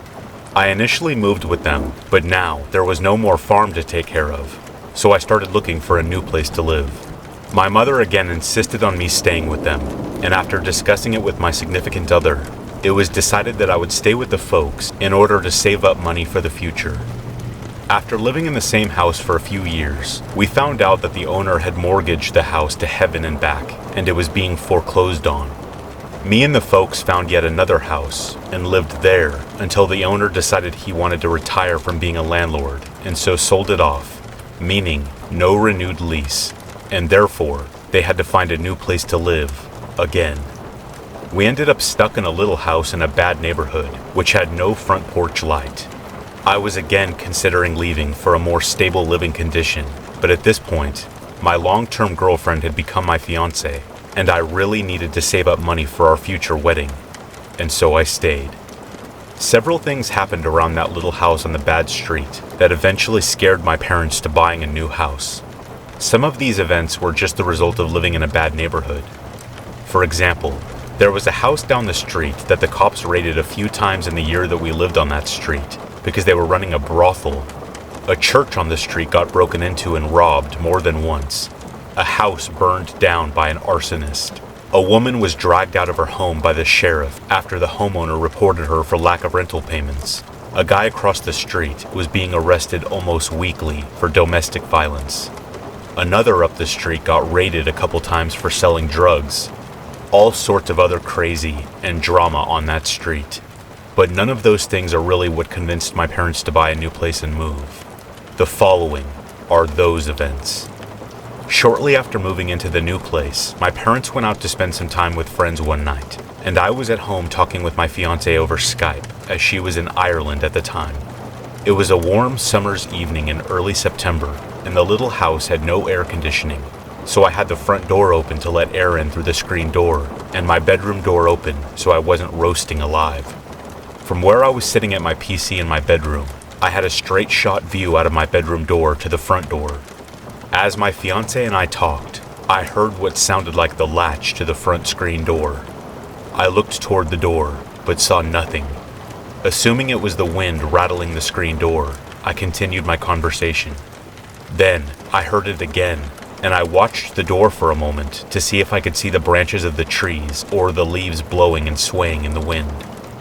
There was no wind, so when I heard the latch jiggling a third time, I got up and went to investigate, and as I walked outside, there was a man walking off the side of the porch and away from the house. I called after him, asking if there was something he needed, but he ignored me completely. As this was happening, my parents were arriving home and saw the man crossing our driveway at an angle that made it obvious he had been on our porch, with me standing on the porch calling after him. He walked into the neighbor's house and disappeared from sight. My dad turned to me and asked, "What's happening? What did the guy want?" I proceeded to tell him about how I kept hearing the latch on the screen door, and when I attempted to investigate, I found this guy on our porch and bailing as quickly as possible, and when I asked what he needed, he ignored me and ran off. My dad then walked over to the neighbors to ask about the odd behavior. He wouldn't come to the door at first, but when he finally did, he claimed he was just looking to bum some cigarettes. My dad handed him a few, then asked why he hadn't just knocked, and if he needed cigarettes, why did he run when asked what he wanted? I should note here that my dad had accidentally left an almost full pack on his porch chair, and it hadn't been bothered. So naturally, we didn't believe him, and instead of answering my dad's questions, he just ran off into the house somewhere. My dad then found himself talking to an older couple, and found out through the old couple that they owned the house next door, and that the weird guy was their son, who had just gotten out of prison for theft-related crimes. He got caught about 6 weeks later breaking into another neighbor's house. The homeowner called the cops, and he was found to have violated his parole and was sent back to jail. But that's not the end of the story. Shortly after, the man next door tried to sneak into the house while I was still there. We started having an issue where someone had tried to get into the back door. We would come home from grocery shopping or something, and the back gate would be open, and the screen door on the back door would be swinging in the breeze. This went on for a while, until one day, we came home, found the back gate open again, and when we went to close the back screen door, there were tool marks on the door jamb, like someone had been trying to jimmy the door open. We found a small pry bar in the tall grass next to the back porch, and we realized that the only reason to leave it there was if the culprit had dropped it while running away as quickly as possible. Say, for example, if he needed to beat a hasty retreat over the back fence as the residents pulled up. At this point, my dad had had enough of the guy who had been next door, whoever was trying to get in through the back door, and so he decided some cameras would be useful and started to price things. He ended up getting some trail cams that could be plugged in to recharge, were motion activated, as trail cams usually are, and could be easily mounted. He put one up facing towards the back door, where the camera could see through the window in the back door, and he mounted the other where it could see out the front door. These cameras were about to prove they were worth it. We had been in the place a few months now, and it was early March, and we had had snow overnight. I awoke to find 4 inches in the driveway, so I shoveled the snow out of the driveway real quick before heading off to work. My dad woke up about an hour later and also left for work, leaving my mother home alone. According to her, sometime during mid-morning, she was surprised by a knock at the door, and when she answered, there was a man there, stocky, around 5'7", with a goatee, offering snow removal services. My mother looked at the driveway and found it devoid of snow. When she looked back at the guy, he looked like he was trying to peer around her, into the house. She shut him down, telling him that she clearly didn't need snow removal, and closed the door in his face. As she did, she heard him kick the screen door as if he was attempting to put his foot in the door, as he insisted that he could do snow removal for just a nominal fee. She ignored him, and he eventually wandered off. She told me and my dad about it later, but there just wasn't much to the story. Some idiot offered snow removal to people who didn't need it. Not exactly the Amityville horror, so we kinda just brushed it off. A few weeks later in early April, my parents went on a cruise for my mother's birthday, leaving me alone in the house. I had been in the house alone for a few days when some guy showed up at around 8:30 p.m., pitch black night outside, saying that he was from the gas company that provided our gas company with natural gas, and he needed to come in and see our gas bills to make sure we were not being overcharged. I was immediately wary of the man, as he matched the description my mother had given me about the snow removal guy a month earlier, and it was 8:30 p.m. The gas company closed at 5. It was possible people would be doing overtime, but for 3.5 hours after closing, going door to door in the cold Michigan spring, it seemed unlikely. He was wearing an ID on a lanyard around his neck, but he kept his hands over the actual ID, and he flashed it at me so fast that I couldn't really see it. To be honest, what I did see looked like that back of a Topps baseball card with the player's stats. Then, he actually tried to push past me into the house, but I put my hand on his shoulder and pushed him back, while telling him no at the same time. He insisted that he was just making sure that we weren't being cheated, and then pointed to the only other house on the street with no front porch light, and said he had just come from over there, and that he had managed to cut over 10% of their gas bills. I cut him off and told him that not only was it late, but it did not go over my head, that his best and only example of his work was the only other poorly lit house with no front porch light, that I found it very suspicious that he actually expected me to show him private financial information on the gas bill, nor did I believe the gas company would have people out so late. I told him he needed to leave, and he responded by trying to push past me again telling me it was fine and he was just there to help. I pushed him back again, more aggressively this time, and almost pushed him backward off the porch, firmly telling him no, I wasn't going to show him anything, and that he needed to leave. Now. I told him that it was not okay that he repeatedly tried to enter the home without permission, nor was it fine that he repeatedly demanded to see private financial information. Then I looked him in the eyes and, as confidently as possible, told him that this intrusion felt more to me like he was casing the house for a burglary, and I would be calling the cops immediately after closing the door.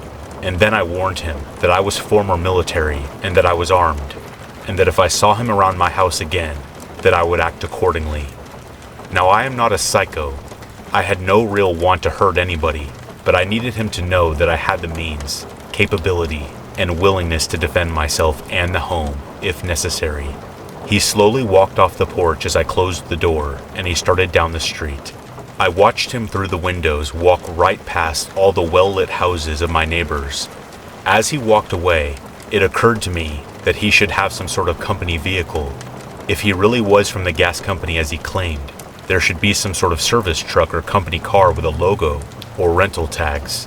So I went out onto the front porch and looked up and down the street to find one. There was nothing. However, as I looked back toward him, he was signaling at someone who came from behind some bushes on a side street near the house, literally less than 10 yards away. The guy was taller and skinnier than his friend, like sickly and frail skinny, but somehow, he still had an aura of danger about him. The first guy made me feel slightly uneasy, but this guy made me feel chilled to the core, and he wore an oversized hooded sweater that in the darkness completely hid his facial features, giving him a look like the Grim Reaper. He kept pointing at the house, and his body language kept getting more and more forceful. I could tell he wanted to come back to the house for whatever reason, but the first guy didn't, and I couldn't help but wonder what their plan was that the accomplice wanted so much to complete. What would have happened if I had actually let this guy into the house? At this point, I followed through with my promise and pulled out my phone and called the police non-emergency line and reported him.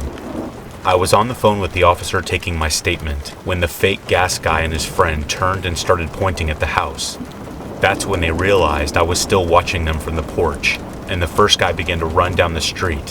However, his accomplice just stood and looked in my direction as I spoke to the officer.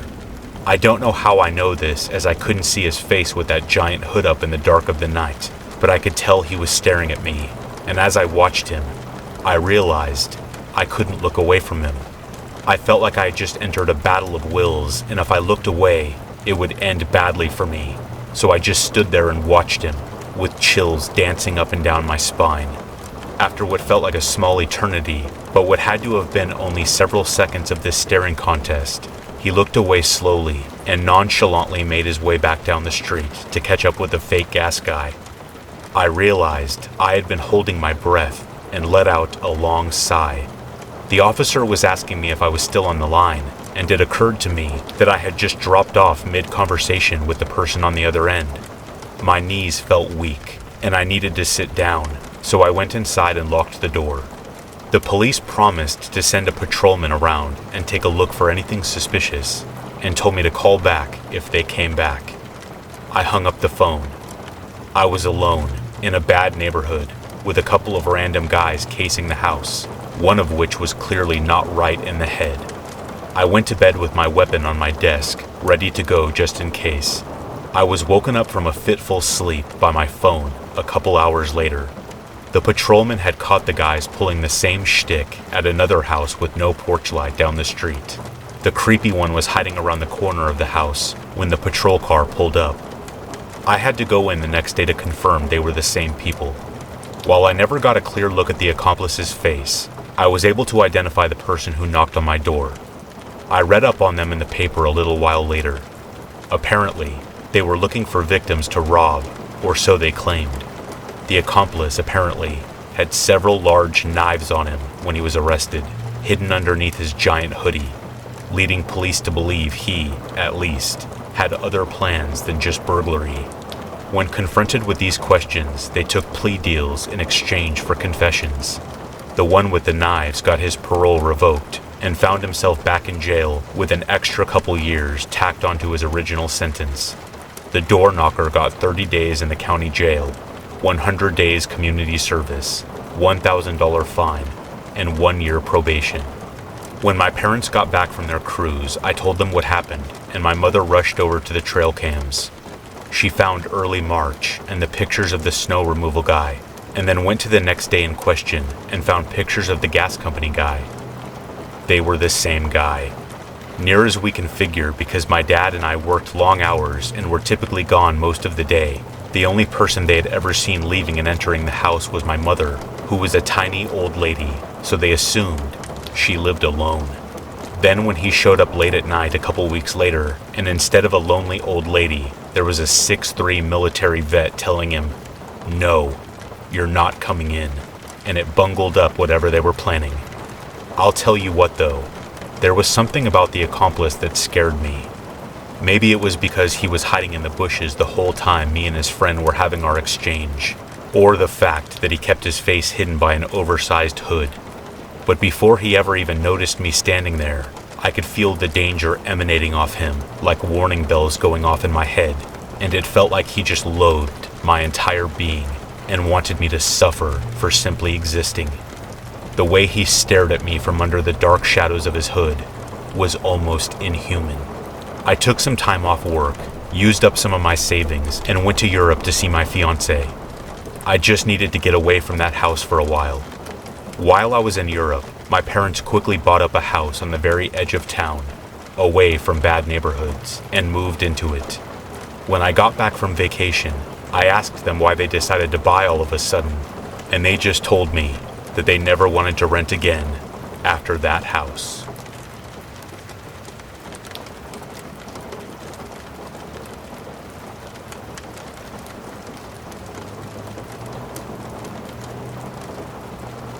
This story happened about 3 years ago when I was 16.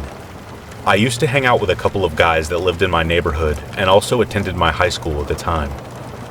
I definitely would not consider them friends at all, just people I hung around after school hours and during school hours. One Friday night, one of the people from the group of friends, let's just call him Andre, was telling me about this abandoned and possibly dangerous apartment complex / psychiatric hospital about 10 minutes from our town.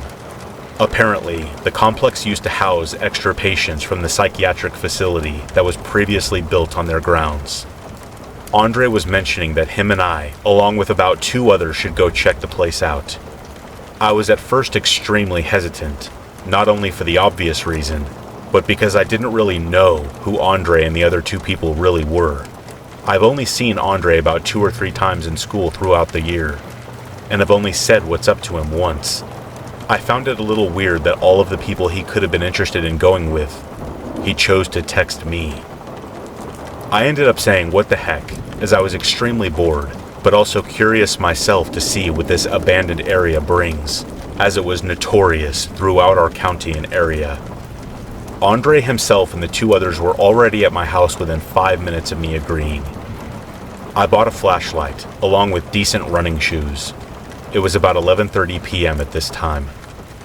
The car ride to the abandoned complex was extremely annoying. As I previously stated earlier in the story, I didn't really click with Andre and his close friends like that, and they often said and did things that were extremely inappropriate and childish, which made me feel some type of way.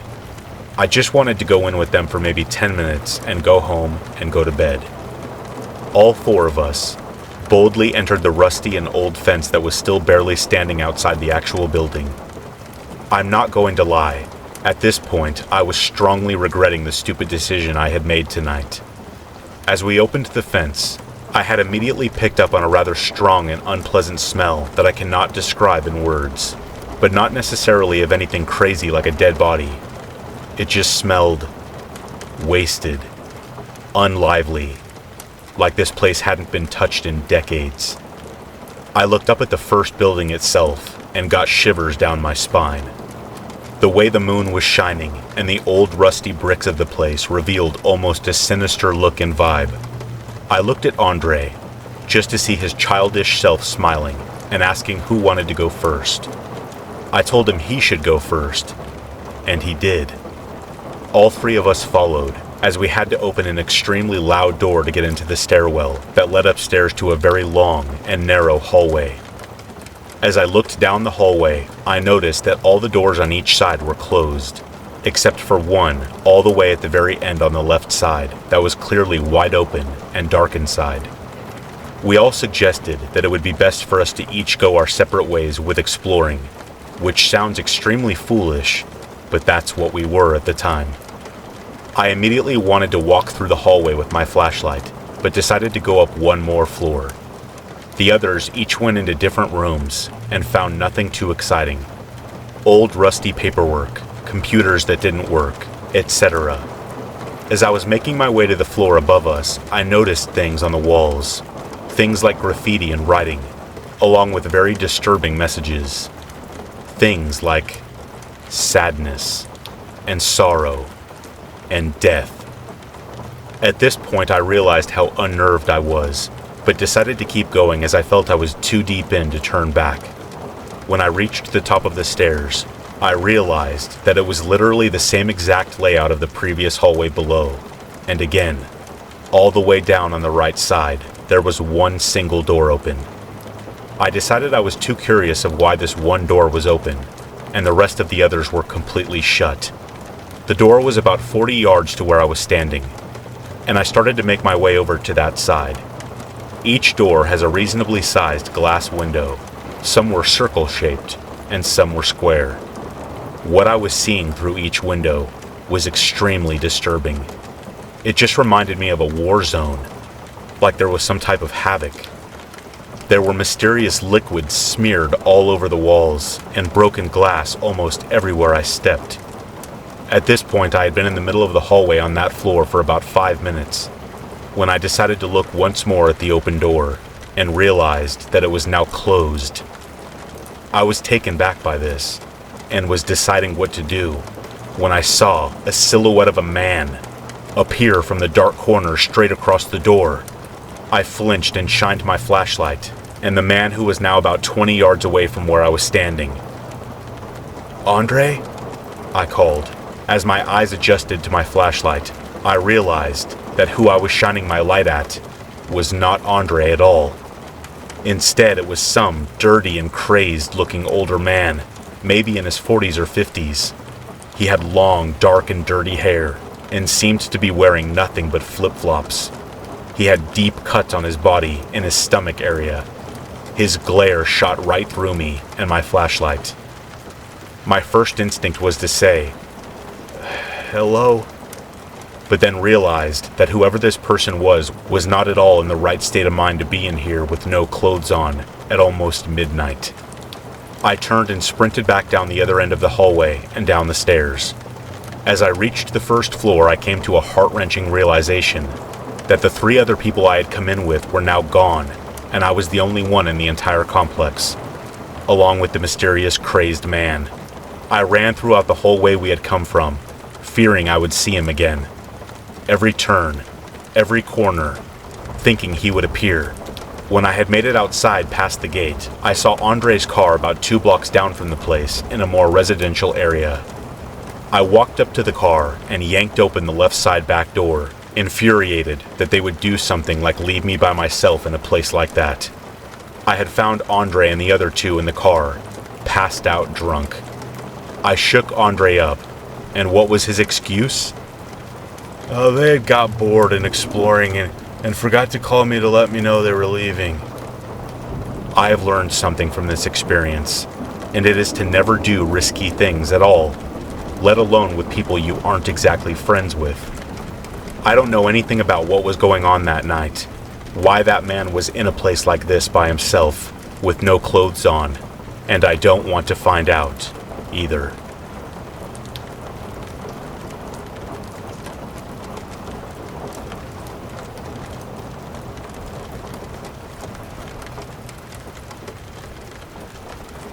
About 2 years ago, something happened to me in the middle of the night that's still the strangest experience I've ever had.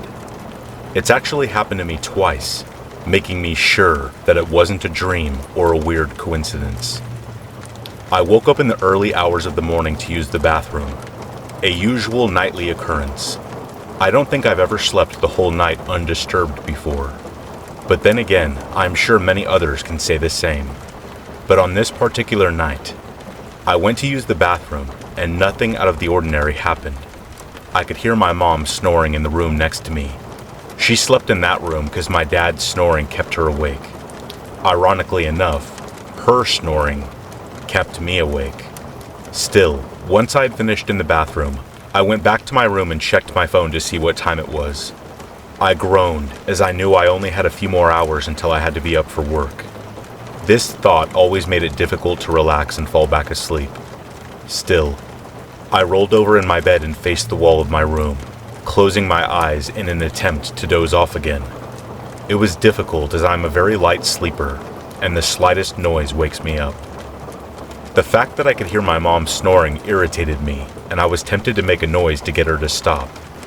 I decided against it, hoping that she would stop on her own, as she sometimes did. About 10 minutes went by, and my mom had stopped snoring. But despite this, my brain just wouldn't shut down. It was buzzing with thoughts of work and plans for the day ahead. I was still in the same position in my bed, rolled up in my blanket as I had been for the last 10 minutes. I tried to focus on the blackness of my eyes, and think of crickets chirping and fireflies glowing in a forest, thoughts that often helped me to relax. But then these thoughts were instantly wiped from my mind as I felt a set of fingers tucking in the blanket that was wrapped around me. I froze. Had I fallen asleep after all and was dreaming this? Had my mom or dad come into my room to check on me for some unknown reason? No. I would have heard my door open, which is less than 2 feet away from my bed, and the noise would have easily woken me up if I had been asleep. Plus, my mom had started snoring again. My eyes opened and I blinked, still feeling those fingers gently tucking me in. As if this wasn't bizarre enough, as the fingers were tucking me in, they were also tickling me. I swear, that's what it felt like. I was actually being tickled by someone that wasn't my mom or dad. No one else lived in the house. Someone completely unknown, was touching me. The feeling wasn't enough to make me laugh out loud, but enough to make the muscles in my face work to make me smile. The tickling stopped around 10 seconds later. I breathed deeply, and my face relaxed as I moved my arms slightly. Finding that I was no longer frozen, I slowly turned over in my bed. It was dark, but there was no outline of anything in my room that I didn't recognize. No figure hovering over my bed. No pair of eyes staring at me through the blackness. No threatening presence of any kind. My eyes darted all over my room, and I eventually sat up and turned on the light. I even looked in my wardrobe and behind the dresser. Nothing. I then opened my bedroom door and could distinctly hear the snores of my mom and dad in their rooms. What had just happened? To say I was just tickled by a ghost sounded completely insane. I tried to rationalize what had happened. Maybe I really was in the early stages of falling asleep, and my subconscious had somehow seeped into my reality. Perhaps the muscles in my sides were spasming. Maybe. I would have believed any of these rational explanations if the exact same thing hadn't happened a few months later. Again. I went to the bathroom in the middle of the night, and I couldn't get back to sleep. I was facing the wall of my room, again, willing myself to drift off, and once again, not long after, I felt myself being tucked in and tickled in exactly the same place. This time, though, I actually breathed a quiet laugh and somehow managed to turn my head almost instantly. Nothing. Again. I honestly don't know if these experiences were real, but the fact the exact same thing happened twice, and they say things come in threes, even after 2 years. Every time I roll over in bed and face the wall, I am half expecting to feel those unknown fingers tickling me again. As a goth, I truly love any spooky, and have read dozens of books about the supernatural in my spare time. But despite this, I had usually considered myself a skeptic more than a believer. But what happened to me has made me consider the possibility of departed loved ones with a sense of humor, watching over us.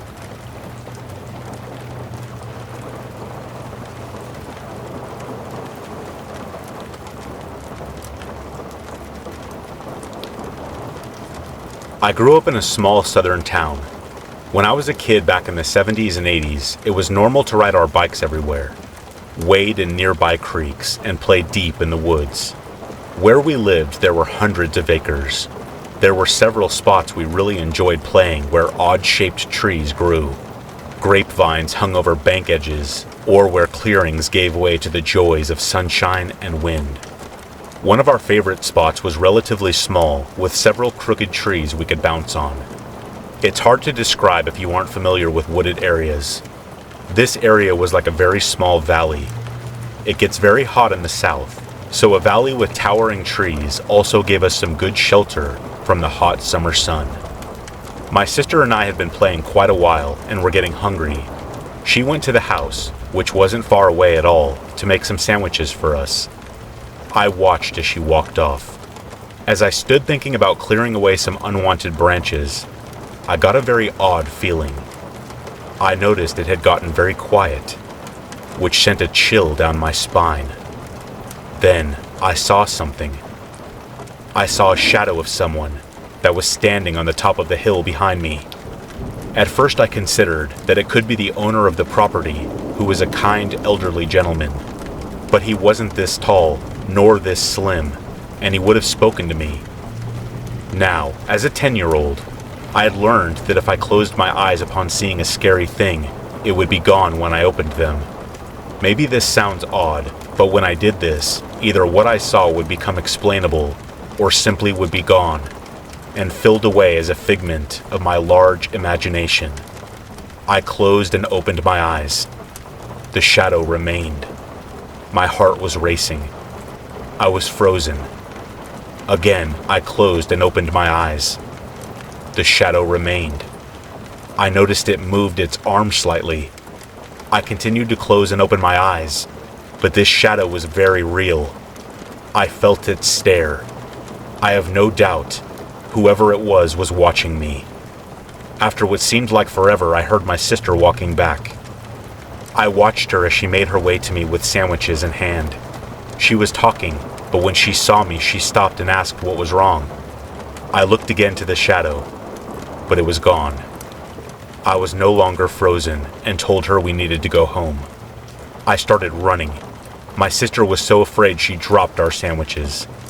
As we got to our yard, I told her what I had just seen. Even as a 10-year-old, I was very practical and very skeptical. I decided to go back the next day at the same time and study shadows from that hill. My sister came with me, though she was afraid. I had her stand on the hill and stood where I had stood the day before, but my sister's shadow was normal. I tried several things, but I couldn't explain away the shadow. It was very tall. I estimated the person to have been at least 7 feet. I have seen a lot of strange things in my life. I can find logical explanations for most of them, but I know the shadow I saw was real. I never saw it again, but I will never forget it.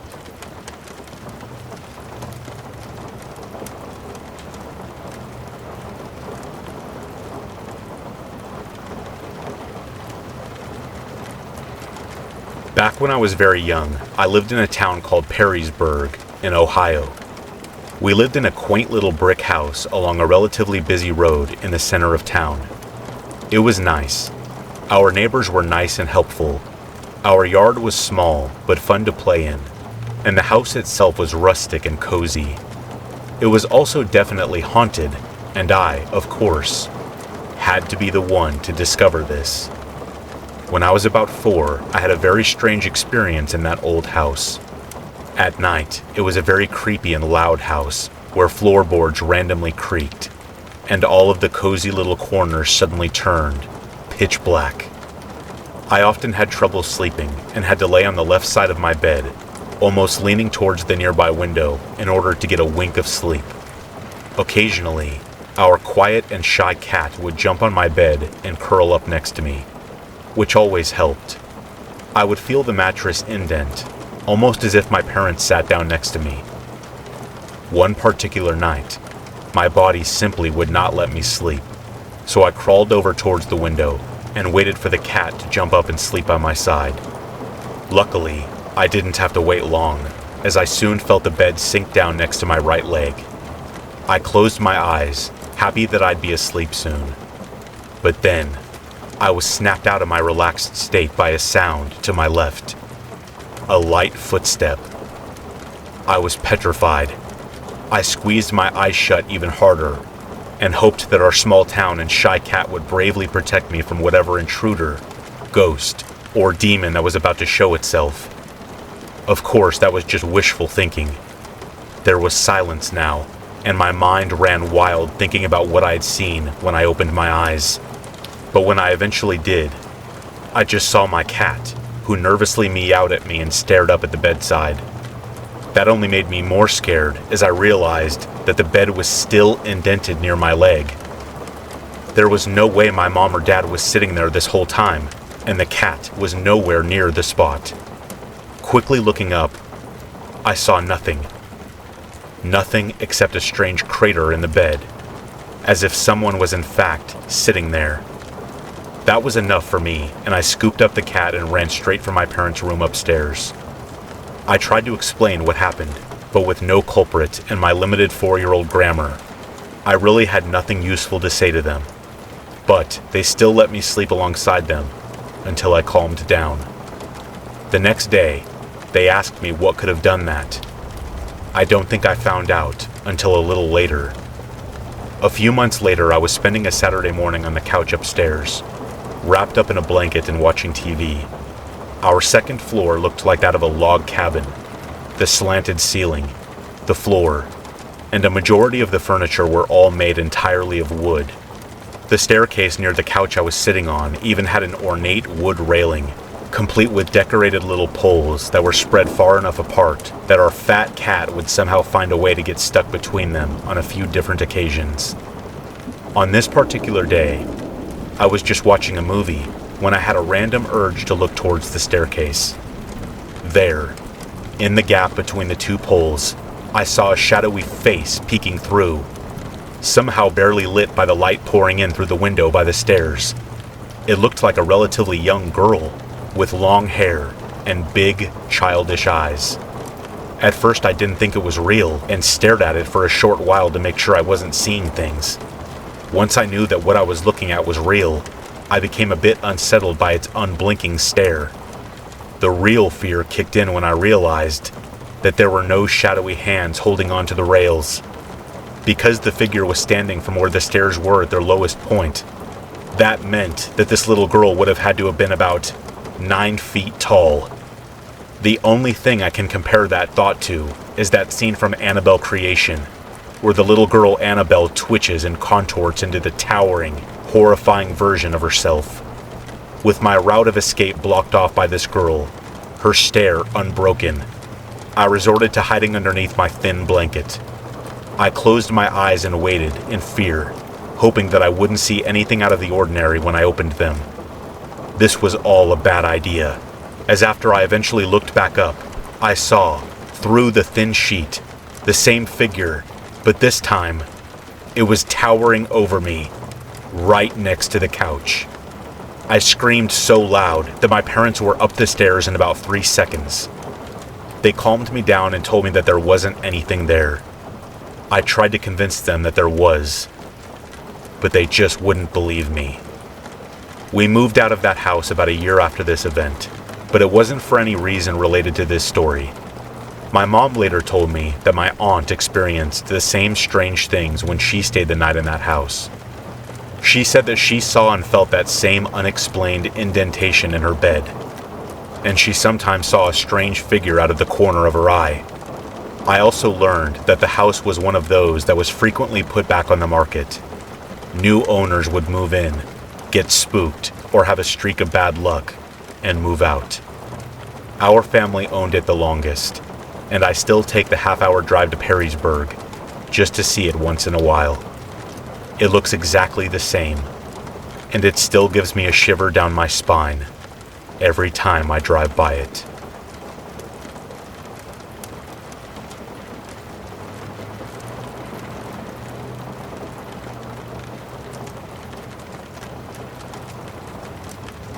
This happened in summer 2008, I think. I was at a sleepover birthday party at my friend's house. That is going to require some explanation. I live in rural western Pennsylvania. All you need to know about that side of the state is that if you aren't living in Pittsburgh and Erie, you're probably living in an oil town that went bust decades ago. Oh, and you're probably isolated in a forest somewhere too. My family did okay in spite of the economically depressed area we lived in. Now, my friend had money. His family weren't Wall Street investors or anything, but in a town like mine, it was noticeable. He had a big house, a huge yard, a tree house, a trampoline, big screen TVs everywhere, and every video game console ever. You might think I was only friends with this kid because of the stuff he had, but honestly, that isn't true. He's probably in the top 5 nicest people I ever met. His family was also amazing.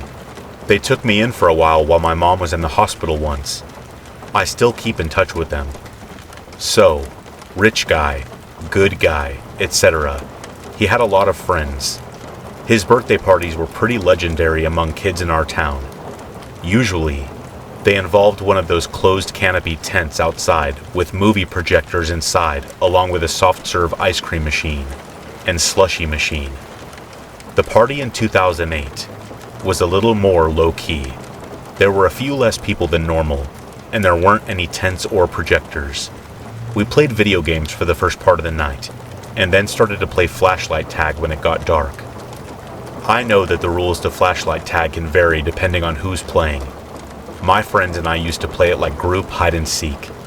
The hiders would go hide in the dark, sometimes alone, and sometimes together if there was a great spot. The seekers got the flashlights and also some cool walkie-talkies. As I said before, the yard we played in was huge, and there were a lot of places to hide. The first hour or so was pretty uneventful. We mostly hid around the treehouse as well as climbing some of the trees inside the yard itself.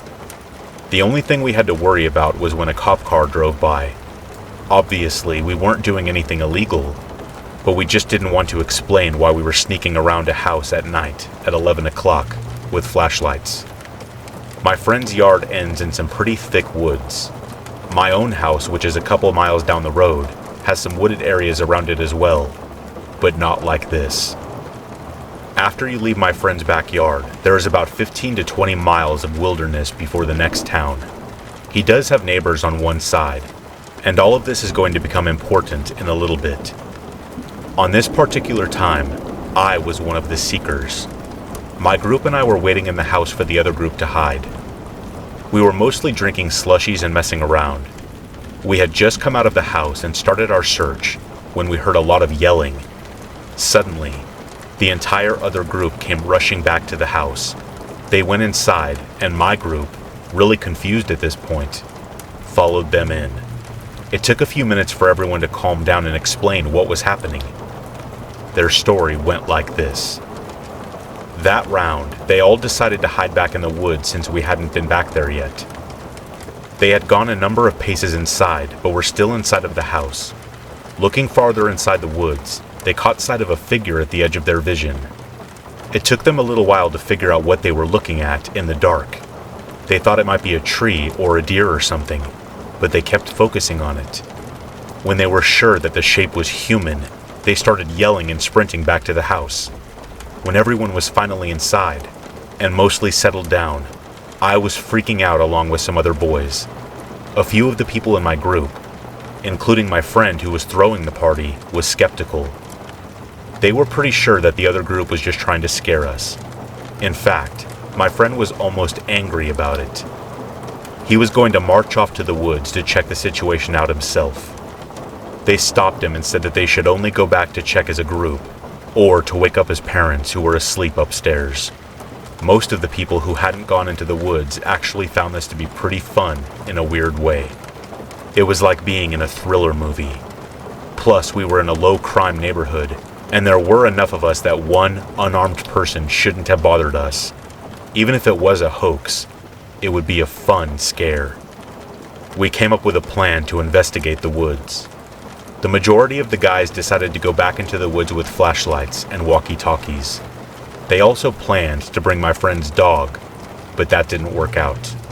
The dog was a golden retriever collie mix and was the furthest thing from a guard dog, unless you feared being licked to death. He also got most of his exercise by fetching tennis balls in the big yard, so he was not used to being led on a leash. I waited at the house with another scaredy cat kid with the other walkie-talkie, ready to wake up my friend's parents or call the cops. I wasn't taking the situation very well, but didn't really show it. I tend to seem pretty calm on the outside when I'm usually a nervous wreck on the inside.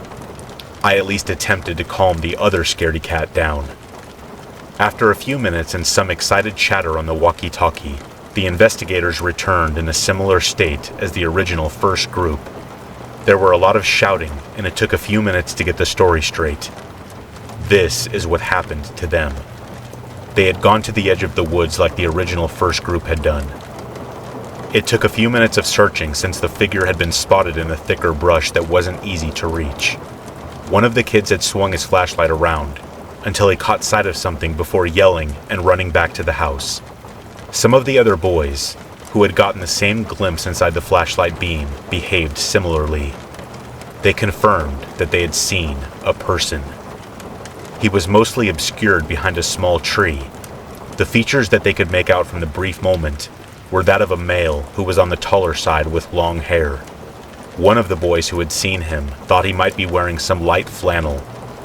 Apparently, he had made no move to approach them, and had just cocked his head out a little to stare them down from behind the tree. It was at this point that my friend's mom finally came downstairs after all the commotion. We explained the situation to her. Afterward, she locked all the doors and told us to stay inside and to tell her if we saw anything else. She explained that the part of the woods we were going into was probably not their land anyway. They just had the closest house to it. Needless to say, I did not sleep well that night. We were situated on air mattresses in my friend's game room. The really frightened kid actually took to sleeping underneath one. Just before sunrise, I finally drifted off for a few hours. When I came to, everyone else was awake and eating pancakes on the patio. My friend's mom was with them. She had checked the woods that morning and had not seen anything amiss. We were all a little on edge, but things were pretty normal besides that. When my parents came to pick me up, I was reminded of the fact that I only lived about 2 miles from my friend's house. It was a walk that took 10 minutes or less. Even at home, I struggled to sleep for a while. I just kept thinking of how easy it would be for the man in the woods to show up in my yard. Fast forward a couple of weeks later, and I am playing video games at my friend's house again. I bring up the subject, but he was very dismissive of it. It was strange, but he was really pretty short with me. It was like he wanted me to drop it. None of his behavior fits his normal personality at all. He did come with a short explanation though. Apparently, one of his neighbors had a son a few years older than us. He was tall, with long hair. My friend explained that he could be a jerk and was pretty weird. The way he said weird may have indicated some mental condition. My friend's explanation was that this kid had seen us playing and hid in the woods to scare us. That did make me feel a little better at first. It did seem reasonable on the surface, and there's a good chance that's actually what happened. However, there are a few things that don't sit right with me. In my experience, when someone is trying to scare you, there's a "ha-ha, got ya" moment at the end. Like most people want to reveal that the whole thing was good-natured, or they just want to show you how dumb you look over nothing. Back when we had our sleepovers in tents, one of my friend's older brothers would rustle the outside before popping in to see if he had scared us. This person in the woods did nothing like that. He may have just been trying to scare us and went all in on the whole thing, wherein his only pleasure was knowing that he had scarred us for life. Or, if this kid really did have problems, maybe he just didn't understand how pranks typically went. His explanation also brought back an old memory of mine. I had been going to my friend's house for close to 10 years at that point. In one of the early years, I remember playing a game with my friend and one of his neighbors who lived across the street. Both my friend and the neighbor had crabapple trees in their yards. We played a game of basically dodgeball with moldy apples thrown across the road. The game ended when the neighbor, who was a few years older, chucked a crabapple at my friend's head as hard as he could. It absolutely nailed my friend, and he was on the ground crying. I brought him inside, where his parents asked me what was wrong. I told them about the game, and the neighbor kid. When he had finished crying, his parents scolded him and said that they had warned him about this. They just said the neighbor kid was not nice. For the record, he did have long hair, but this was a number of years prior to the incident. Now, I don't know if this was the neighbor that my friend had pinned the blame on, which brings me to some other disturbing things. My friend never gave me the suspect's name, even when I pressed him on it. More unsettling was the fact that my friend was not among the kids who had actually seen the guy directly. This was just his explanation for what happened. I don't think my friend was actually trying to cover anything. I think he was just worried that I wouldn't want to come to his house anymore if I didn't feel safe. That was the last time I had a sleepover at my friend's house. That wasn't really because of the incident, but because we were entering high school and overnight parties started meaning something else entirely. My friend's explanation does seem plausible, and that makes a pretty creepy story on its own. The alternatives are even more frightening. I don't even want to think about what kind of guys go stalk teenagers in the woods in the middle of the night.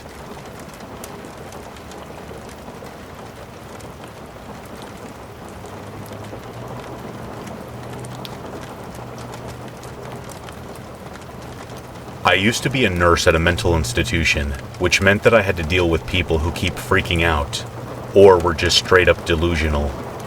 I didn't have a car yet, so I either went home by taxi or walking. But I mostly stick to walking home, as getting a taxi just wastes money. One night, I left and started walking home. I always liked walking by myself, since it's so much more peaceful than the place I work at. I was only minutes away from my home when I noticed a silhouette of a person standing over the street lamp. I stopped for a second before continuing my walk home. However, the closer I got, the more I could see the person clearly. It was an overweight woman with pale skin and long, straight blonde hair. She also looked a bit towering. There were two things that were completely off about her. The first thing was that she was not wearing any clothes and only wearing black rain boots. The second thing was the mask she wore. It resembled a cat and looked like it was made out of porcelain. I stopped again and looked at this weird woman. Why is she standing here, no clothes, in the cold, dark night? Why is she wearing a cat mask? Uncomfortable, I decided to cross the road onto the other side of the street. I don't know what I was thinking making that decision. I looked back at the woman and noticed that she was now looking in my direction, still standing under the light. I look away and start walking, but a little fast. That's when I heard speeding footsteps behind me. I looked back, and to my shock, the woman was now sprinting at me with something in her right hand. It looked like some kind of knife. In my sneakers, I immediately ran as fast as I could. I was so terrified that I wasn't going in the direction of my home anymore. Without looking behind me, I can hear her almost catching up to me, despite her being very overweight. I was running for my life for about 3 minutes until I lost her, or so I thought, when I heard her footsteps coming again. I luckily found a large bush to hide in as soon as the woman stopped where I was at. Then she began sniffing. I know it sounds weird, but that's exactly what she was doing. She kept doing it for almost a second before giving up and walking away, along with letting out an annoyed growl. I stayed in the bush until the coast was clear. I contacted my friend to pick me up and drive me home, but kept what just happened a secret. After that, that was the first and last time I ever saw her. I would always think of theories of who she was. She could either be high on something, or was just completely insane. It is something that I will never know.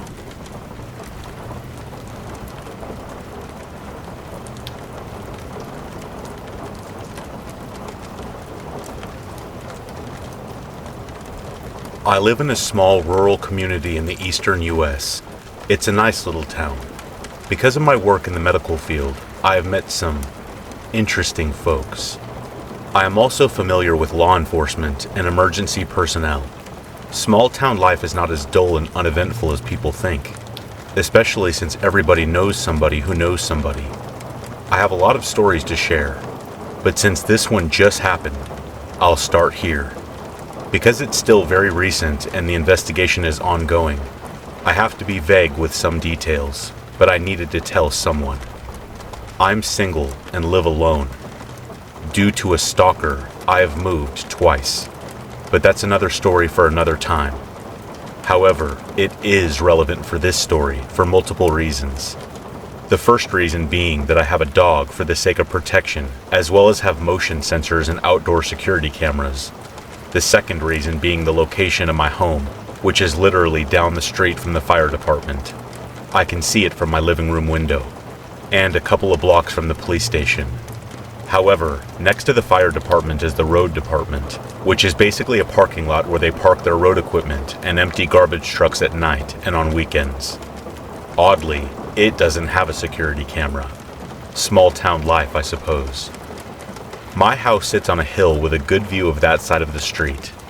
Due to the incline, the large trees in the front yard, and the half cornfield on the property next to me, most people on the street below wouldn't notice me in the backyard unless they were actively looking. However, I can see the street clearly. This incident happened Saturday evening. The county was holding the annual Independence Day spiel with a community barbecue, music, fireworks, etc. I did not attend because it's just not my thing. Plus, I have a dog, and the sound of fireworks could be traumatizing. Before the big show, I took the dog out to relieve herself in the backyard. There was still at least an hour of daylight, but the entire neighborhood was pretty quiet, because most everyone was at the fairgrounds or various other holiday events. So when an unfamiliar, large, white pickup truck drove slowly down the street, I noticed. It must have turned around at the end of the street, because I saw it again, moving in the opposite direction, only about 20 seconds later. This time, it turned into the parking lot of the road department. Now, people have been known to toss things into the empty garbage trucks, usually at night to avoid getting caught, because they don't want to or are unable to make the trip to the landfill themselves. Usually it's things like furniture or broken equipment. But I didn't see any of those things in the back of this truck.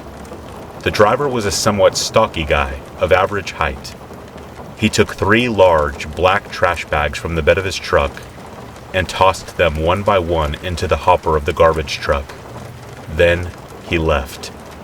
Now, I swear, I am not one of those meddling rear window types who always thinks activity is suspicious and that their neighbors are up to no good. But something about this didn't sit right with me. Normally, when I see people tossing their garbage into the trucks and leaving, I don't bother reporting it because it's relatively harmless. But this time, I had a gut feeling. So I called the police. If anything, they could get the guy for illegally dumping trash from a barbecue or whatever. While I am on the phone with dispatch, I put my dog inside to cut down on distractions while the officers investigate. A few minutes later, an officer arrived and I crossed the street to meet him, gave him a description of the events, and pointed out which of the trucks the man had tossed the bags. He found the bags. He took photos. He put on gloves and told me to stay back. The bags were tied in a knot at the top, and it took him a minute to untie one because of the gloves and how tight the knot was. But eventually he got it open, looked inside for a few seconds, then twisted it closed and took a few steps back. Crap, he hissed under his breath. What? I asked. It's a body. I felt sick. I could tell he felt sick too. I saw him grow pale. His hand was trembling when he held the radio. Even his voice was shaking as he gave the code to dispatch. The dispatcher sounded confused when she asked him to repeat it. Within 10 minutes, the county sheriff was on the scene. Even he looked sick at the contents of the bag. The coroner arrived about 10 minutes after that, and the first officer walked me back to the house, along with another one who arrived at the same time as the coroner. Though I showed the first cop via the app on my phone when I described the events initially, I now showed them the video on a larger screen. The camera caught footage of the truck as it drove by both times, as well as pulling into the parking lot. Though unfortunately, not a clear view of the license plate or of the man tossing the bags out the frame. We watched the footage over and over, pausing frames, the officers taking notes. Ultimately, they requested this footage as well as a copy of the files from the past week to see if the truck had been in the area before. I have also been saving footage until the road department installs their own camera this week. Because this is still fresh, I don't know many more details. I know the body was in pieces, but I don't know the age of the victim, the gender, the cause of death, any of that. Information hasn't been released to the public. I don't know if the coroner has even been able to identify the body yet. A police cruiser has been parked at the fire department next door for constant surveillance, in case the guy comes back. The guy who dumped the body was likely a local. How else would he know he could dump there? He probably thought that it would get buried in other people's illegal trash accumulated over the holiday weekend, and the sanitation crew wouldn't have bothered to investigate. When I think about how this guy lives in my community, it makes me feel physically ill. To think that he had clearly scouted the area for a dump site, that it may not have been the first time this had happened, that this could happen again. If I hadn't called in, if I hadn't been in the backyard at that exact moment, or if I had ignored that gut feeling, the victim would have never been found, may never find potential justice. Their loved ones may never have closure. In fact, there's a possibility that it just might happen again to another poor soul. I hope it's not me. Oh, please. Please, don't let it be me. I think it's time I moved again. Third time's a charm, right?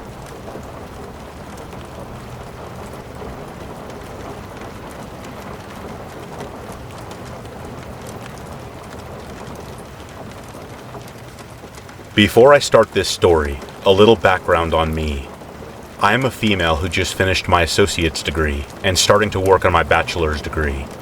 It was the spring of 2010, and I chose a university that was an hour and a half away from where I lived. It had the major and minor I was looking for. On certain days, I went to school, while the other 2 days I worked.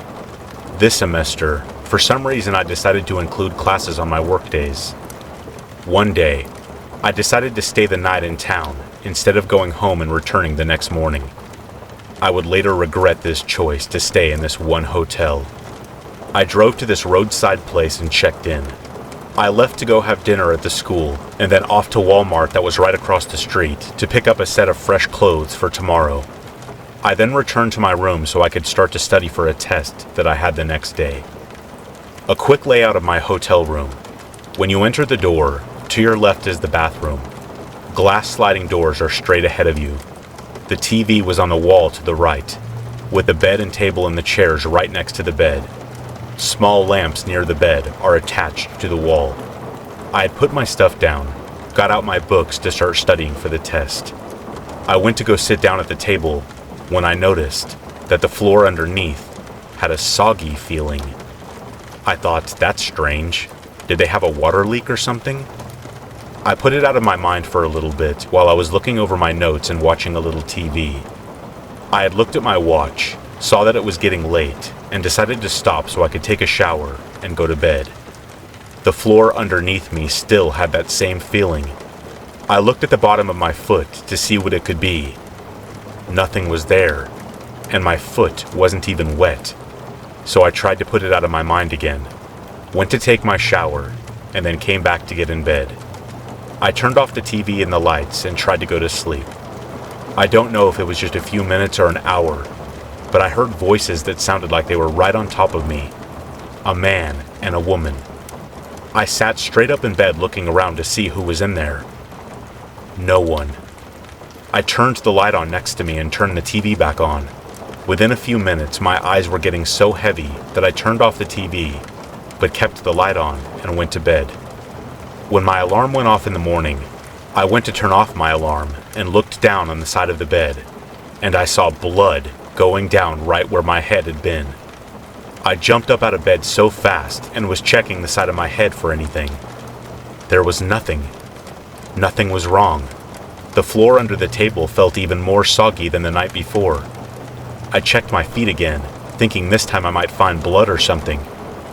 Still nothing. I got all of my stuff together and got out of there quickly. My classmates told me that I looked like hell and asked how much sleep did I get. I told them not much and explained to them what had happened that night. Of course, they didn't believe me and said that I must have still been dreaming. I know I wasn't dreaming or half awake. It happened. I don't know what happened, but it did. I have never been back to that place, and I left that school shortly after that.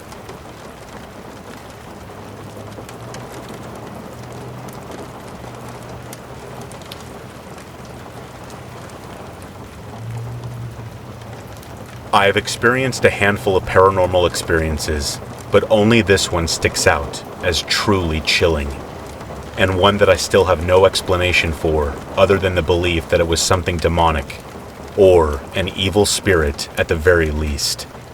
It was at a friend of my brother's house, where my brother had left some of his things, and asked if I could pick them up for him, since he currently was out of state. Being the loyal brother, I went to get them, but decided to bring a few of my friends with me, since I had already made plans with them and figured this would only take a second.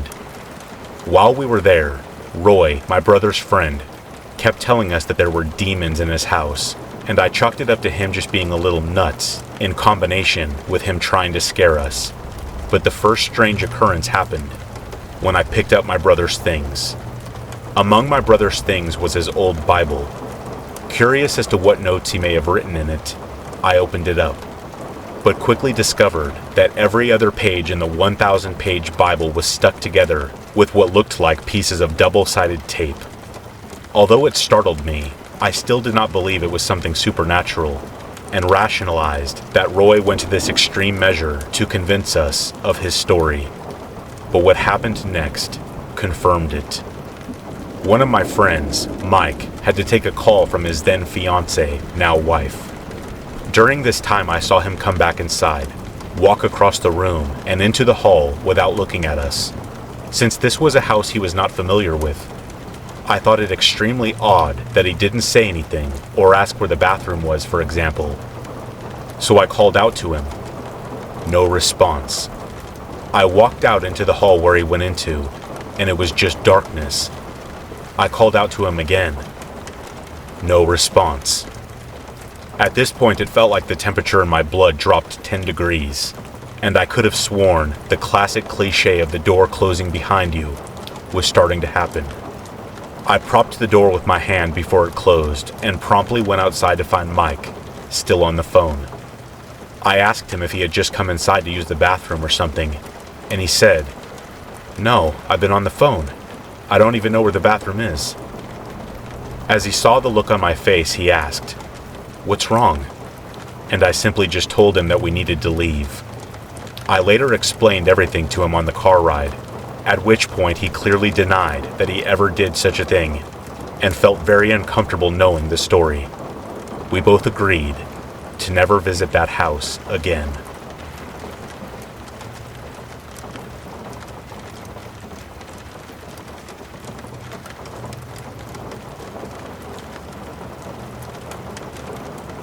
In my late 20s, I got hired on as an overnight security guard at a defunct beef plant slaughterhouse that had been shut down the year before. There were always 2 guards on duty.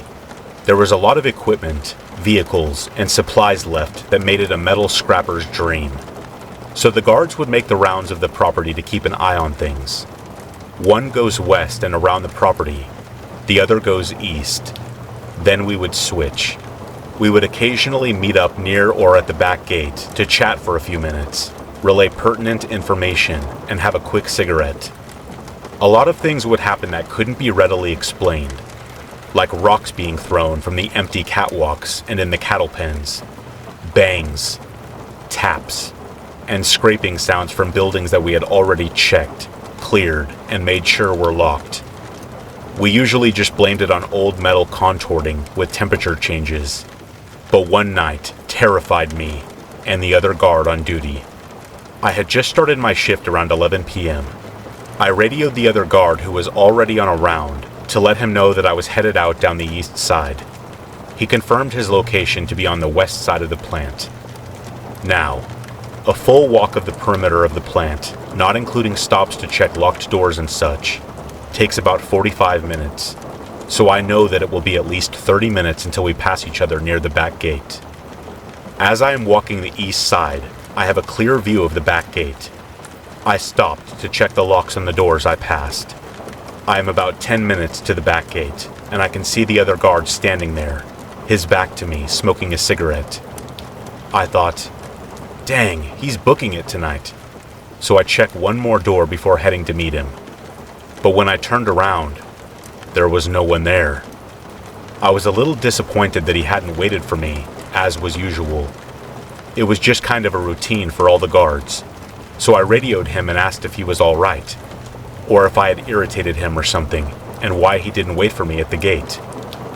There was silence for a few seconds before he comes back with, "What are you talking about? I'm in the cattle pens. I won't be at the gate for another 15 minutes. He had apparently been chatting with a police officer parked in the staging lot doing some paperwork, so he was late on his round. No, I saw him at the back gate. Saw his guard hat, signature security jacket and slacks, cigarette in hand, standing looking at the back gate. I look over at the cattle pens just to make sure he wasn't screwing with me. Being the only female guard at that location, it wasn't unheard of for the guys to razz me from time to time. He's on the radio asking me what is going on. I see him pop up as he climbs up one of the cattle fences to check my location. He flashes his light. He is right in the middle of the pens, a good 10 minutes from the gate if he were to run it. I had seen him at the gate, then looked away for maybe a minute and a half. No way he could get that far that quick. So I radio him. that there's someone in the property, inside the fence. We go into lockdown mode, checking every inch of the property for the next 2 hours. We find no one. All gates are locked. All doors are secure. We are both shaken and unnerved. You hear things, feel things, maybe see a fleeting shadow around the plant. But this was the first time anyone had seen a full, solid figure.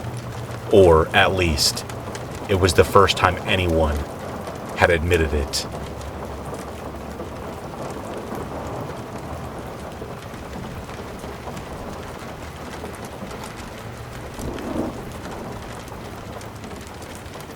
I am a high school teacher in an urbanized province in the Southeast Asian country. I say urbanized because while this city is as modern as can be, you know, cars, televisions, computers, Wi-Fi, all of the comforts that we associate with the modern world, it was still considered a province, in that it is not in a metropolitan area. The school itself is quite urbanized, in that there are CCTV cameras in all classrooms, installed for the safety of students, teachers, and all staff. The classrooms are also fully air-conditioned, which is a plus in my country because we live near the equator. But this quite technologically advanced building is surrounded by trees, long rolling farms, a creek, things that one might associate with the province. Like I said, it was quite an urbanized city. I enjoyed teaching there because while everything is quite modern, the students still retain the quaint politeness and courtesy that develops in kids who are raised in the province. But I am not telling this story because of how I enjoyed every day of my stay there. Way back in 2014, I have 2 periods with the 8th grade class in room 314. The first one was at 12:20, the second at 2:40. I was rushing to room 314, where I will be teaching my 12:20 p.m. class, which is after lunch. The stairwell is situated between 305 and 304, so you can imagine the long hallway that I have to rush through to get to my class. I was already 5 minutes late, so the hallways are pretty empty, save for a few students rushing to their rooms. Room 314 is the last classroom in the hallway, and beyond that is a set of stairs, used only as an emergency exit. Since students tend to be late for classes after lunch, I have a rule that if I enter the room before them, they will be considered tardy. I reached room 314, entered the room, and started my class. We were having a debate that day, and it was the first time that I get to sit down during this class. I sat down at the back and listened as my students performed. A few minutes later, the door opened, and my student, let's call him Kyle, entered the room and smiled bashfully. I jokingly scowled at him and tapped my watch, letting him know that he's already late. Of course, I am not really going to give him a tardy deduction. It's his first warning anyway. The session went on without incident, and when the time is up, I reminded them of our skit later on for our 240 class. In my country, the students stay in their classrooms with the same classmates, or what we call sections, and the teachers are the ones transferring room per room. Come 240, I was back in room 314, giving my final reminders before we start the skit. When we were about to begin, one of my students, let's call her Erica, told me that their group cannot perform because the lead actor is absent. I didn't notice any vacant chairs, I said. Who's absent? Erica replied, It's Kyle. I was mildly surprised since I just saw Kyle earlier, but I just asked Erica, did he need to leave early? Was he sick? Erica answered, no, he's been absent the whole day. I didn't push the issue, told them they can present next time, but I was so sure I saw Kyle earlier. So after class, I went to the admin office to ask the security desk if I can watch the CCTV footage from room 314, 12:20 p.m. The security officer gave me a strange look and clarified if I wanted to see room 314. The reason I'm asking, said the security officer, is that we thought it was very strange. Every single feed from all 40 plus rooms in the building is working, except for room 314, and around the time that you mentioned. That's when I started to feel that maybe something paranormal just happened.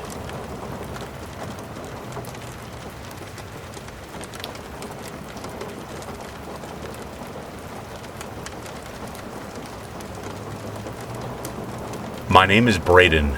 I am a 6'3" guy, and I weighed around 180 pounds during high school. I was pretty shy and only stuck to a small group of friends. That was just a small piece of information that will make sense when we dive into the story. It was around 11:30 at night. I was tired and about to fall asleep to the screaming next door to my room. My sister was having a sleepover, and my parents were asleep. As I was doing my nightly routine of falling asleep to Twitch, a barrage of girls barreled into my room. The girls immediately went to the window.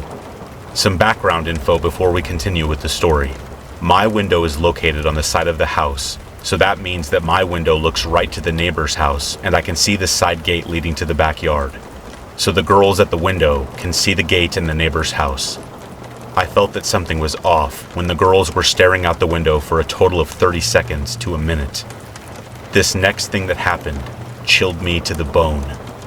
I heard a knocking on the window, followed by a man saying in a quiet whisper, "Hey, let me in." When I heard this, I immediately got that sharp feeling in my chest, the feeling of fear and excitement. I got up from my bed not knowing what I was going to face on the other side of the window. I pushed my way past the group of girls to find myself facing the window. I peeled back the curtains to find a short man. He looked up at me with great terror and in somewhat disbelief. When I was looking into his eyes, his pupils were huge. He was definitely on something, but I remember seeing this guy around school, so I wasn't too afraid when I saw him. And it didn't seem like he had a weapon of any sort. But then I noticed something. There were two men standing behind him in the background. They looked to be seniors that went to my school, and I think I was a sophomore or a freshman at the time, so I knew they could easily overpower me, even though I am a big guy. The rest wasn't a big deal. I told them to get off my property and they walked off. This is where the story gets interesting. After I told them to get off my property, I went back to my usual routine of watching Twitch. About 20 minutes later, I got that sudden urge of curiosity to check and make sure they were gone for good. But of course, this wouldn't be a story if there was something that I didn't see. The first thing I noticed out of place was the gate. The gate was wide open. I was probably thinking 1,000 different things at that time, but here was my thought process. My main thought was that they could have entered the backyard and entered the house already because it's been 20 minutes, and a lot can happen in 20 minutes.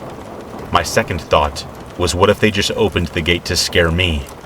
They could have easily just opened and unlocked the gate just to scare me.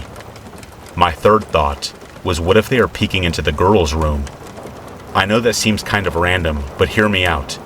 My sister's room is located towards the back of the house, and if you look out the window, you can see the entire backyard. In that split second of looking at the gate, I immediately ran out of my room and down the hall to the kitchen. I checked the back door to make sure it was locked, and thankfully, it was. Then I ran to my sister's room, and I am not kidding. The light was on, and the blinds were open. I know most of you know, but for those of you that don't, when you have a light on in the house, it's pitch black outside. You can't see anything outside, but the people outside can see inside, clearly. Basically creating a see-through mirror with a window. So I told the girls in a quiet but concerned tone, "The gate is wide open." They all shifted their gaze towards the window looking out to the backyard. I immediately turned off the light to reveal who was on the other side of the window, and sure enough, they were standing right there looking in. Right when I turned off the light, they scattered into the darkness of my backyard. I left the room to check the back door again.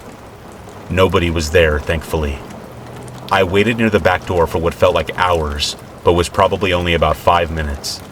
I finally gathered the courage to go out into the backyard and face these guys, who were most likely still there. I told the girls I was going to go check the backyard. One of the girls wanted to go with me. I was fine with it because I needed all the help I could get. So we went outside to go check the backyard, and surprisingly, we found nothing. I was thinking that maybe they thought we had called the cops, but I didn't want anybody else, including my parents, to get involved with the situation. So I closed the gate and went back inside. I went from very sleepy to not being able to go to sleep at all. The next morning, the girls told me everything that happened last night while hanging out in the pool. Apparently, he got our location from the snap map. One of the girls mentioned how close they were together because the guy that I knew from school was visiting a friend's house from across the street to smoke. The guy got the bright idea to come over to my house and probably try to get some with one of the girls. In the end, the guy was deeply sorry about the entire incident. He said that he was on something and asked us to tell nobody about it. I still haven't told my parents about this incident, and I don't plan on telling them anytime soon.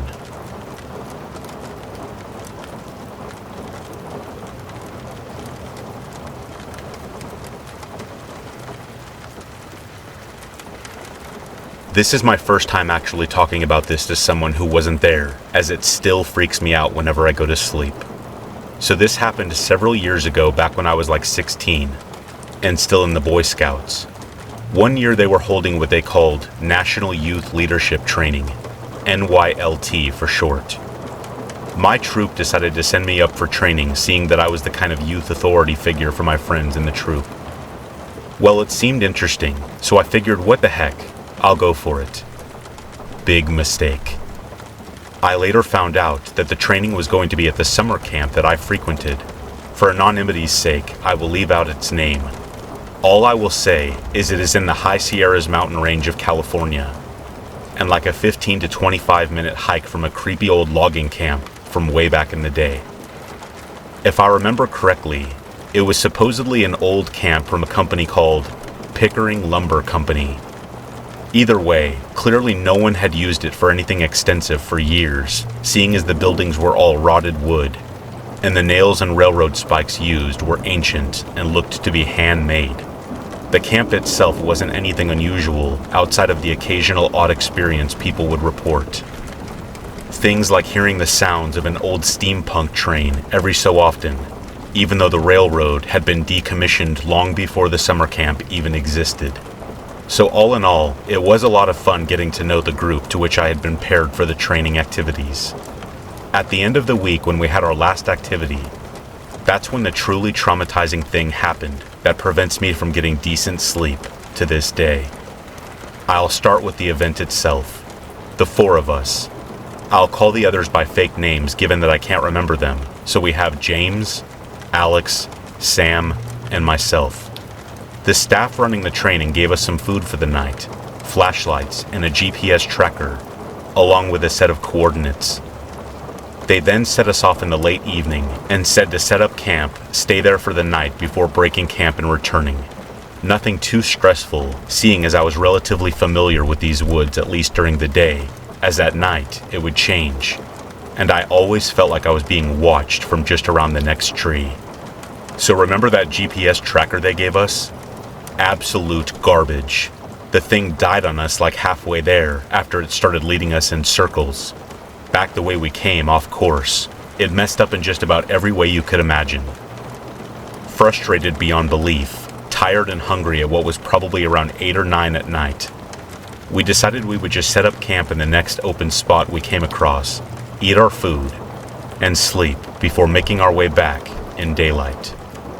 So we came to a bit of a clearing on the side of a hill, had our dinner of terribly watered-down soup, gathered some sticks and stones in a sort of large U with the opening pointing down the hill to keep the wind off of us while we were sleeping.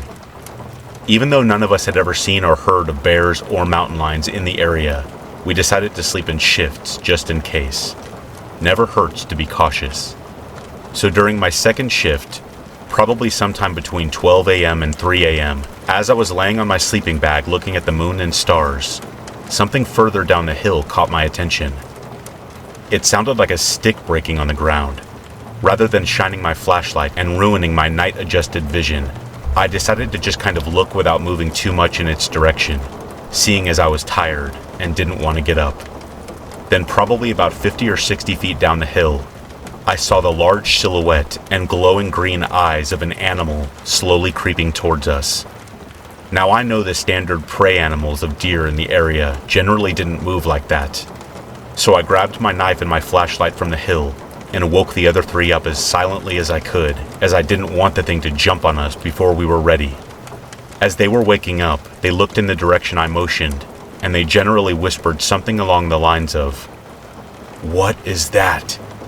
Then, it was probably no more than 10 to 15 feet away when we jumped up with our flashlights, knives, and the tallest one, James, throwing a rock at the thing as soon as my light showed us what had been stalking us. To this day, I still don't know what exactly I saw that night. But even so, it was terrifying. I will describe it as best as I am able. This animal was completely hairless and white as printer paper. This thing, while not very tall on all fours, maybe only coming up to stomach or chest height. I didn't see any ears that I could tell. It had the muzzle of a dog, completely black eyes when not in the dark. Its chest had the same strange outward shape of a canine, but its stomach looked almost human, if far too small. The animal had those weird hind leg knees that dogs have when they are bent at two places. Its arms looked human, but the arms and legs were elongated oddly, while its feet were incredibly thin, and the toes and fingers each were thinner and longer than normal, and tapered off into large claws. The rock that James threw as soon as he saw this thing struck it hard on the side of its head. It lifted itself onto its hind legs, easily dwarfing us before shrieking at us and darting off back down the hill. For hours afterwards, this thing circled us, avoiding the light, taunting us, making muffled coughing sounds. Occasionally, this thing made a noise, high-pitched, distorted voice, sounding like it was trying to repeat what it had heard us say earlier on the hike. Then I heard it try to mimic my voice from earlier when I was complaining about the malfunctioning GPS. Then, it said the thing that most disturbed me. This thing calmly said, "Come out and play." Then, the thing was gone. The next morning, we looked for some sort of evidence that this thing existed, and that we didn't just have some weird group hallucination. We saw a few prints that looked like handprints, and at the top of the hill within view of our camp, we saw a line of stacked rocks pointing off deeper into the woods, and sitting at the top was the rock that James had thrown. Ready to get out of there, we went and broke camp, when I noticed we were about 200 or 300 feet from an old logging camp cabin that the camp counselors called Rosie's cabin. This freaked me out, seeing as for years all scouts had been banned from going anywhere near the cabin. After we got back and decided to never speak of it again, I wanted to do a bit more digging to see if anyone else had even heard about it. So a few weeks later, I'm back at the camp for summer camp, and I do some digging and ask a few of the older counselors about the cabin. Supposedly, as they told me without hearing my story, several years ago they went in there when they were planning on expanding the camp to the old logging camp, and found what they could only describe as a nest made out of a shredded mattress, leaves and bits of bones from squirrels and birds. To see what would happen, they destroyed the nest, and the next day it was back to the way it was before. Then I asked if anyone had seen what made the nest, and they said that I should go ask the climbing counselor, as he had seen something odd up there a few years back. Supposedly the climbing counselor a few years ago had planned to build a climbing tower at the abandoned camp, but never finished it because one night when he was nearly done, he decided to sleep on top of it and finish the tower the next morning. He said he was awoken later that night to something circling the tower on the ground, and at one point the counselor said this thing looked directly up at him with its glowing, pale green eyes. Sadly, I wish I could tell all of you I know what it is that I saw out there in those woods. I have no idea what it was that seemed to be hunting us when we were children that night, and I dread the idea that one day, if I have children, and if they want to be scouts, that they will go back to this same place to face the same beast that I once did.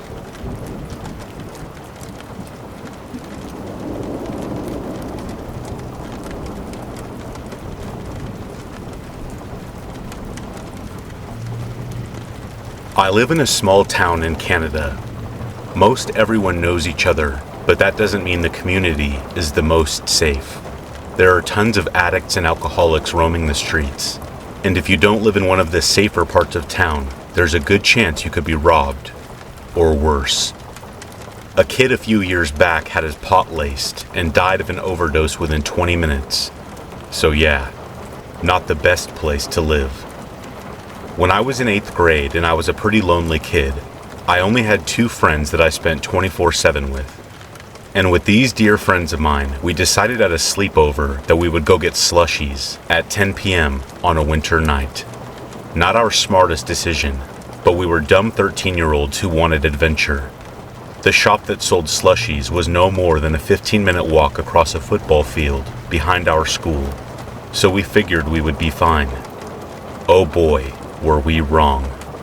As we were walking towards the football field, there's a hill that you have to walk over to get to it. So there we were walking about to get to the field, when we spot a guy, maybe high school age, with a bag that had blueberry design all over it. He seemed lost, but we just kinda smiled and continued walking. He stared at us as we walked along, but we didn't think much of it. We were used to creeps staring as we all dressed very alternative and had pretty bright colored hair. But as we kept walking, and were just a few feet into the football field, he started following us. Again, we didn't think much of it. Small town. The spot was where people usually went, as it was smack center of the town, and people had fun back there all the time. So we continue on. Halfway through, the guy walking across the football field, he just stopped and kept staring at us. At this point, we are freaked out, but still trying to keep things lighthearted. So I take out my phone and start recording with the flash on, as it was very dark outside. We are just joking around as I'm recording, when suddenly, my friend, who we'll call Clara, looks behind us and whispers, "Oh my gosh, she's following us again."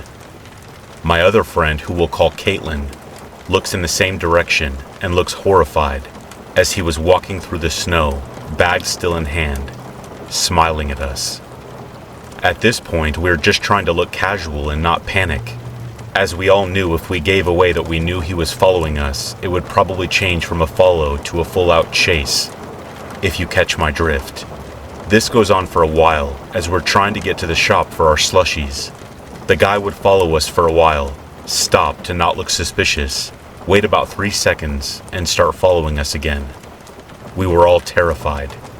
3 middle school kids, the biggest of us being 5'7" and in the middle of a sketchy town, at 10 p.m.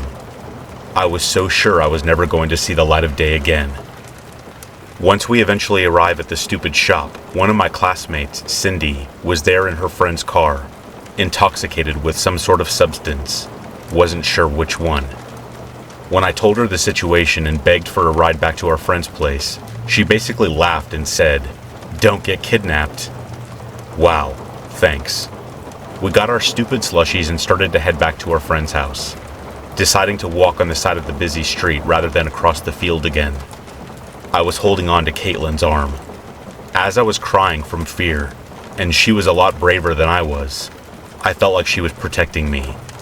Clara was behind us when she suddenly flops onto the concrete and starts to sob and is covering her head, saying, "He's still following us. He's still following us."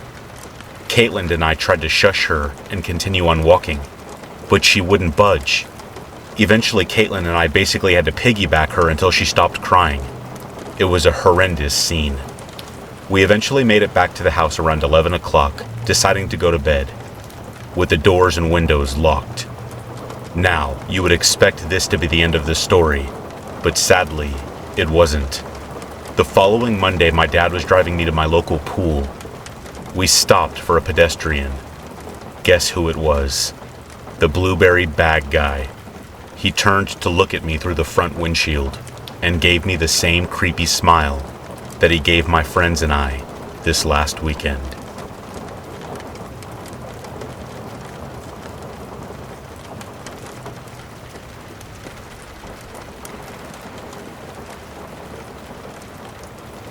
When I was 17 years old, in 2005, I lived in a quiet village where nothing ever happened.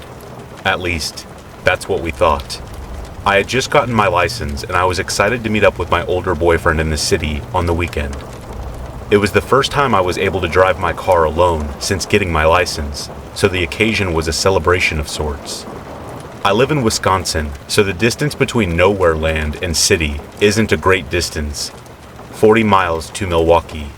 The highway to the major cities is a hop, skip, and a jump. Shortly after leaving the village, I noticed a white car on the side of the road, which wouldn't be uncommon for the area, except for it being summertime. During winter here, it is always a common courtesy to stop and see if they need help. But since it wasn't danger season, I normally wouldn't think twice about it.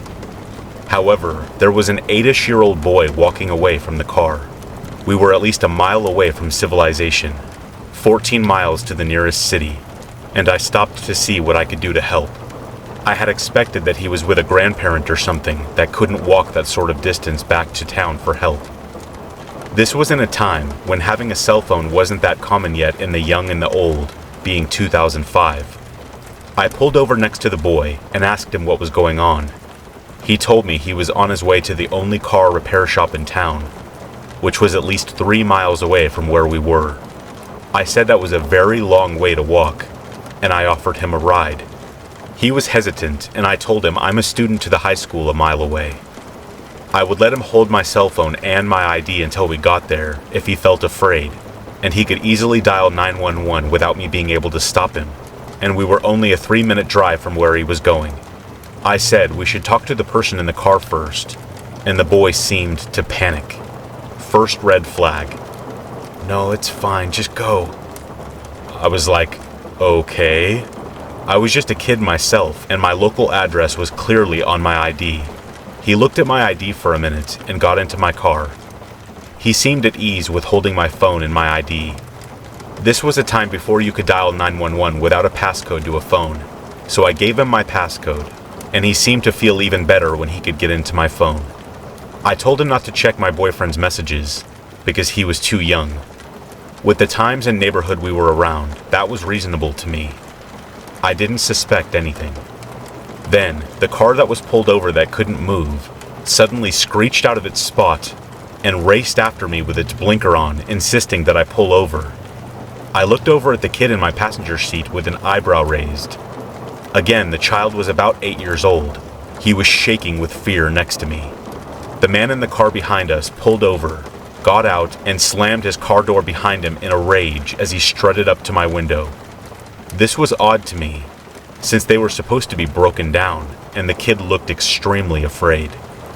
When he walked up, I rolled my window down just enough so I could hear him, and the child I had picked up was a danger to himself and others, and I was in danger sitting next to him while driving. He could have killed me.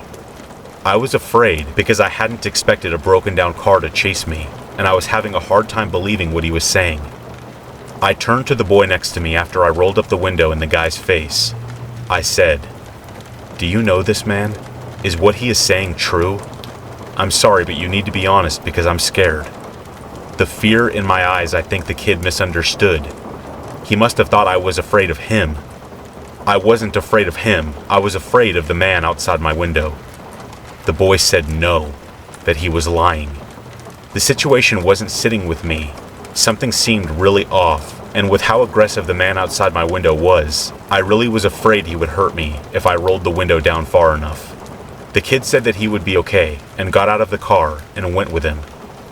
The look of dread on his face haunts my dreams to this day. It still didn't set well with me that he got into the man's car and they drove away towards the city. I called my date and told him I would be very late, and went to the school as fast as my car could take me, with a license plate in mind. I talked to the liaison officer at my school after I ran into the building screaming his name like a banshee. I told him about the kid, and he said before I had even gotten there, someone had dialed 911 about my stopping to pick up the kid, and they were apprehended just as I got to the school. The caller was suspicious of me, too, which scared my liaison officer. I was the school's biggest goody two-shoes despite being the only goth. I gave my statement right there. I was told to never ever stop for a child again, lest I were to be suspected of abduction, and he said I was still in the wrong. I shouldn't have gotten involved. What if the man had a weapon? but the man in the car went to jail and the boy was brought safely back home. He couldn't give me any details on the case, except that the man was apprehended and questioned, and the boy was brought home. And that's all I was ever told. I am not sure what crime I might have stopped that day, but that day I know I did play a part in saving that kid from something. I am so glad I stopped my car.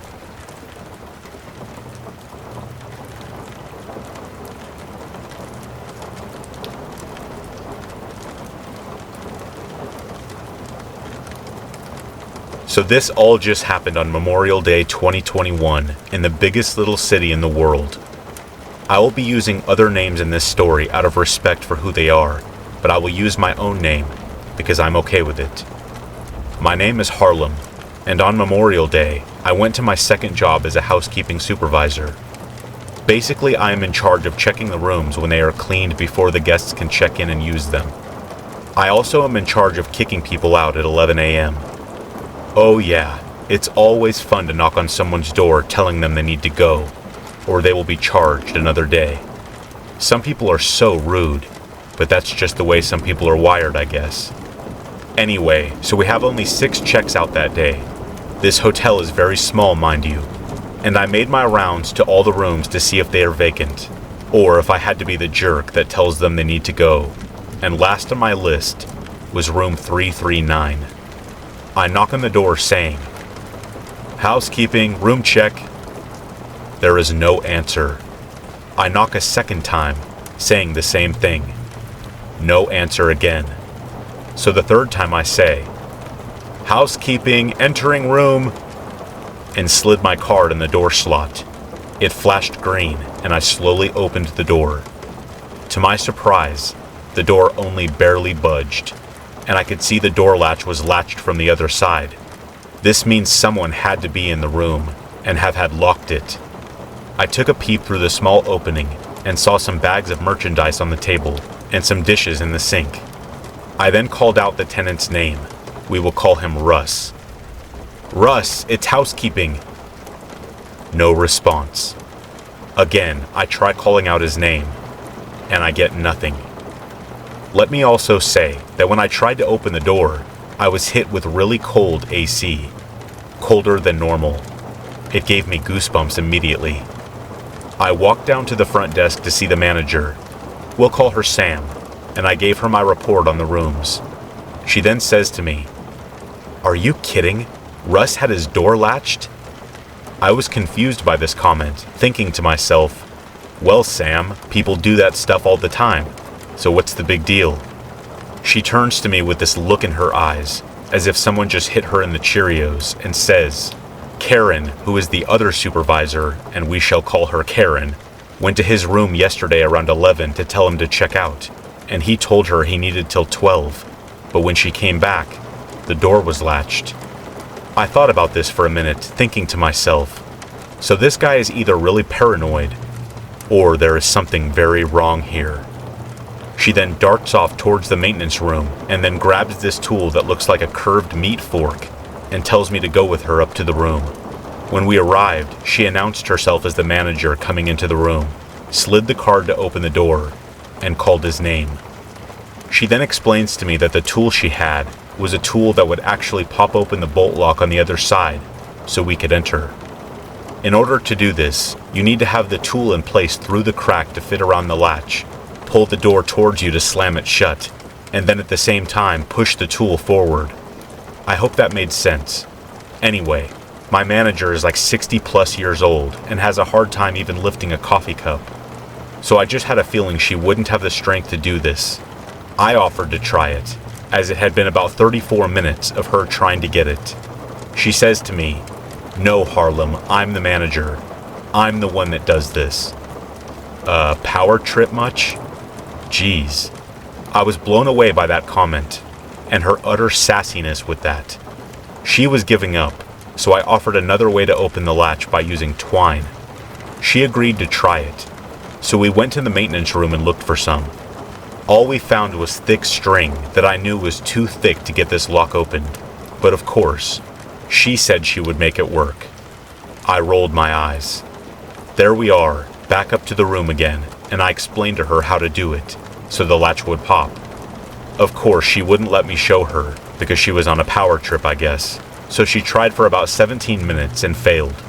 Once again, not letting me try, though I knew it wasn't going to work, being that thick. She then scoffs and takes off. I'm standing there wondering, what the heck? Where did she go? Again being hit with that ice-cold AC through the crack. She comes running back about 7 minutes later and has that tool again, and I'm thinking, good, she's finally going to let me try. Well, I was wrong. She tried and failed again for a good 10 more minutes. Finally, I was so frustrated with the whole situation, I grab the tool out of her hand and yell, "Look, I don't care about your power trip right now. You can't open this door. I'm gonna try." She glares angrily at me, but stands aside. I put the tool in at an angle, going downward about halfway, and then I slide that in slow. I take the door handle and slam it shut towards me, and shove the tool in the rest of the way. I heard a click, and she pushes open the door and dashes inside. So the way the rooms are set up, the first area is a small kitchenette, which is next to the bedroom as you're walking forward. It's all one room, no walls, except to the right there's a bathroom. She scrambles to the bed and tells me he's not here. Well, clearly he's not in that room, but anyway, I look to my right to see the bathroom door closed. So let me tell you, up to this point, I have went over scenarios in my head about what could have happened to this guy. As I reached and pulled the doorknob, chills and shivers went down my spine, and as I opened that door, I saw a sight I have never seen before in my life. The gruesome body of the late 40s man was laying face down on the tile next to the toilet, with a huge jagged knife laying next to him. Sam is screaming like a lunatic, yelling that he has been murdered. Oh my gosh, she can't believe this. She turns around and pukes all over the kitchen sink in the other room. Here I am looking down on this lifeless body, and of course, I am always the type to analyze everything. I could see clearly that this man was not murdered, nor did he die unexpectedly. He had done it to himself. Under his left hand, you could see the biggest gash going from just the bottom of his hand, down about halfway on the inside of his arm. There was flesh seeping out of the area, and blood that was dry. I quickly got on my phone to call 911, and as I'm talking to, let's call her Lucy, the operator, she asks me a series of questions about the victim, which I answer them for her. Side note, she had even asked me to give mouth-to-mouth to the victim, in which I refused on the grounds that I said, "He's dead, ma'am. I can see that just by looking at him. Mouth-to-mouth won't bring him back. Plus, I am not comfortable giving mouth-to-mouth to a corpse. That's way over the top to me, and gross." As Lucy keeps talking to me, suddenly the hotel door flies open and there are 2 paramedics rushing in with a stretcher. This whole time, by the way, I kept hearing the old AOL sound, "You've got mail," coming from the opened laptop that was on the bed. Didn't think anything of it at that point in time, but use it later in a theory. The paramedics are asking both of us the same questions as Lucy was, in which we answered. The male paramedic told us that they will take it from there, but the police are on their way and would need to talk to us. Before leaving this room, I noticed a few things beside the laptop, with the notifications every 30 seconds. The peephole was covered with tissue. There were no clothes anywhere in the room, and this guy was there for a week. The bed was not even slept in, just the open laptop that was plugged into the wall, and a photo on the dresser that had a picture of a young dude. And the TV was turned up so loud, with some kind of what looked like a home movie. As I am back downstairs in the office, I'm thinking in my head what everything means. Yeah, again, I analyze everything, and always pay close attention to detail. I have my own idea of what I think happened to this man. At this point, the police, detective, and coroner have all arrived, and I'm writing my statement for the detective. Let's call her Anderson. She asks me to write down everything that happened in detail. As I'm writing that, she leans over to ask me if I had any thoughts on what might have happened. I stopped writing and looked up at her, and took this time to tell her. I believe this guy did it himself between 11 a.m. and 12 p.m. yesterday. Karen was the last person to see him alive. I believe he was about to do it, but then heard a knock at 11 o'clock. He opened the door. It was Karen telling him he had to check out. This interrupted him. Karen came back at 12, and the door was latched, and the peephole covered. I think that at that time, or very shortly after, he took his life. Karen didn't go back to check on him after 12, because at that hotel, they extend you for another day most of the time, and I guess he was a regular who stayed there a few times a year. I believe that he turned down the AC to the coolest setting, because the body would decomp at a slower rate with less smell. I believe that the man in the photo of the young dude might have been his son, or friend, or family member that he wanted to say goodbye to, and the TV turned up loud, as well as closing the bathroom door, to drown out the sound of him screaming as he did it. I believe that he was kneeling, maybe to pray or something when he did that, seeing as how there wasn't any blood coming from his head. If he had been standing, he would have smashed his head on the tile and bathtub. And as for being naked, well, some people believe that the only way to leave this life is the same way that you came into it. Maybe a purity thing, I am not really sure. And I do believe it was planned, because he didn't have any toiletries with him or clothes. And lastly, the AOL mail notification on the laptop, I believe was because this guy typed a suicide note, and probably emailed it. And people read it, trying to get in touch with him. I told her I also ruled out murder because of the fact that the door was latched from the inside, and the room was up on the 3rd floor, not to mention the windows only open about 25% of the way, simply to keep people from jumping out. The detective looked at me with a mysterious look and said, "Well, I think you should be doing my job. You surely are onto something, Harlem." She said she would keep me informed and that the case was ongoing until the coroner made his final decision. She asked me if I needed anything, and I said no, that I was fine. I walked out of the break room where she had been questioning me, and Sam came up to me and asked if I was okay. I told her yes, but that I wanted the rest of the day off. She agreed. I'll probably never know what really happened to Russ, and again, everything I said about how it might have happened is just my thoughts. If anyone else has any thoughts, please share them. I'd appreciate it. Lastly, and I will leave off on this, the way I feel right now inside, I can't explain. And I couldn't sleep last night, because I have all these thoughts in my head about what happened. Not to mention the gruesome scene I witnessed. I know in time things will be easier, but for a while, I will have shivers when I have to open up a bathroom door in the hotel again. Thank you all for listening. And to Russ, I hope you found peace that it seems you so desperately needed.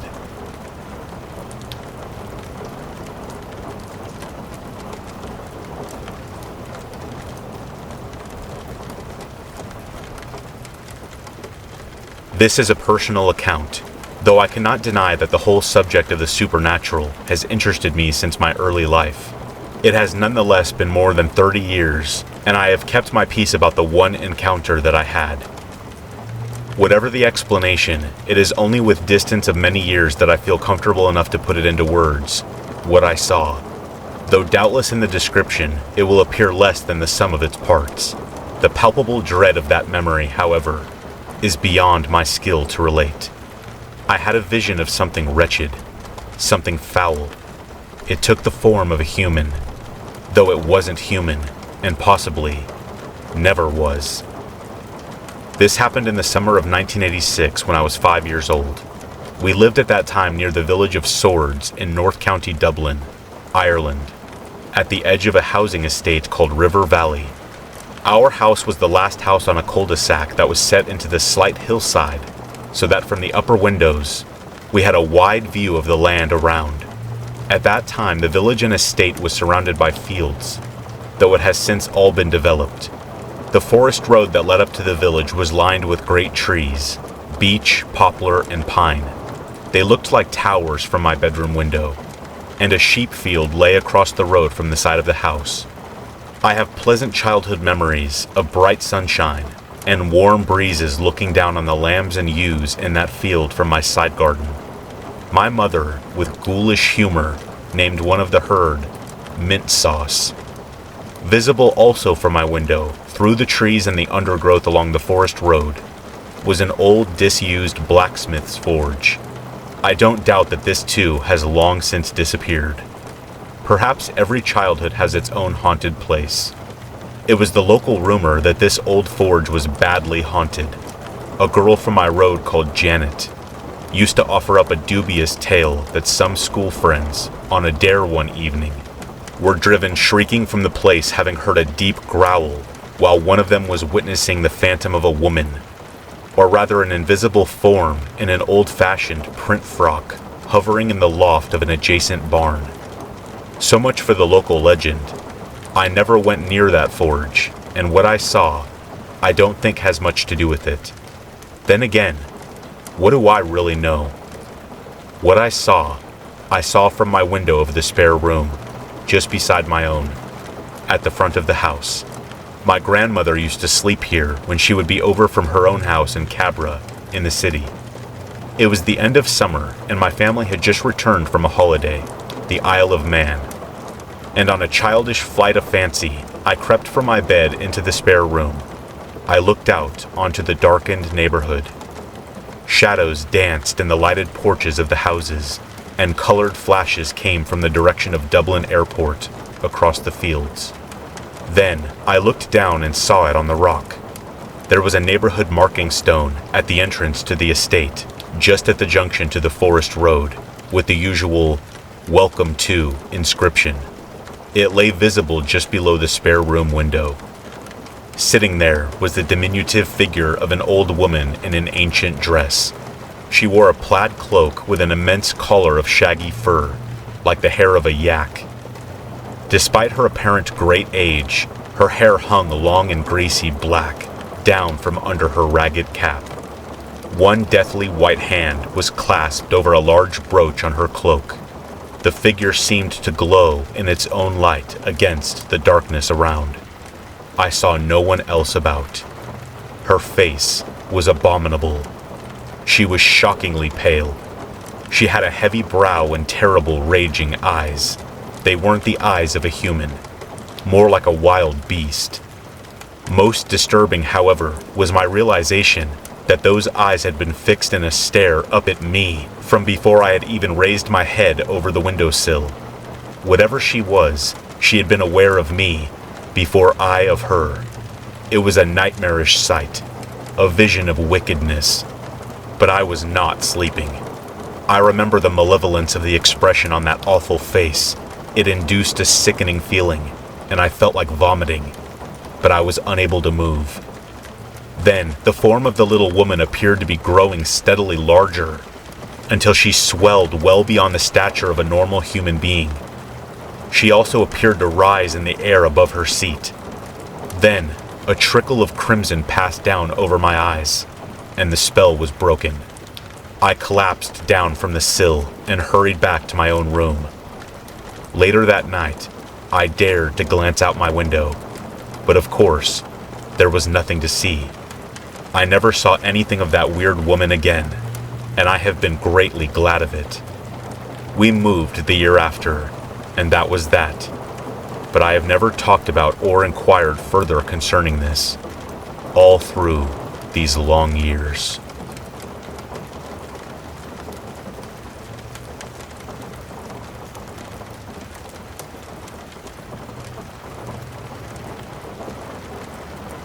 I knew that working in a mental hospital built in the 1800s would be scary. That is one of the reasons I applied, apart from my want to care for people. There was a new hospital built on the same grounds just after I started, and all the patients had been moved down there, so the old building stood empty. I would park next to the entrance of the old hospital because I loved looking at the architecture, especially when walking to my car after my shift. I worked second shift, and by the time I would gather my things and walk out to my car, it would be midnight. Usually, I would leave my things in my car and go walk around the old building, looking for anything. One night, I found what I was looking for. I walked up the mossy stone steps that led to the huge wooden doors of the main building. I thought about how much I missed walking through those heavy doors with the stained glass windows. Since everyone had moved to the new building, rumor was that the doors had been locked and chained shut. I did my usual route, walking outside the ground floor windows, looking into the ones where the lights had been left on. These windows were small, just a bit bigger than your usual basement window, and were situated on the main hall. On the side of this ward, however, were huge windows looking out at the farmlands. You could see into the hall and could see where the rooms were, but there were no windows in the rooms. I made my way towards the old Adolescent unit, thinking of a story I read in a book about this hospital. The book was written by a retired nurse who had worked third shift here her entire career. The story was about two adolescent twins that had been admitted to the hospital and had died within minutes of each other with no explanation. As I was about to turn around and head back, I heard what sounded like laughter. I looked around, thinking maybe it was someone walking to their car or driving past, but I did not see anyone. I shrugged it off and kept walking back to the main steps. I took a deep breath in, filling my lungs with the night air. I could smell the rain that had been falling not on an hour prior, as well as the old building smell of the hospital. It was quiet and peaceful. I could hear the traffic from the road out front, the water splashing on the road as the cars drove out. I made it to the steps and turned around at the top of them to admire the building one last time before heading home. The fog was coming down over the big white dome that stood at the center of the hospital. The big ancient oaks that stood out front gave the place a very homey touch and reminded everyone that we were in the mountains of North Carolina. I was looking at how tall the windows were on the second and third floor when I thought I saw a shadow pass by a light in my peripheral vision. I turned my head to see who it was and realized that the movement had come from a window on the adolescent ward. I stared a while longer, seeing if there was an animal or a person, but I saw nothing. I took a few steps closer and was stopped in my tracks when I saw a very tall, fast shadow pass by a light in the hallway. My breath left my body and my hair stood on end. My heart felt like it dropped into my stomach. I closed my eyes and took another deep breath. When I opened them, the shadow was now standing in the window, looking at me. Suddenly a voice called out, "Hey, Samantha." I jumped and spun around, expecting to be attacked by something, but I was met with the friendly face of my coworker, Josh. I greeted him, and he seemed to notice that I was surprised. "Looking for ghosts again?" he asked. "Yeah, just doing my nightly routine." "Hey, do you know if the doors to the main building are locked?" I asked, trying to calm myself down. Josh set his coffee cup on the hood of his car and walked to the bottom of the steps. "The main doors are locked, but there is a way to get in. If you go around back to the medical wing, there's a small wooden door that's kept locked.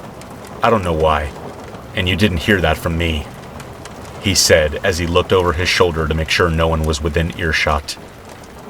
"Oh, are there still people who work inside?"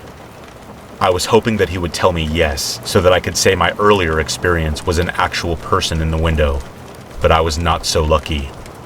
Josh backed up a few steps toward his car and said, "No, when we moved everything. I think we are not allowed in there at all now. The door in the back is left open for the facility maintenance manager to go in and check the meter box every week, since the power is still on." I thanked Josh and told him to have a safe drive home. As he pulled out of the parking lot, I turned back to the old building. I looked at the window where the shadow had been before and made the decision to just forget about it. I walked down the steps to my car as it started to drizzle rain. I started my car and headed out of the parking lot, but I found myself turning in the direction to the back of the hospital. I thought, I might as well at least look for this door that was left open. I had walked all around the hospital a dozen times and had never seen a door left open. I pulled up to the spot Josh had mentioned, and to my disbelief, I saw a door with a cinder block keeping it ajar. There was not light coming from the door, but I could see that it was open. I put my car in park and sat there for a few minutes, trying to decide if I was crazy enough to go in. After a few more minutes, I grabbed my pen light and my cell phone, as well as my work keys, and walked to the door. As I was approaching the door, I turned my pen light on and realized that while convenient for checking pupil dilation after a head injury, it was useless as a flashlight. I kept it on anyway because it made me feel safer. I put my keys between my fingers to serve as a weapon, like how Wolverine has claws that come out of his knuckles. When I got to the door, I could smell the familiar smell of the old building. It was welcoming, and it really made me miss working there. The new building just did not have the same feel to it. I took another breath and put my hand on the door handle. I froze. What was I going in there to find? Did I really want to do this? Should I call Josh and have him come back to go with me? I moved away from the door and shook my head. I had to do this. I considered myself a huge fan of Paranormal Activity. I watched all the creepy, scary movies, went to all the haunted houses, and listened to podcasts about walking through abandoned hospitals late at night. I had to find out what was going on down in that adolescent ward. I went to the back door and flung it open. As soon as I stepped inside, I pointed my pen light up at the ceiling so it would illuminate more. It allowed me to see about 4 feet in front of me clear as day. Anything beyond that was fog. I found myself in the back of the medical ward, where they used to bring the trash out from. I looked to my left to see a door labeled meter box, with another cinder block wedged in it. At least the maintenance guy didn't have to go far. I made my way to the front of the unit, not wasting any time reminiscing on old days spent on this ward.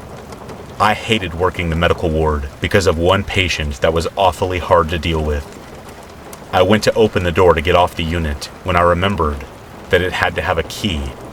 Every door in this facility had to always remain locked to keep the patients inside.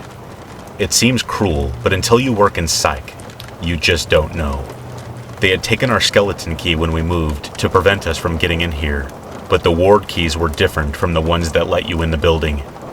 I took my keys out of my hand and found my ward key. I stuck it in the door, and it turned with a satisfying click, signaling that it was unlocked. It opened with a big pull, and it made the most awful noise you could imagine hearing inside an abandoned asylum late at night.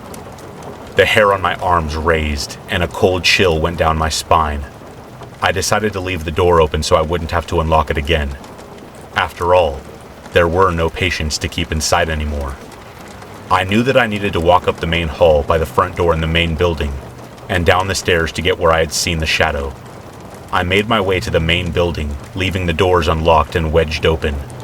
Lights were left on from when we moved out, and I was grateful for that. I rounded the corner to the main doors where I could see out to where I'd been standing earlier. I turned to my left where the huge spiral staircase was. It was made from cherry wood, painted white, and my favorite part of the old building. This staircase led to the geriatric wards on the second floor, and then the all-male wards on the third floor. Behind this staircase was a small door leading to another set of steps that led you to the lower level of the hospital, the Adolescent ward. The stairs creaked and groaned, as they always had, but under these circumstances, it was terrifying. I stepped off the staircase and walked up to the door labeled Ward H, Elopement Risk, Keep Door Locked at all times. I went to put my key in the door and noticed that the door was ajar. I pulled at the handle and it opened right up. The lights left on made it easy to see the entire hallway, all the way up to the nurse's station, which was pitch black. There never was good lighting in there anyway. I walked in with a naive amount of courage, started talking to the shadow I had seen. After a few hellos, I decided to walk down to where I had witnessed whatever it was. I had to round another corner to get to the exact window, and as I did, I got extremely cold. I felt my heart drop to my stomach again, and my goosebumps returned. I stood there looking at the window about 30 feet in front of me. I took a few deep breaths and called out again. Nothing.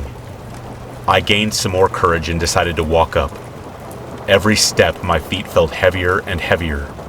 My breath shuddered, and my heart rate was increasing. I could feel my hands shaking. I stood in front of the window looking around.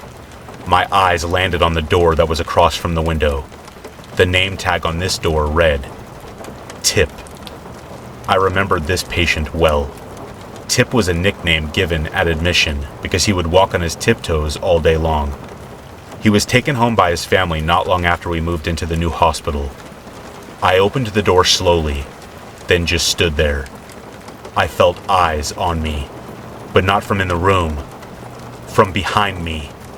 I swallowed hard and slowly turned to look over my shoulder.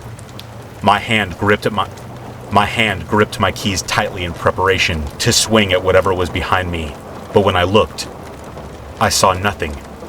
My shoulders relaxed as I let out a sigh of relief, but this relaxation would be short-lived. As I turned back to the door, I hear laughter. The same laughter as before, except this time, it was closer. A lot closer. My body went cold. I turned my head toward the direction of the sound where a floodlight was illuminating just 10 feet from where I stood. I saw the shadow at the end of the hall I had just walked down, looking out the window like it was doing before. It then turned toward me and, in an instant, lunged in my direction. I swung a perfect right hook, but hit nothing. The shadow passed right through me, and as I spun around to see where it went, the door to Tip's room slammed shut. I ran as fast as I could through the hospital the same way that I came in, all the way back down to the medical unit. When I got to the door that led outside, I kicked the cinder block away from the door and slammed it shut. My back against the door, I slid down until I was sitting on the concrete platform. I stayed there a few minutes thinking about what had just happened. I thought about saying something to the facility police, or maybe the maintenance manager, but I decided that I might get myself in trouble. I wasn't supposed to be in there. That's why they had taken our skeleton key. I decided I had better not tell anyone about what I did or saw. The drive home was filled with emotion and recollection of the event. I don't remember how many times I checked my back seat. I pulled into the driveway around 1:30 and just sat in my car. I had went looking for something paranormal, and I had gotten more than I bargained for. Seeing the shadow in the window was not enough for me. I had to go investigate and prove to myself that I was brave and a true fan of the paranormal. I still take those late-night walks around the hospital. I have even poked around the adolescent ward a few more times. What I learned from that night was that I don't quit, and my fight or flight response is to fight. But that doesn't work on ghosts. That night was the scariest moment of my life.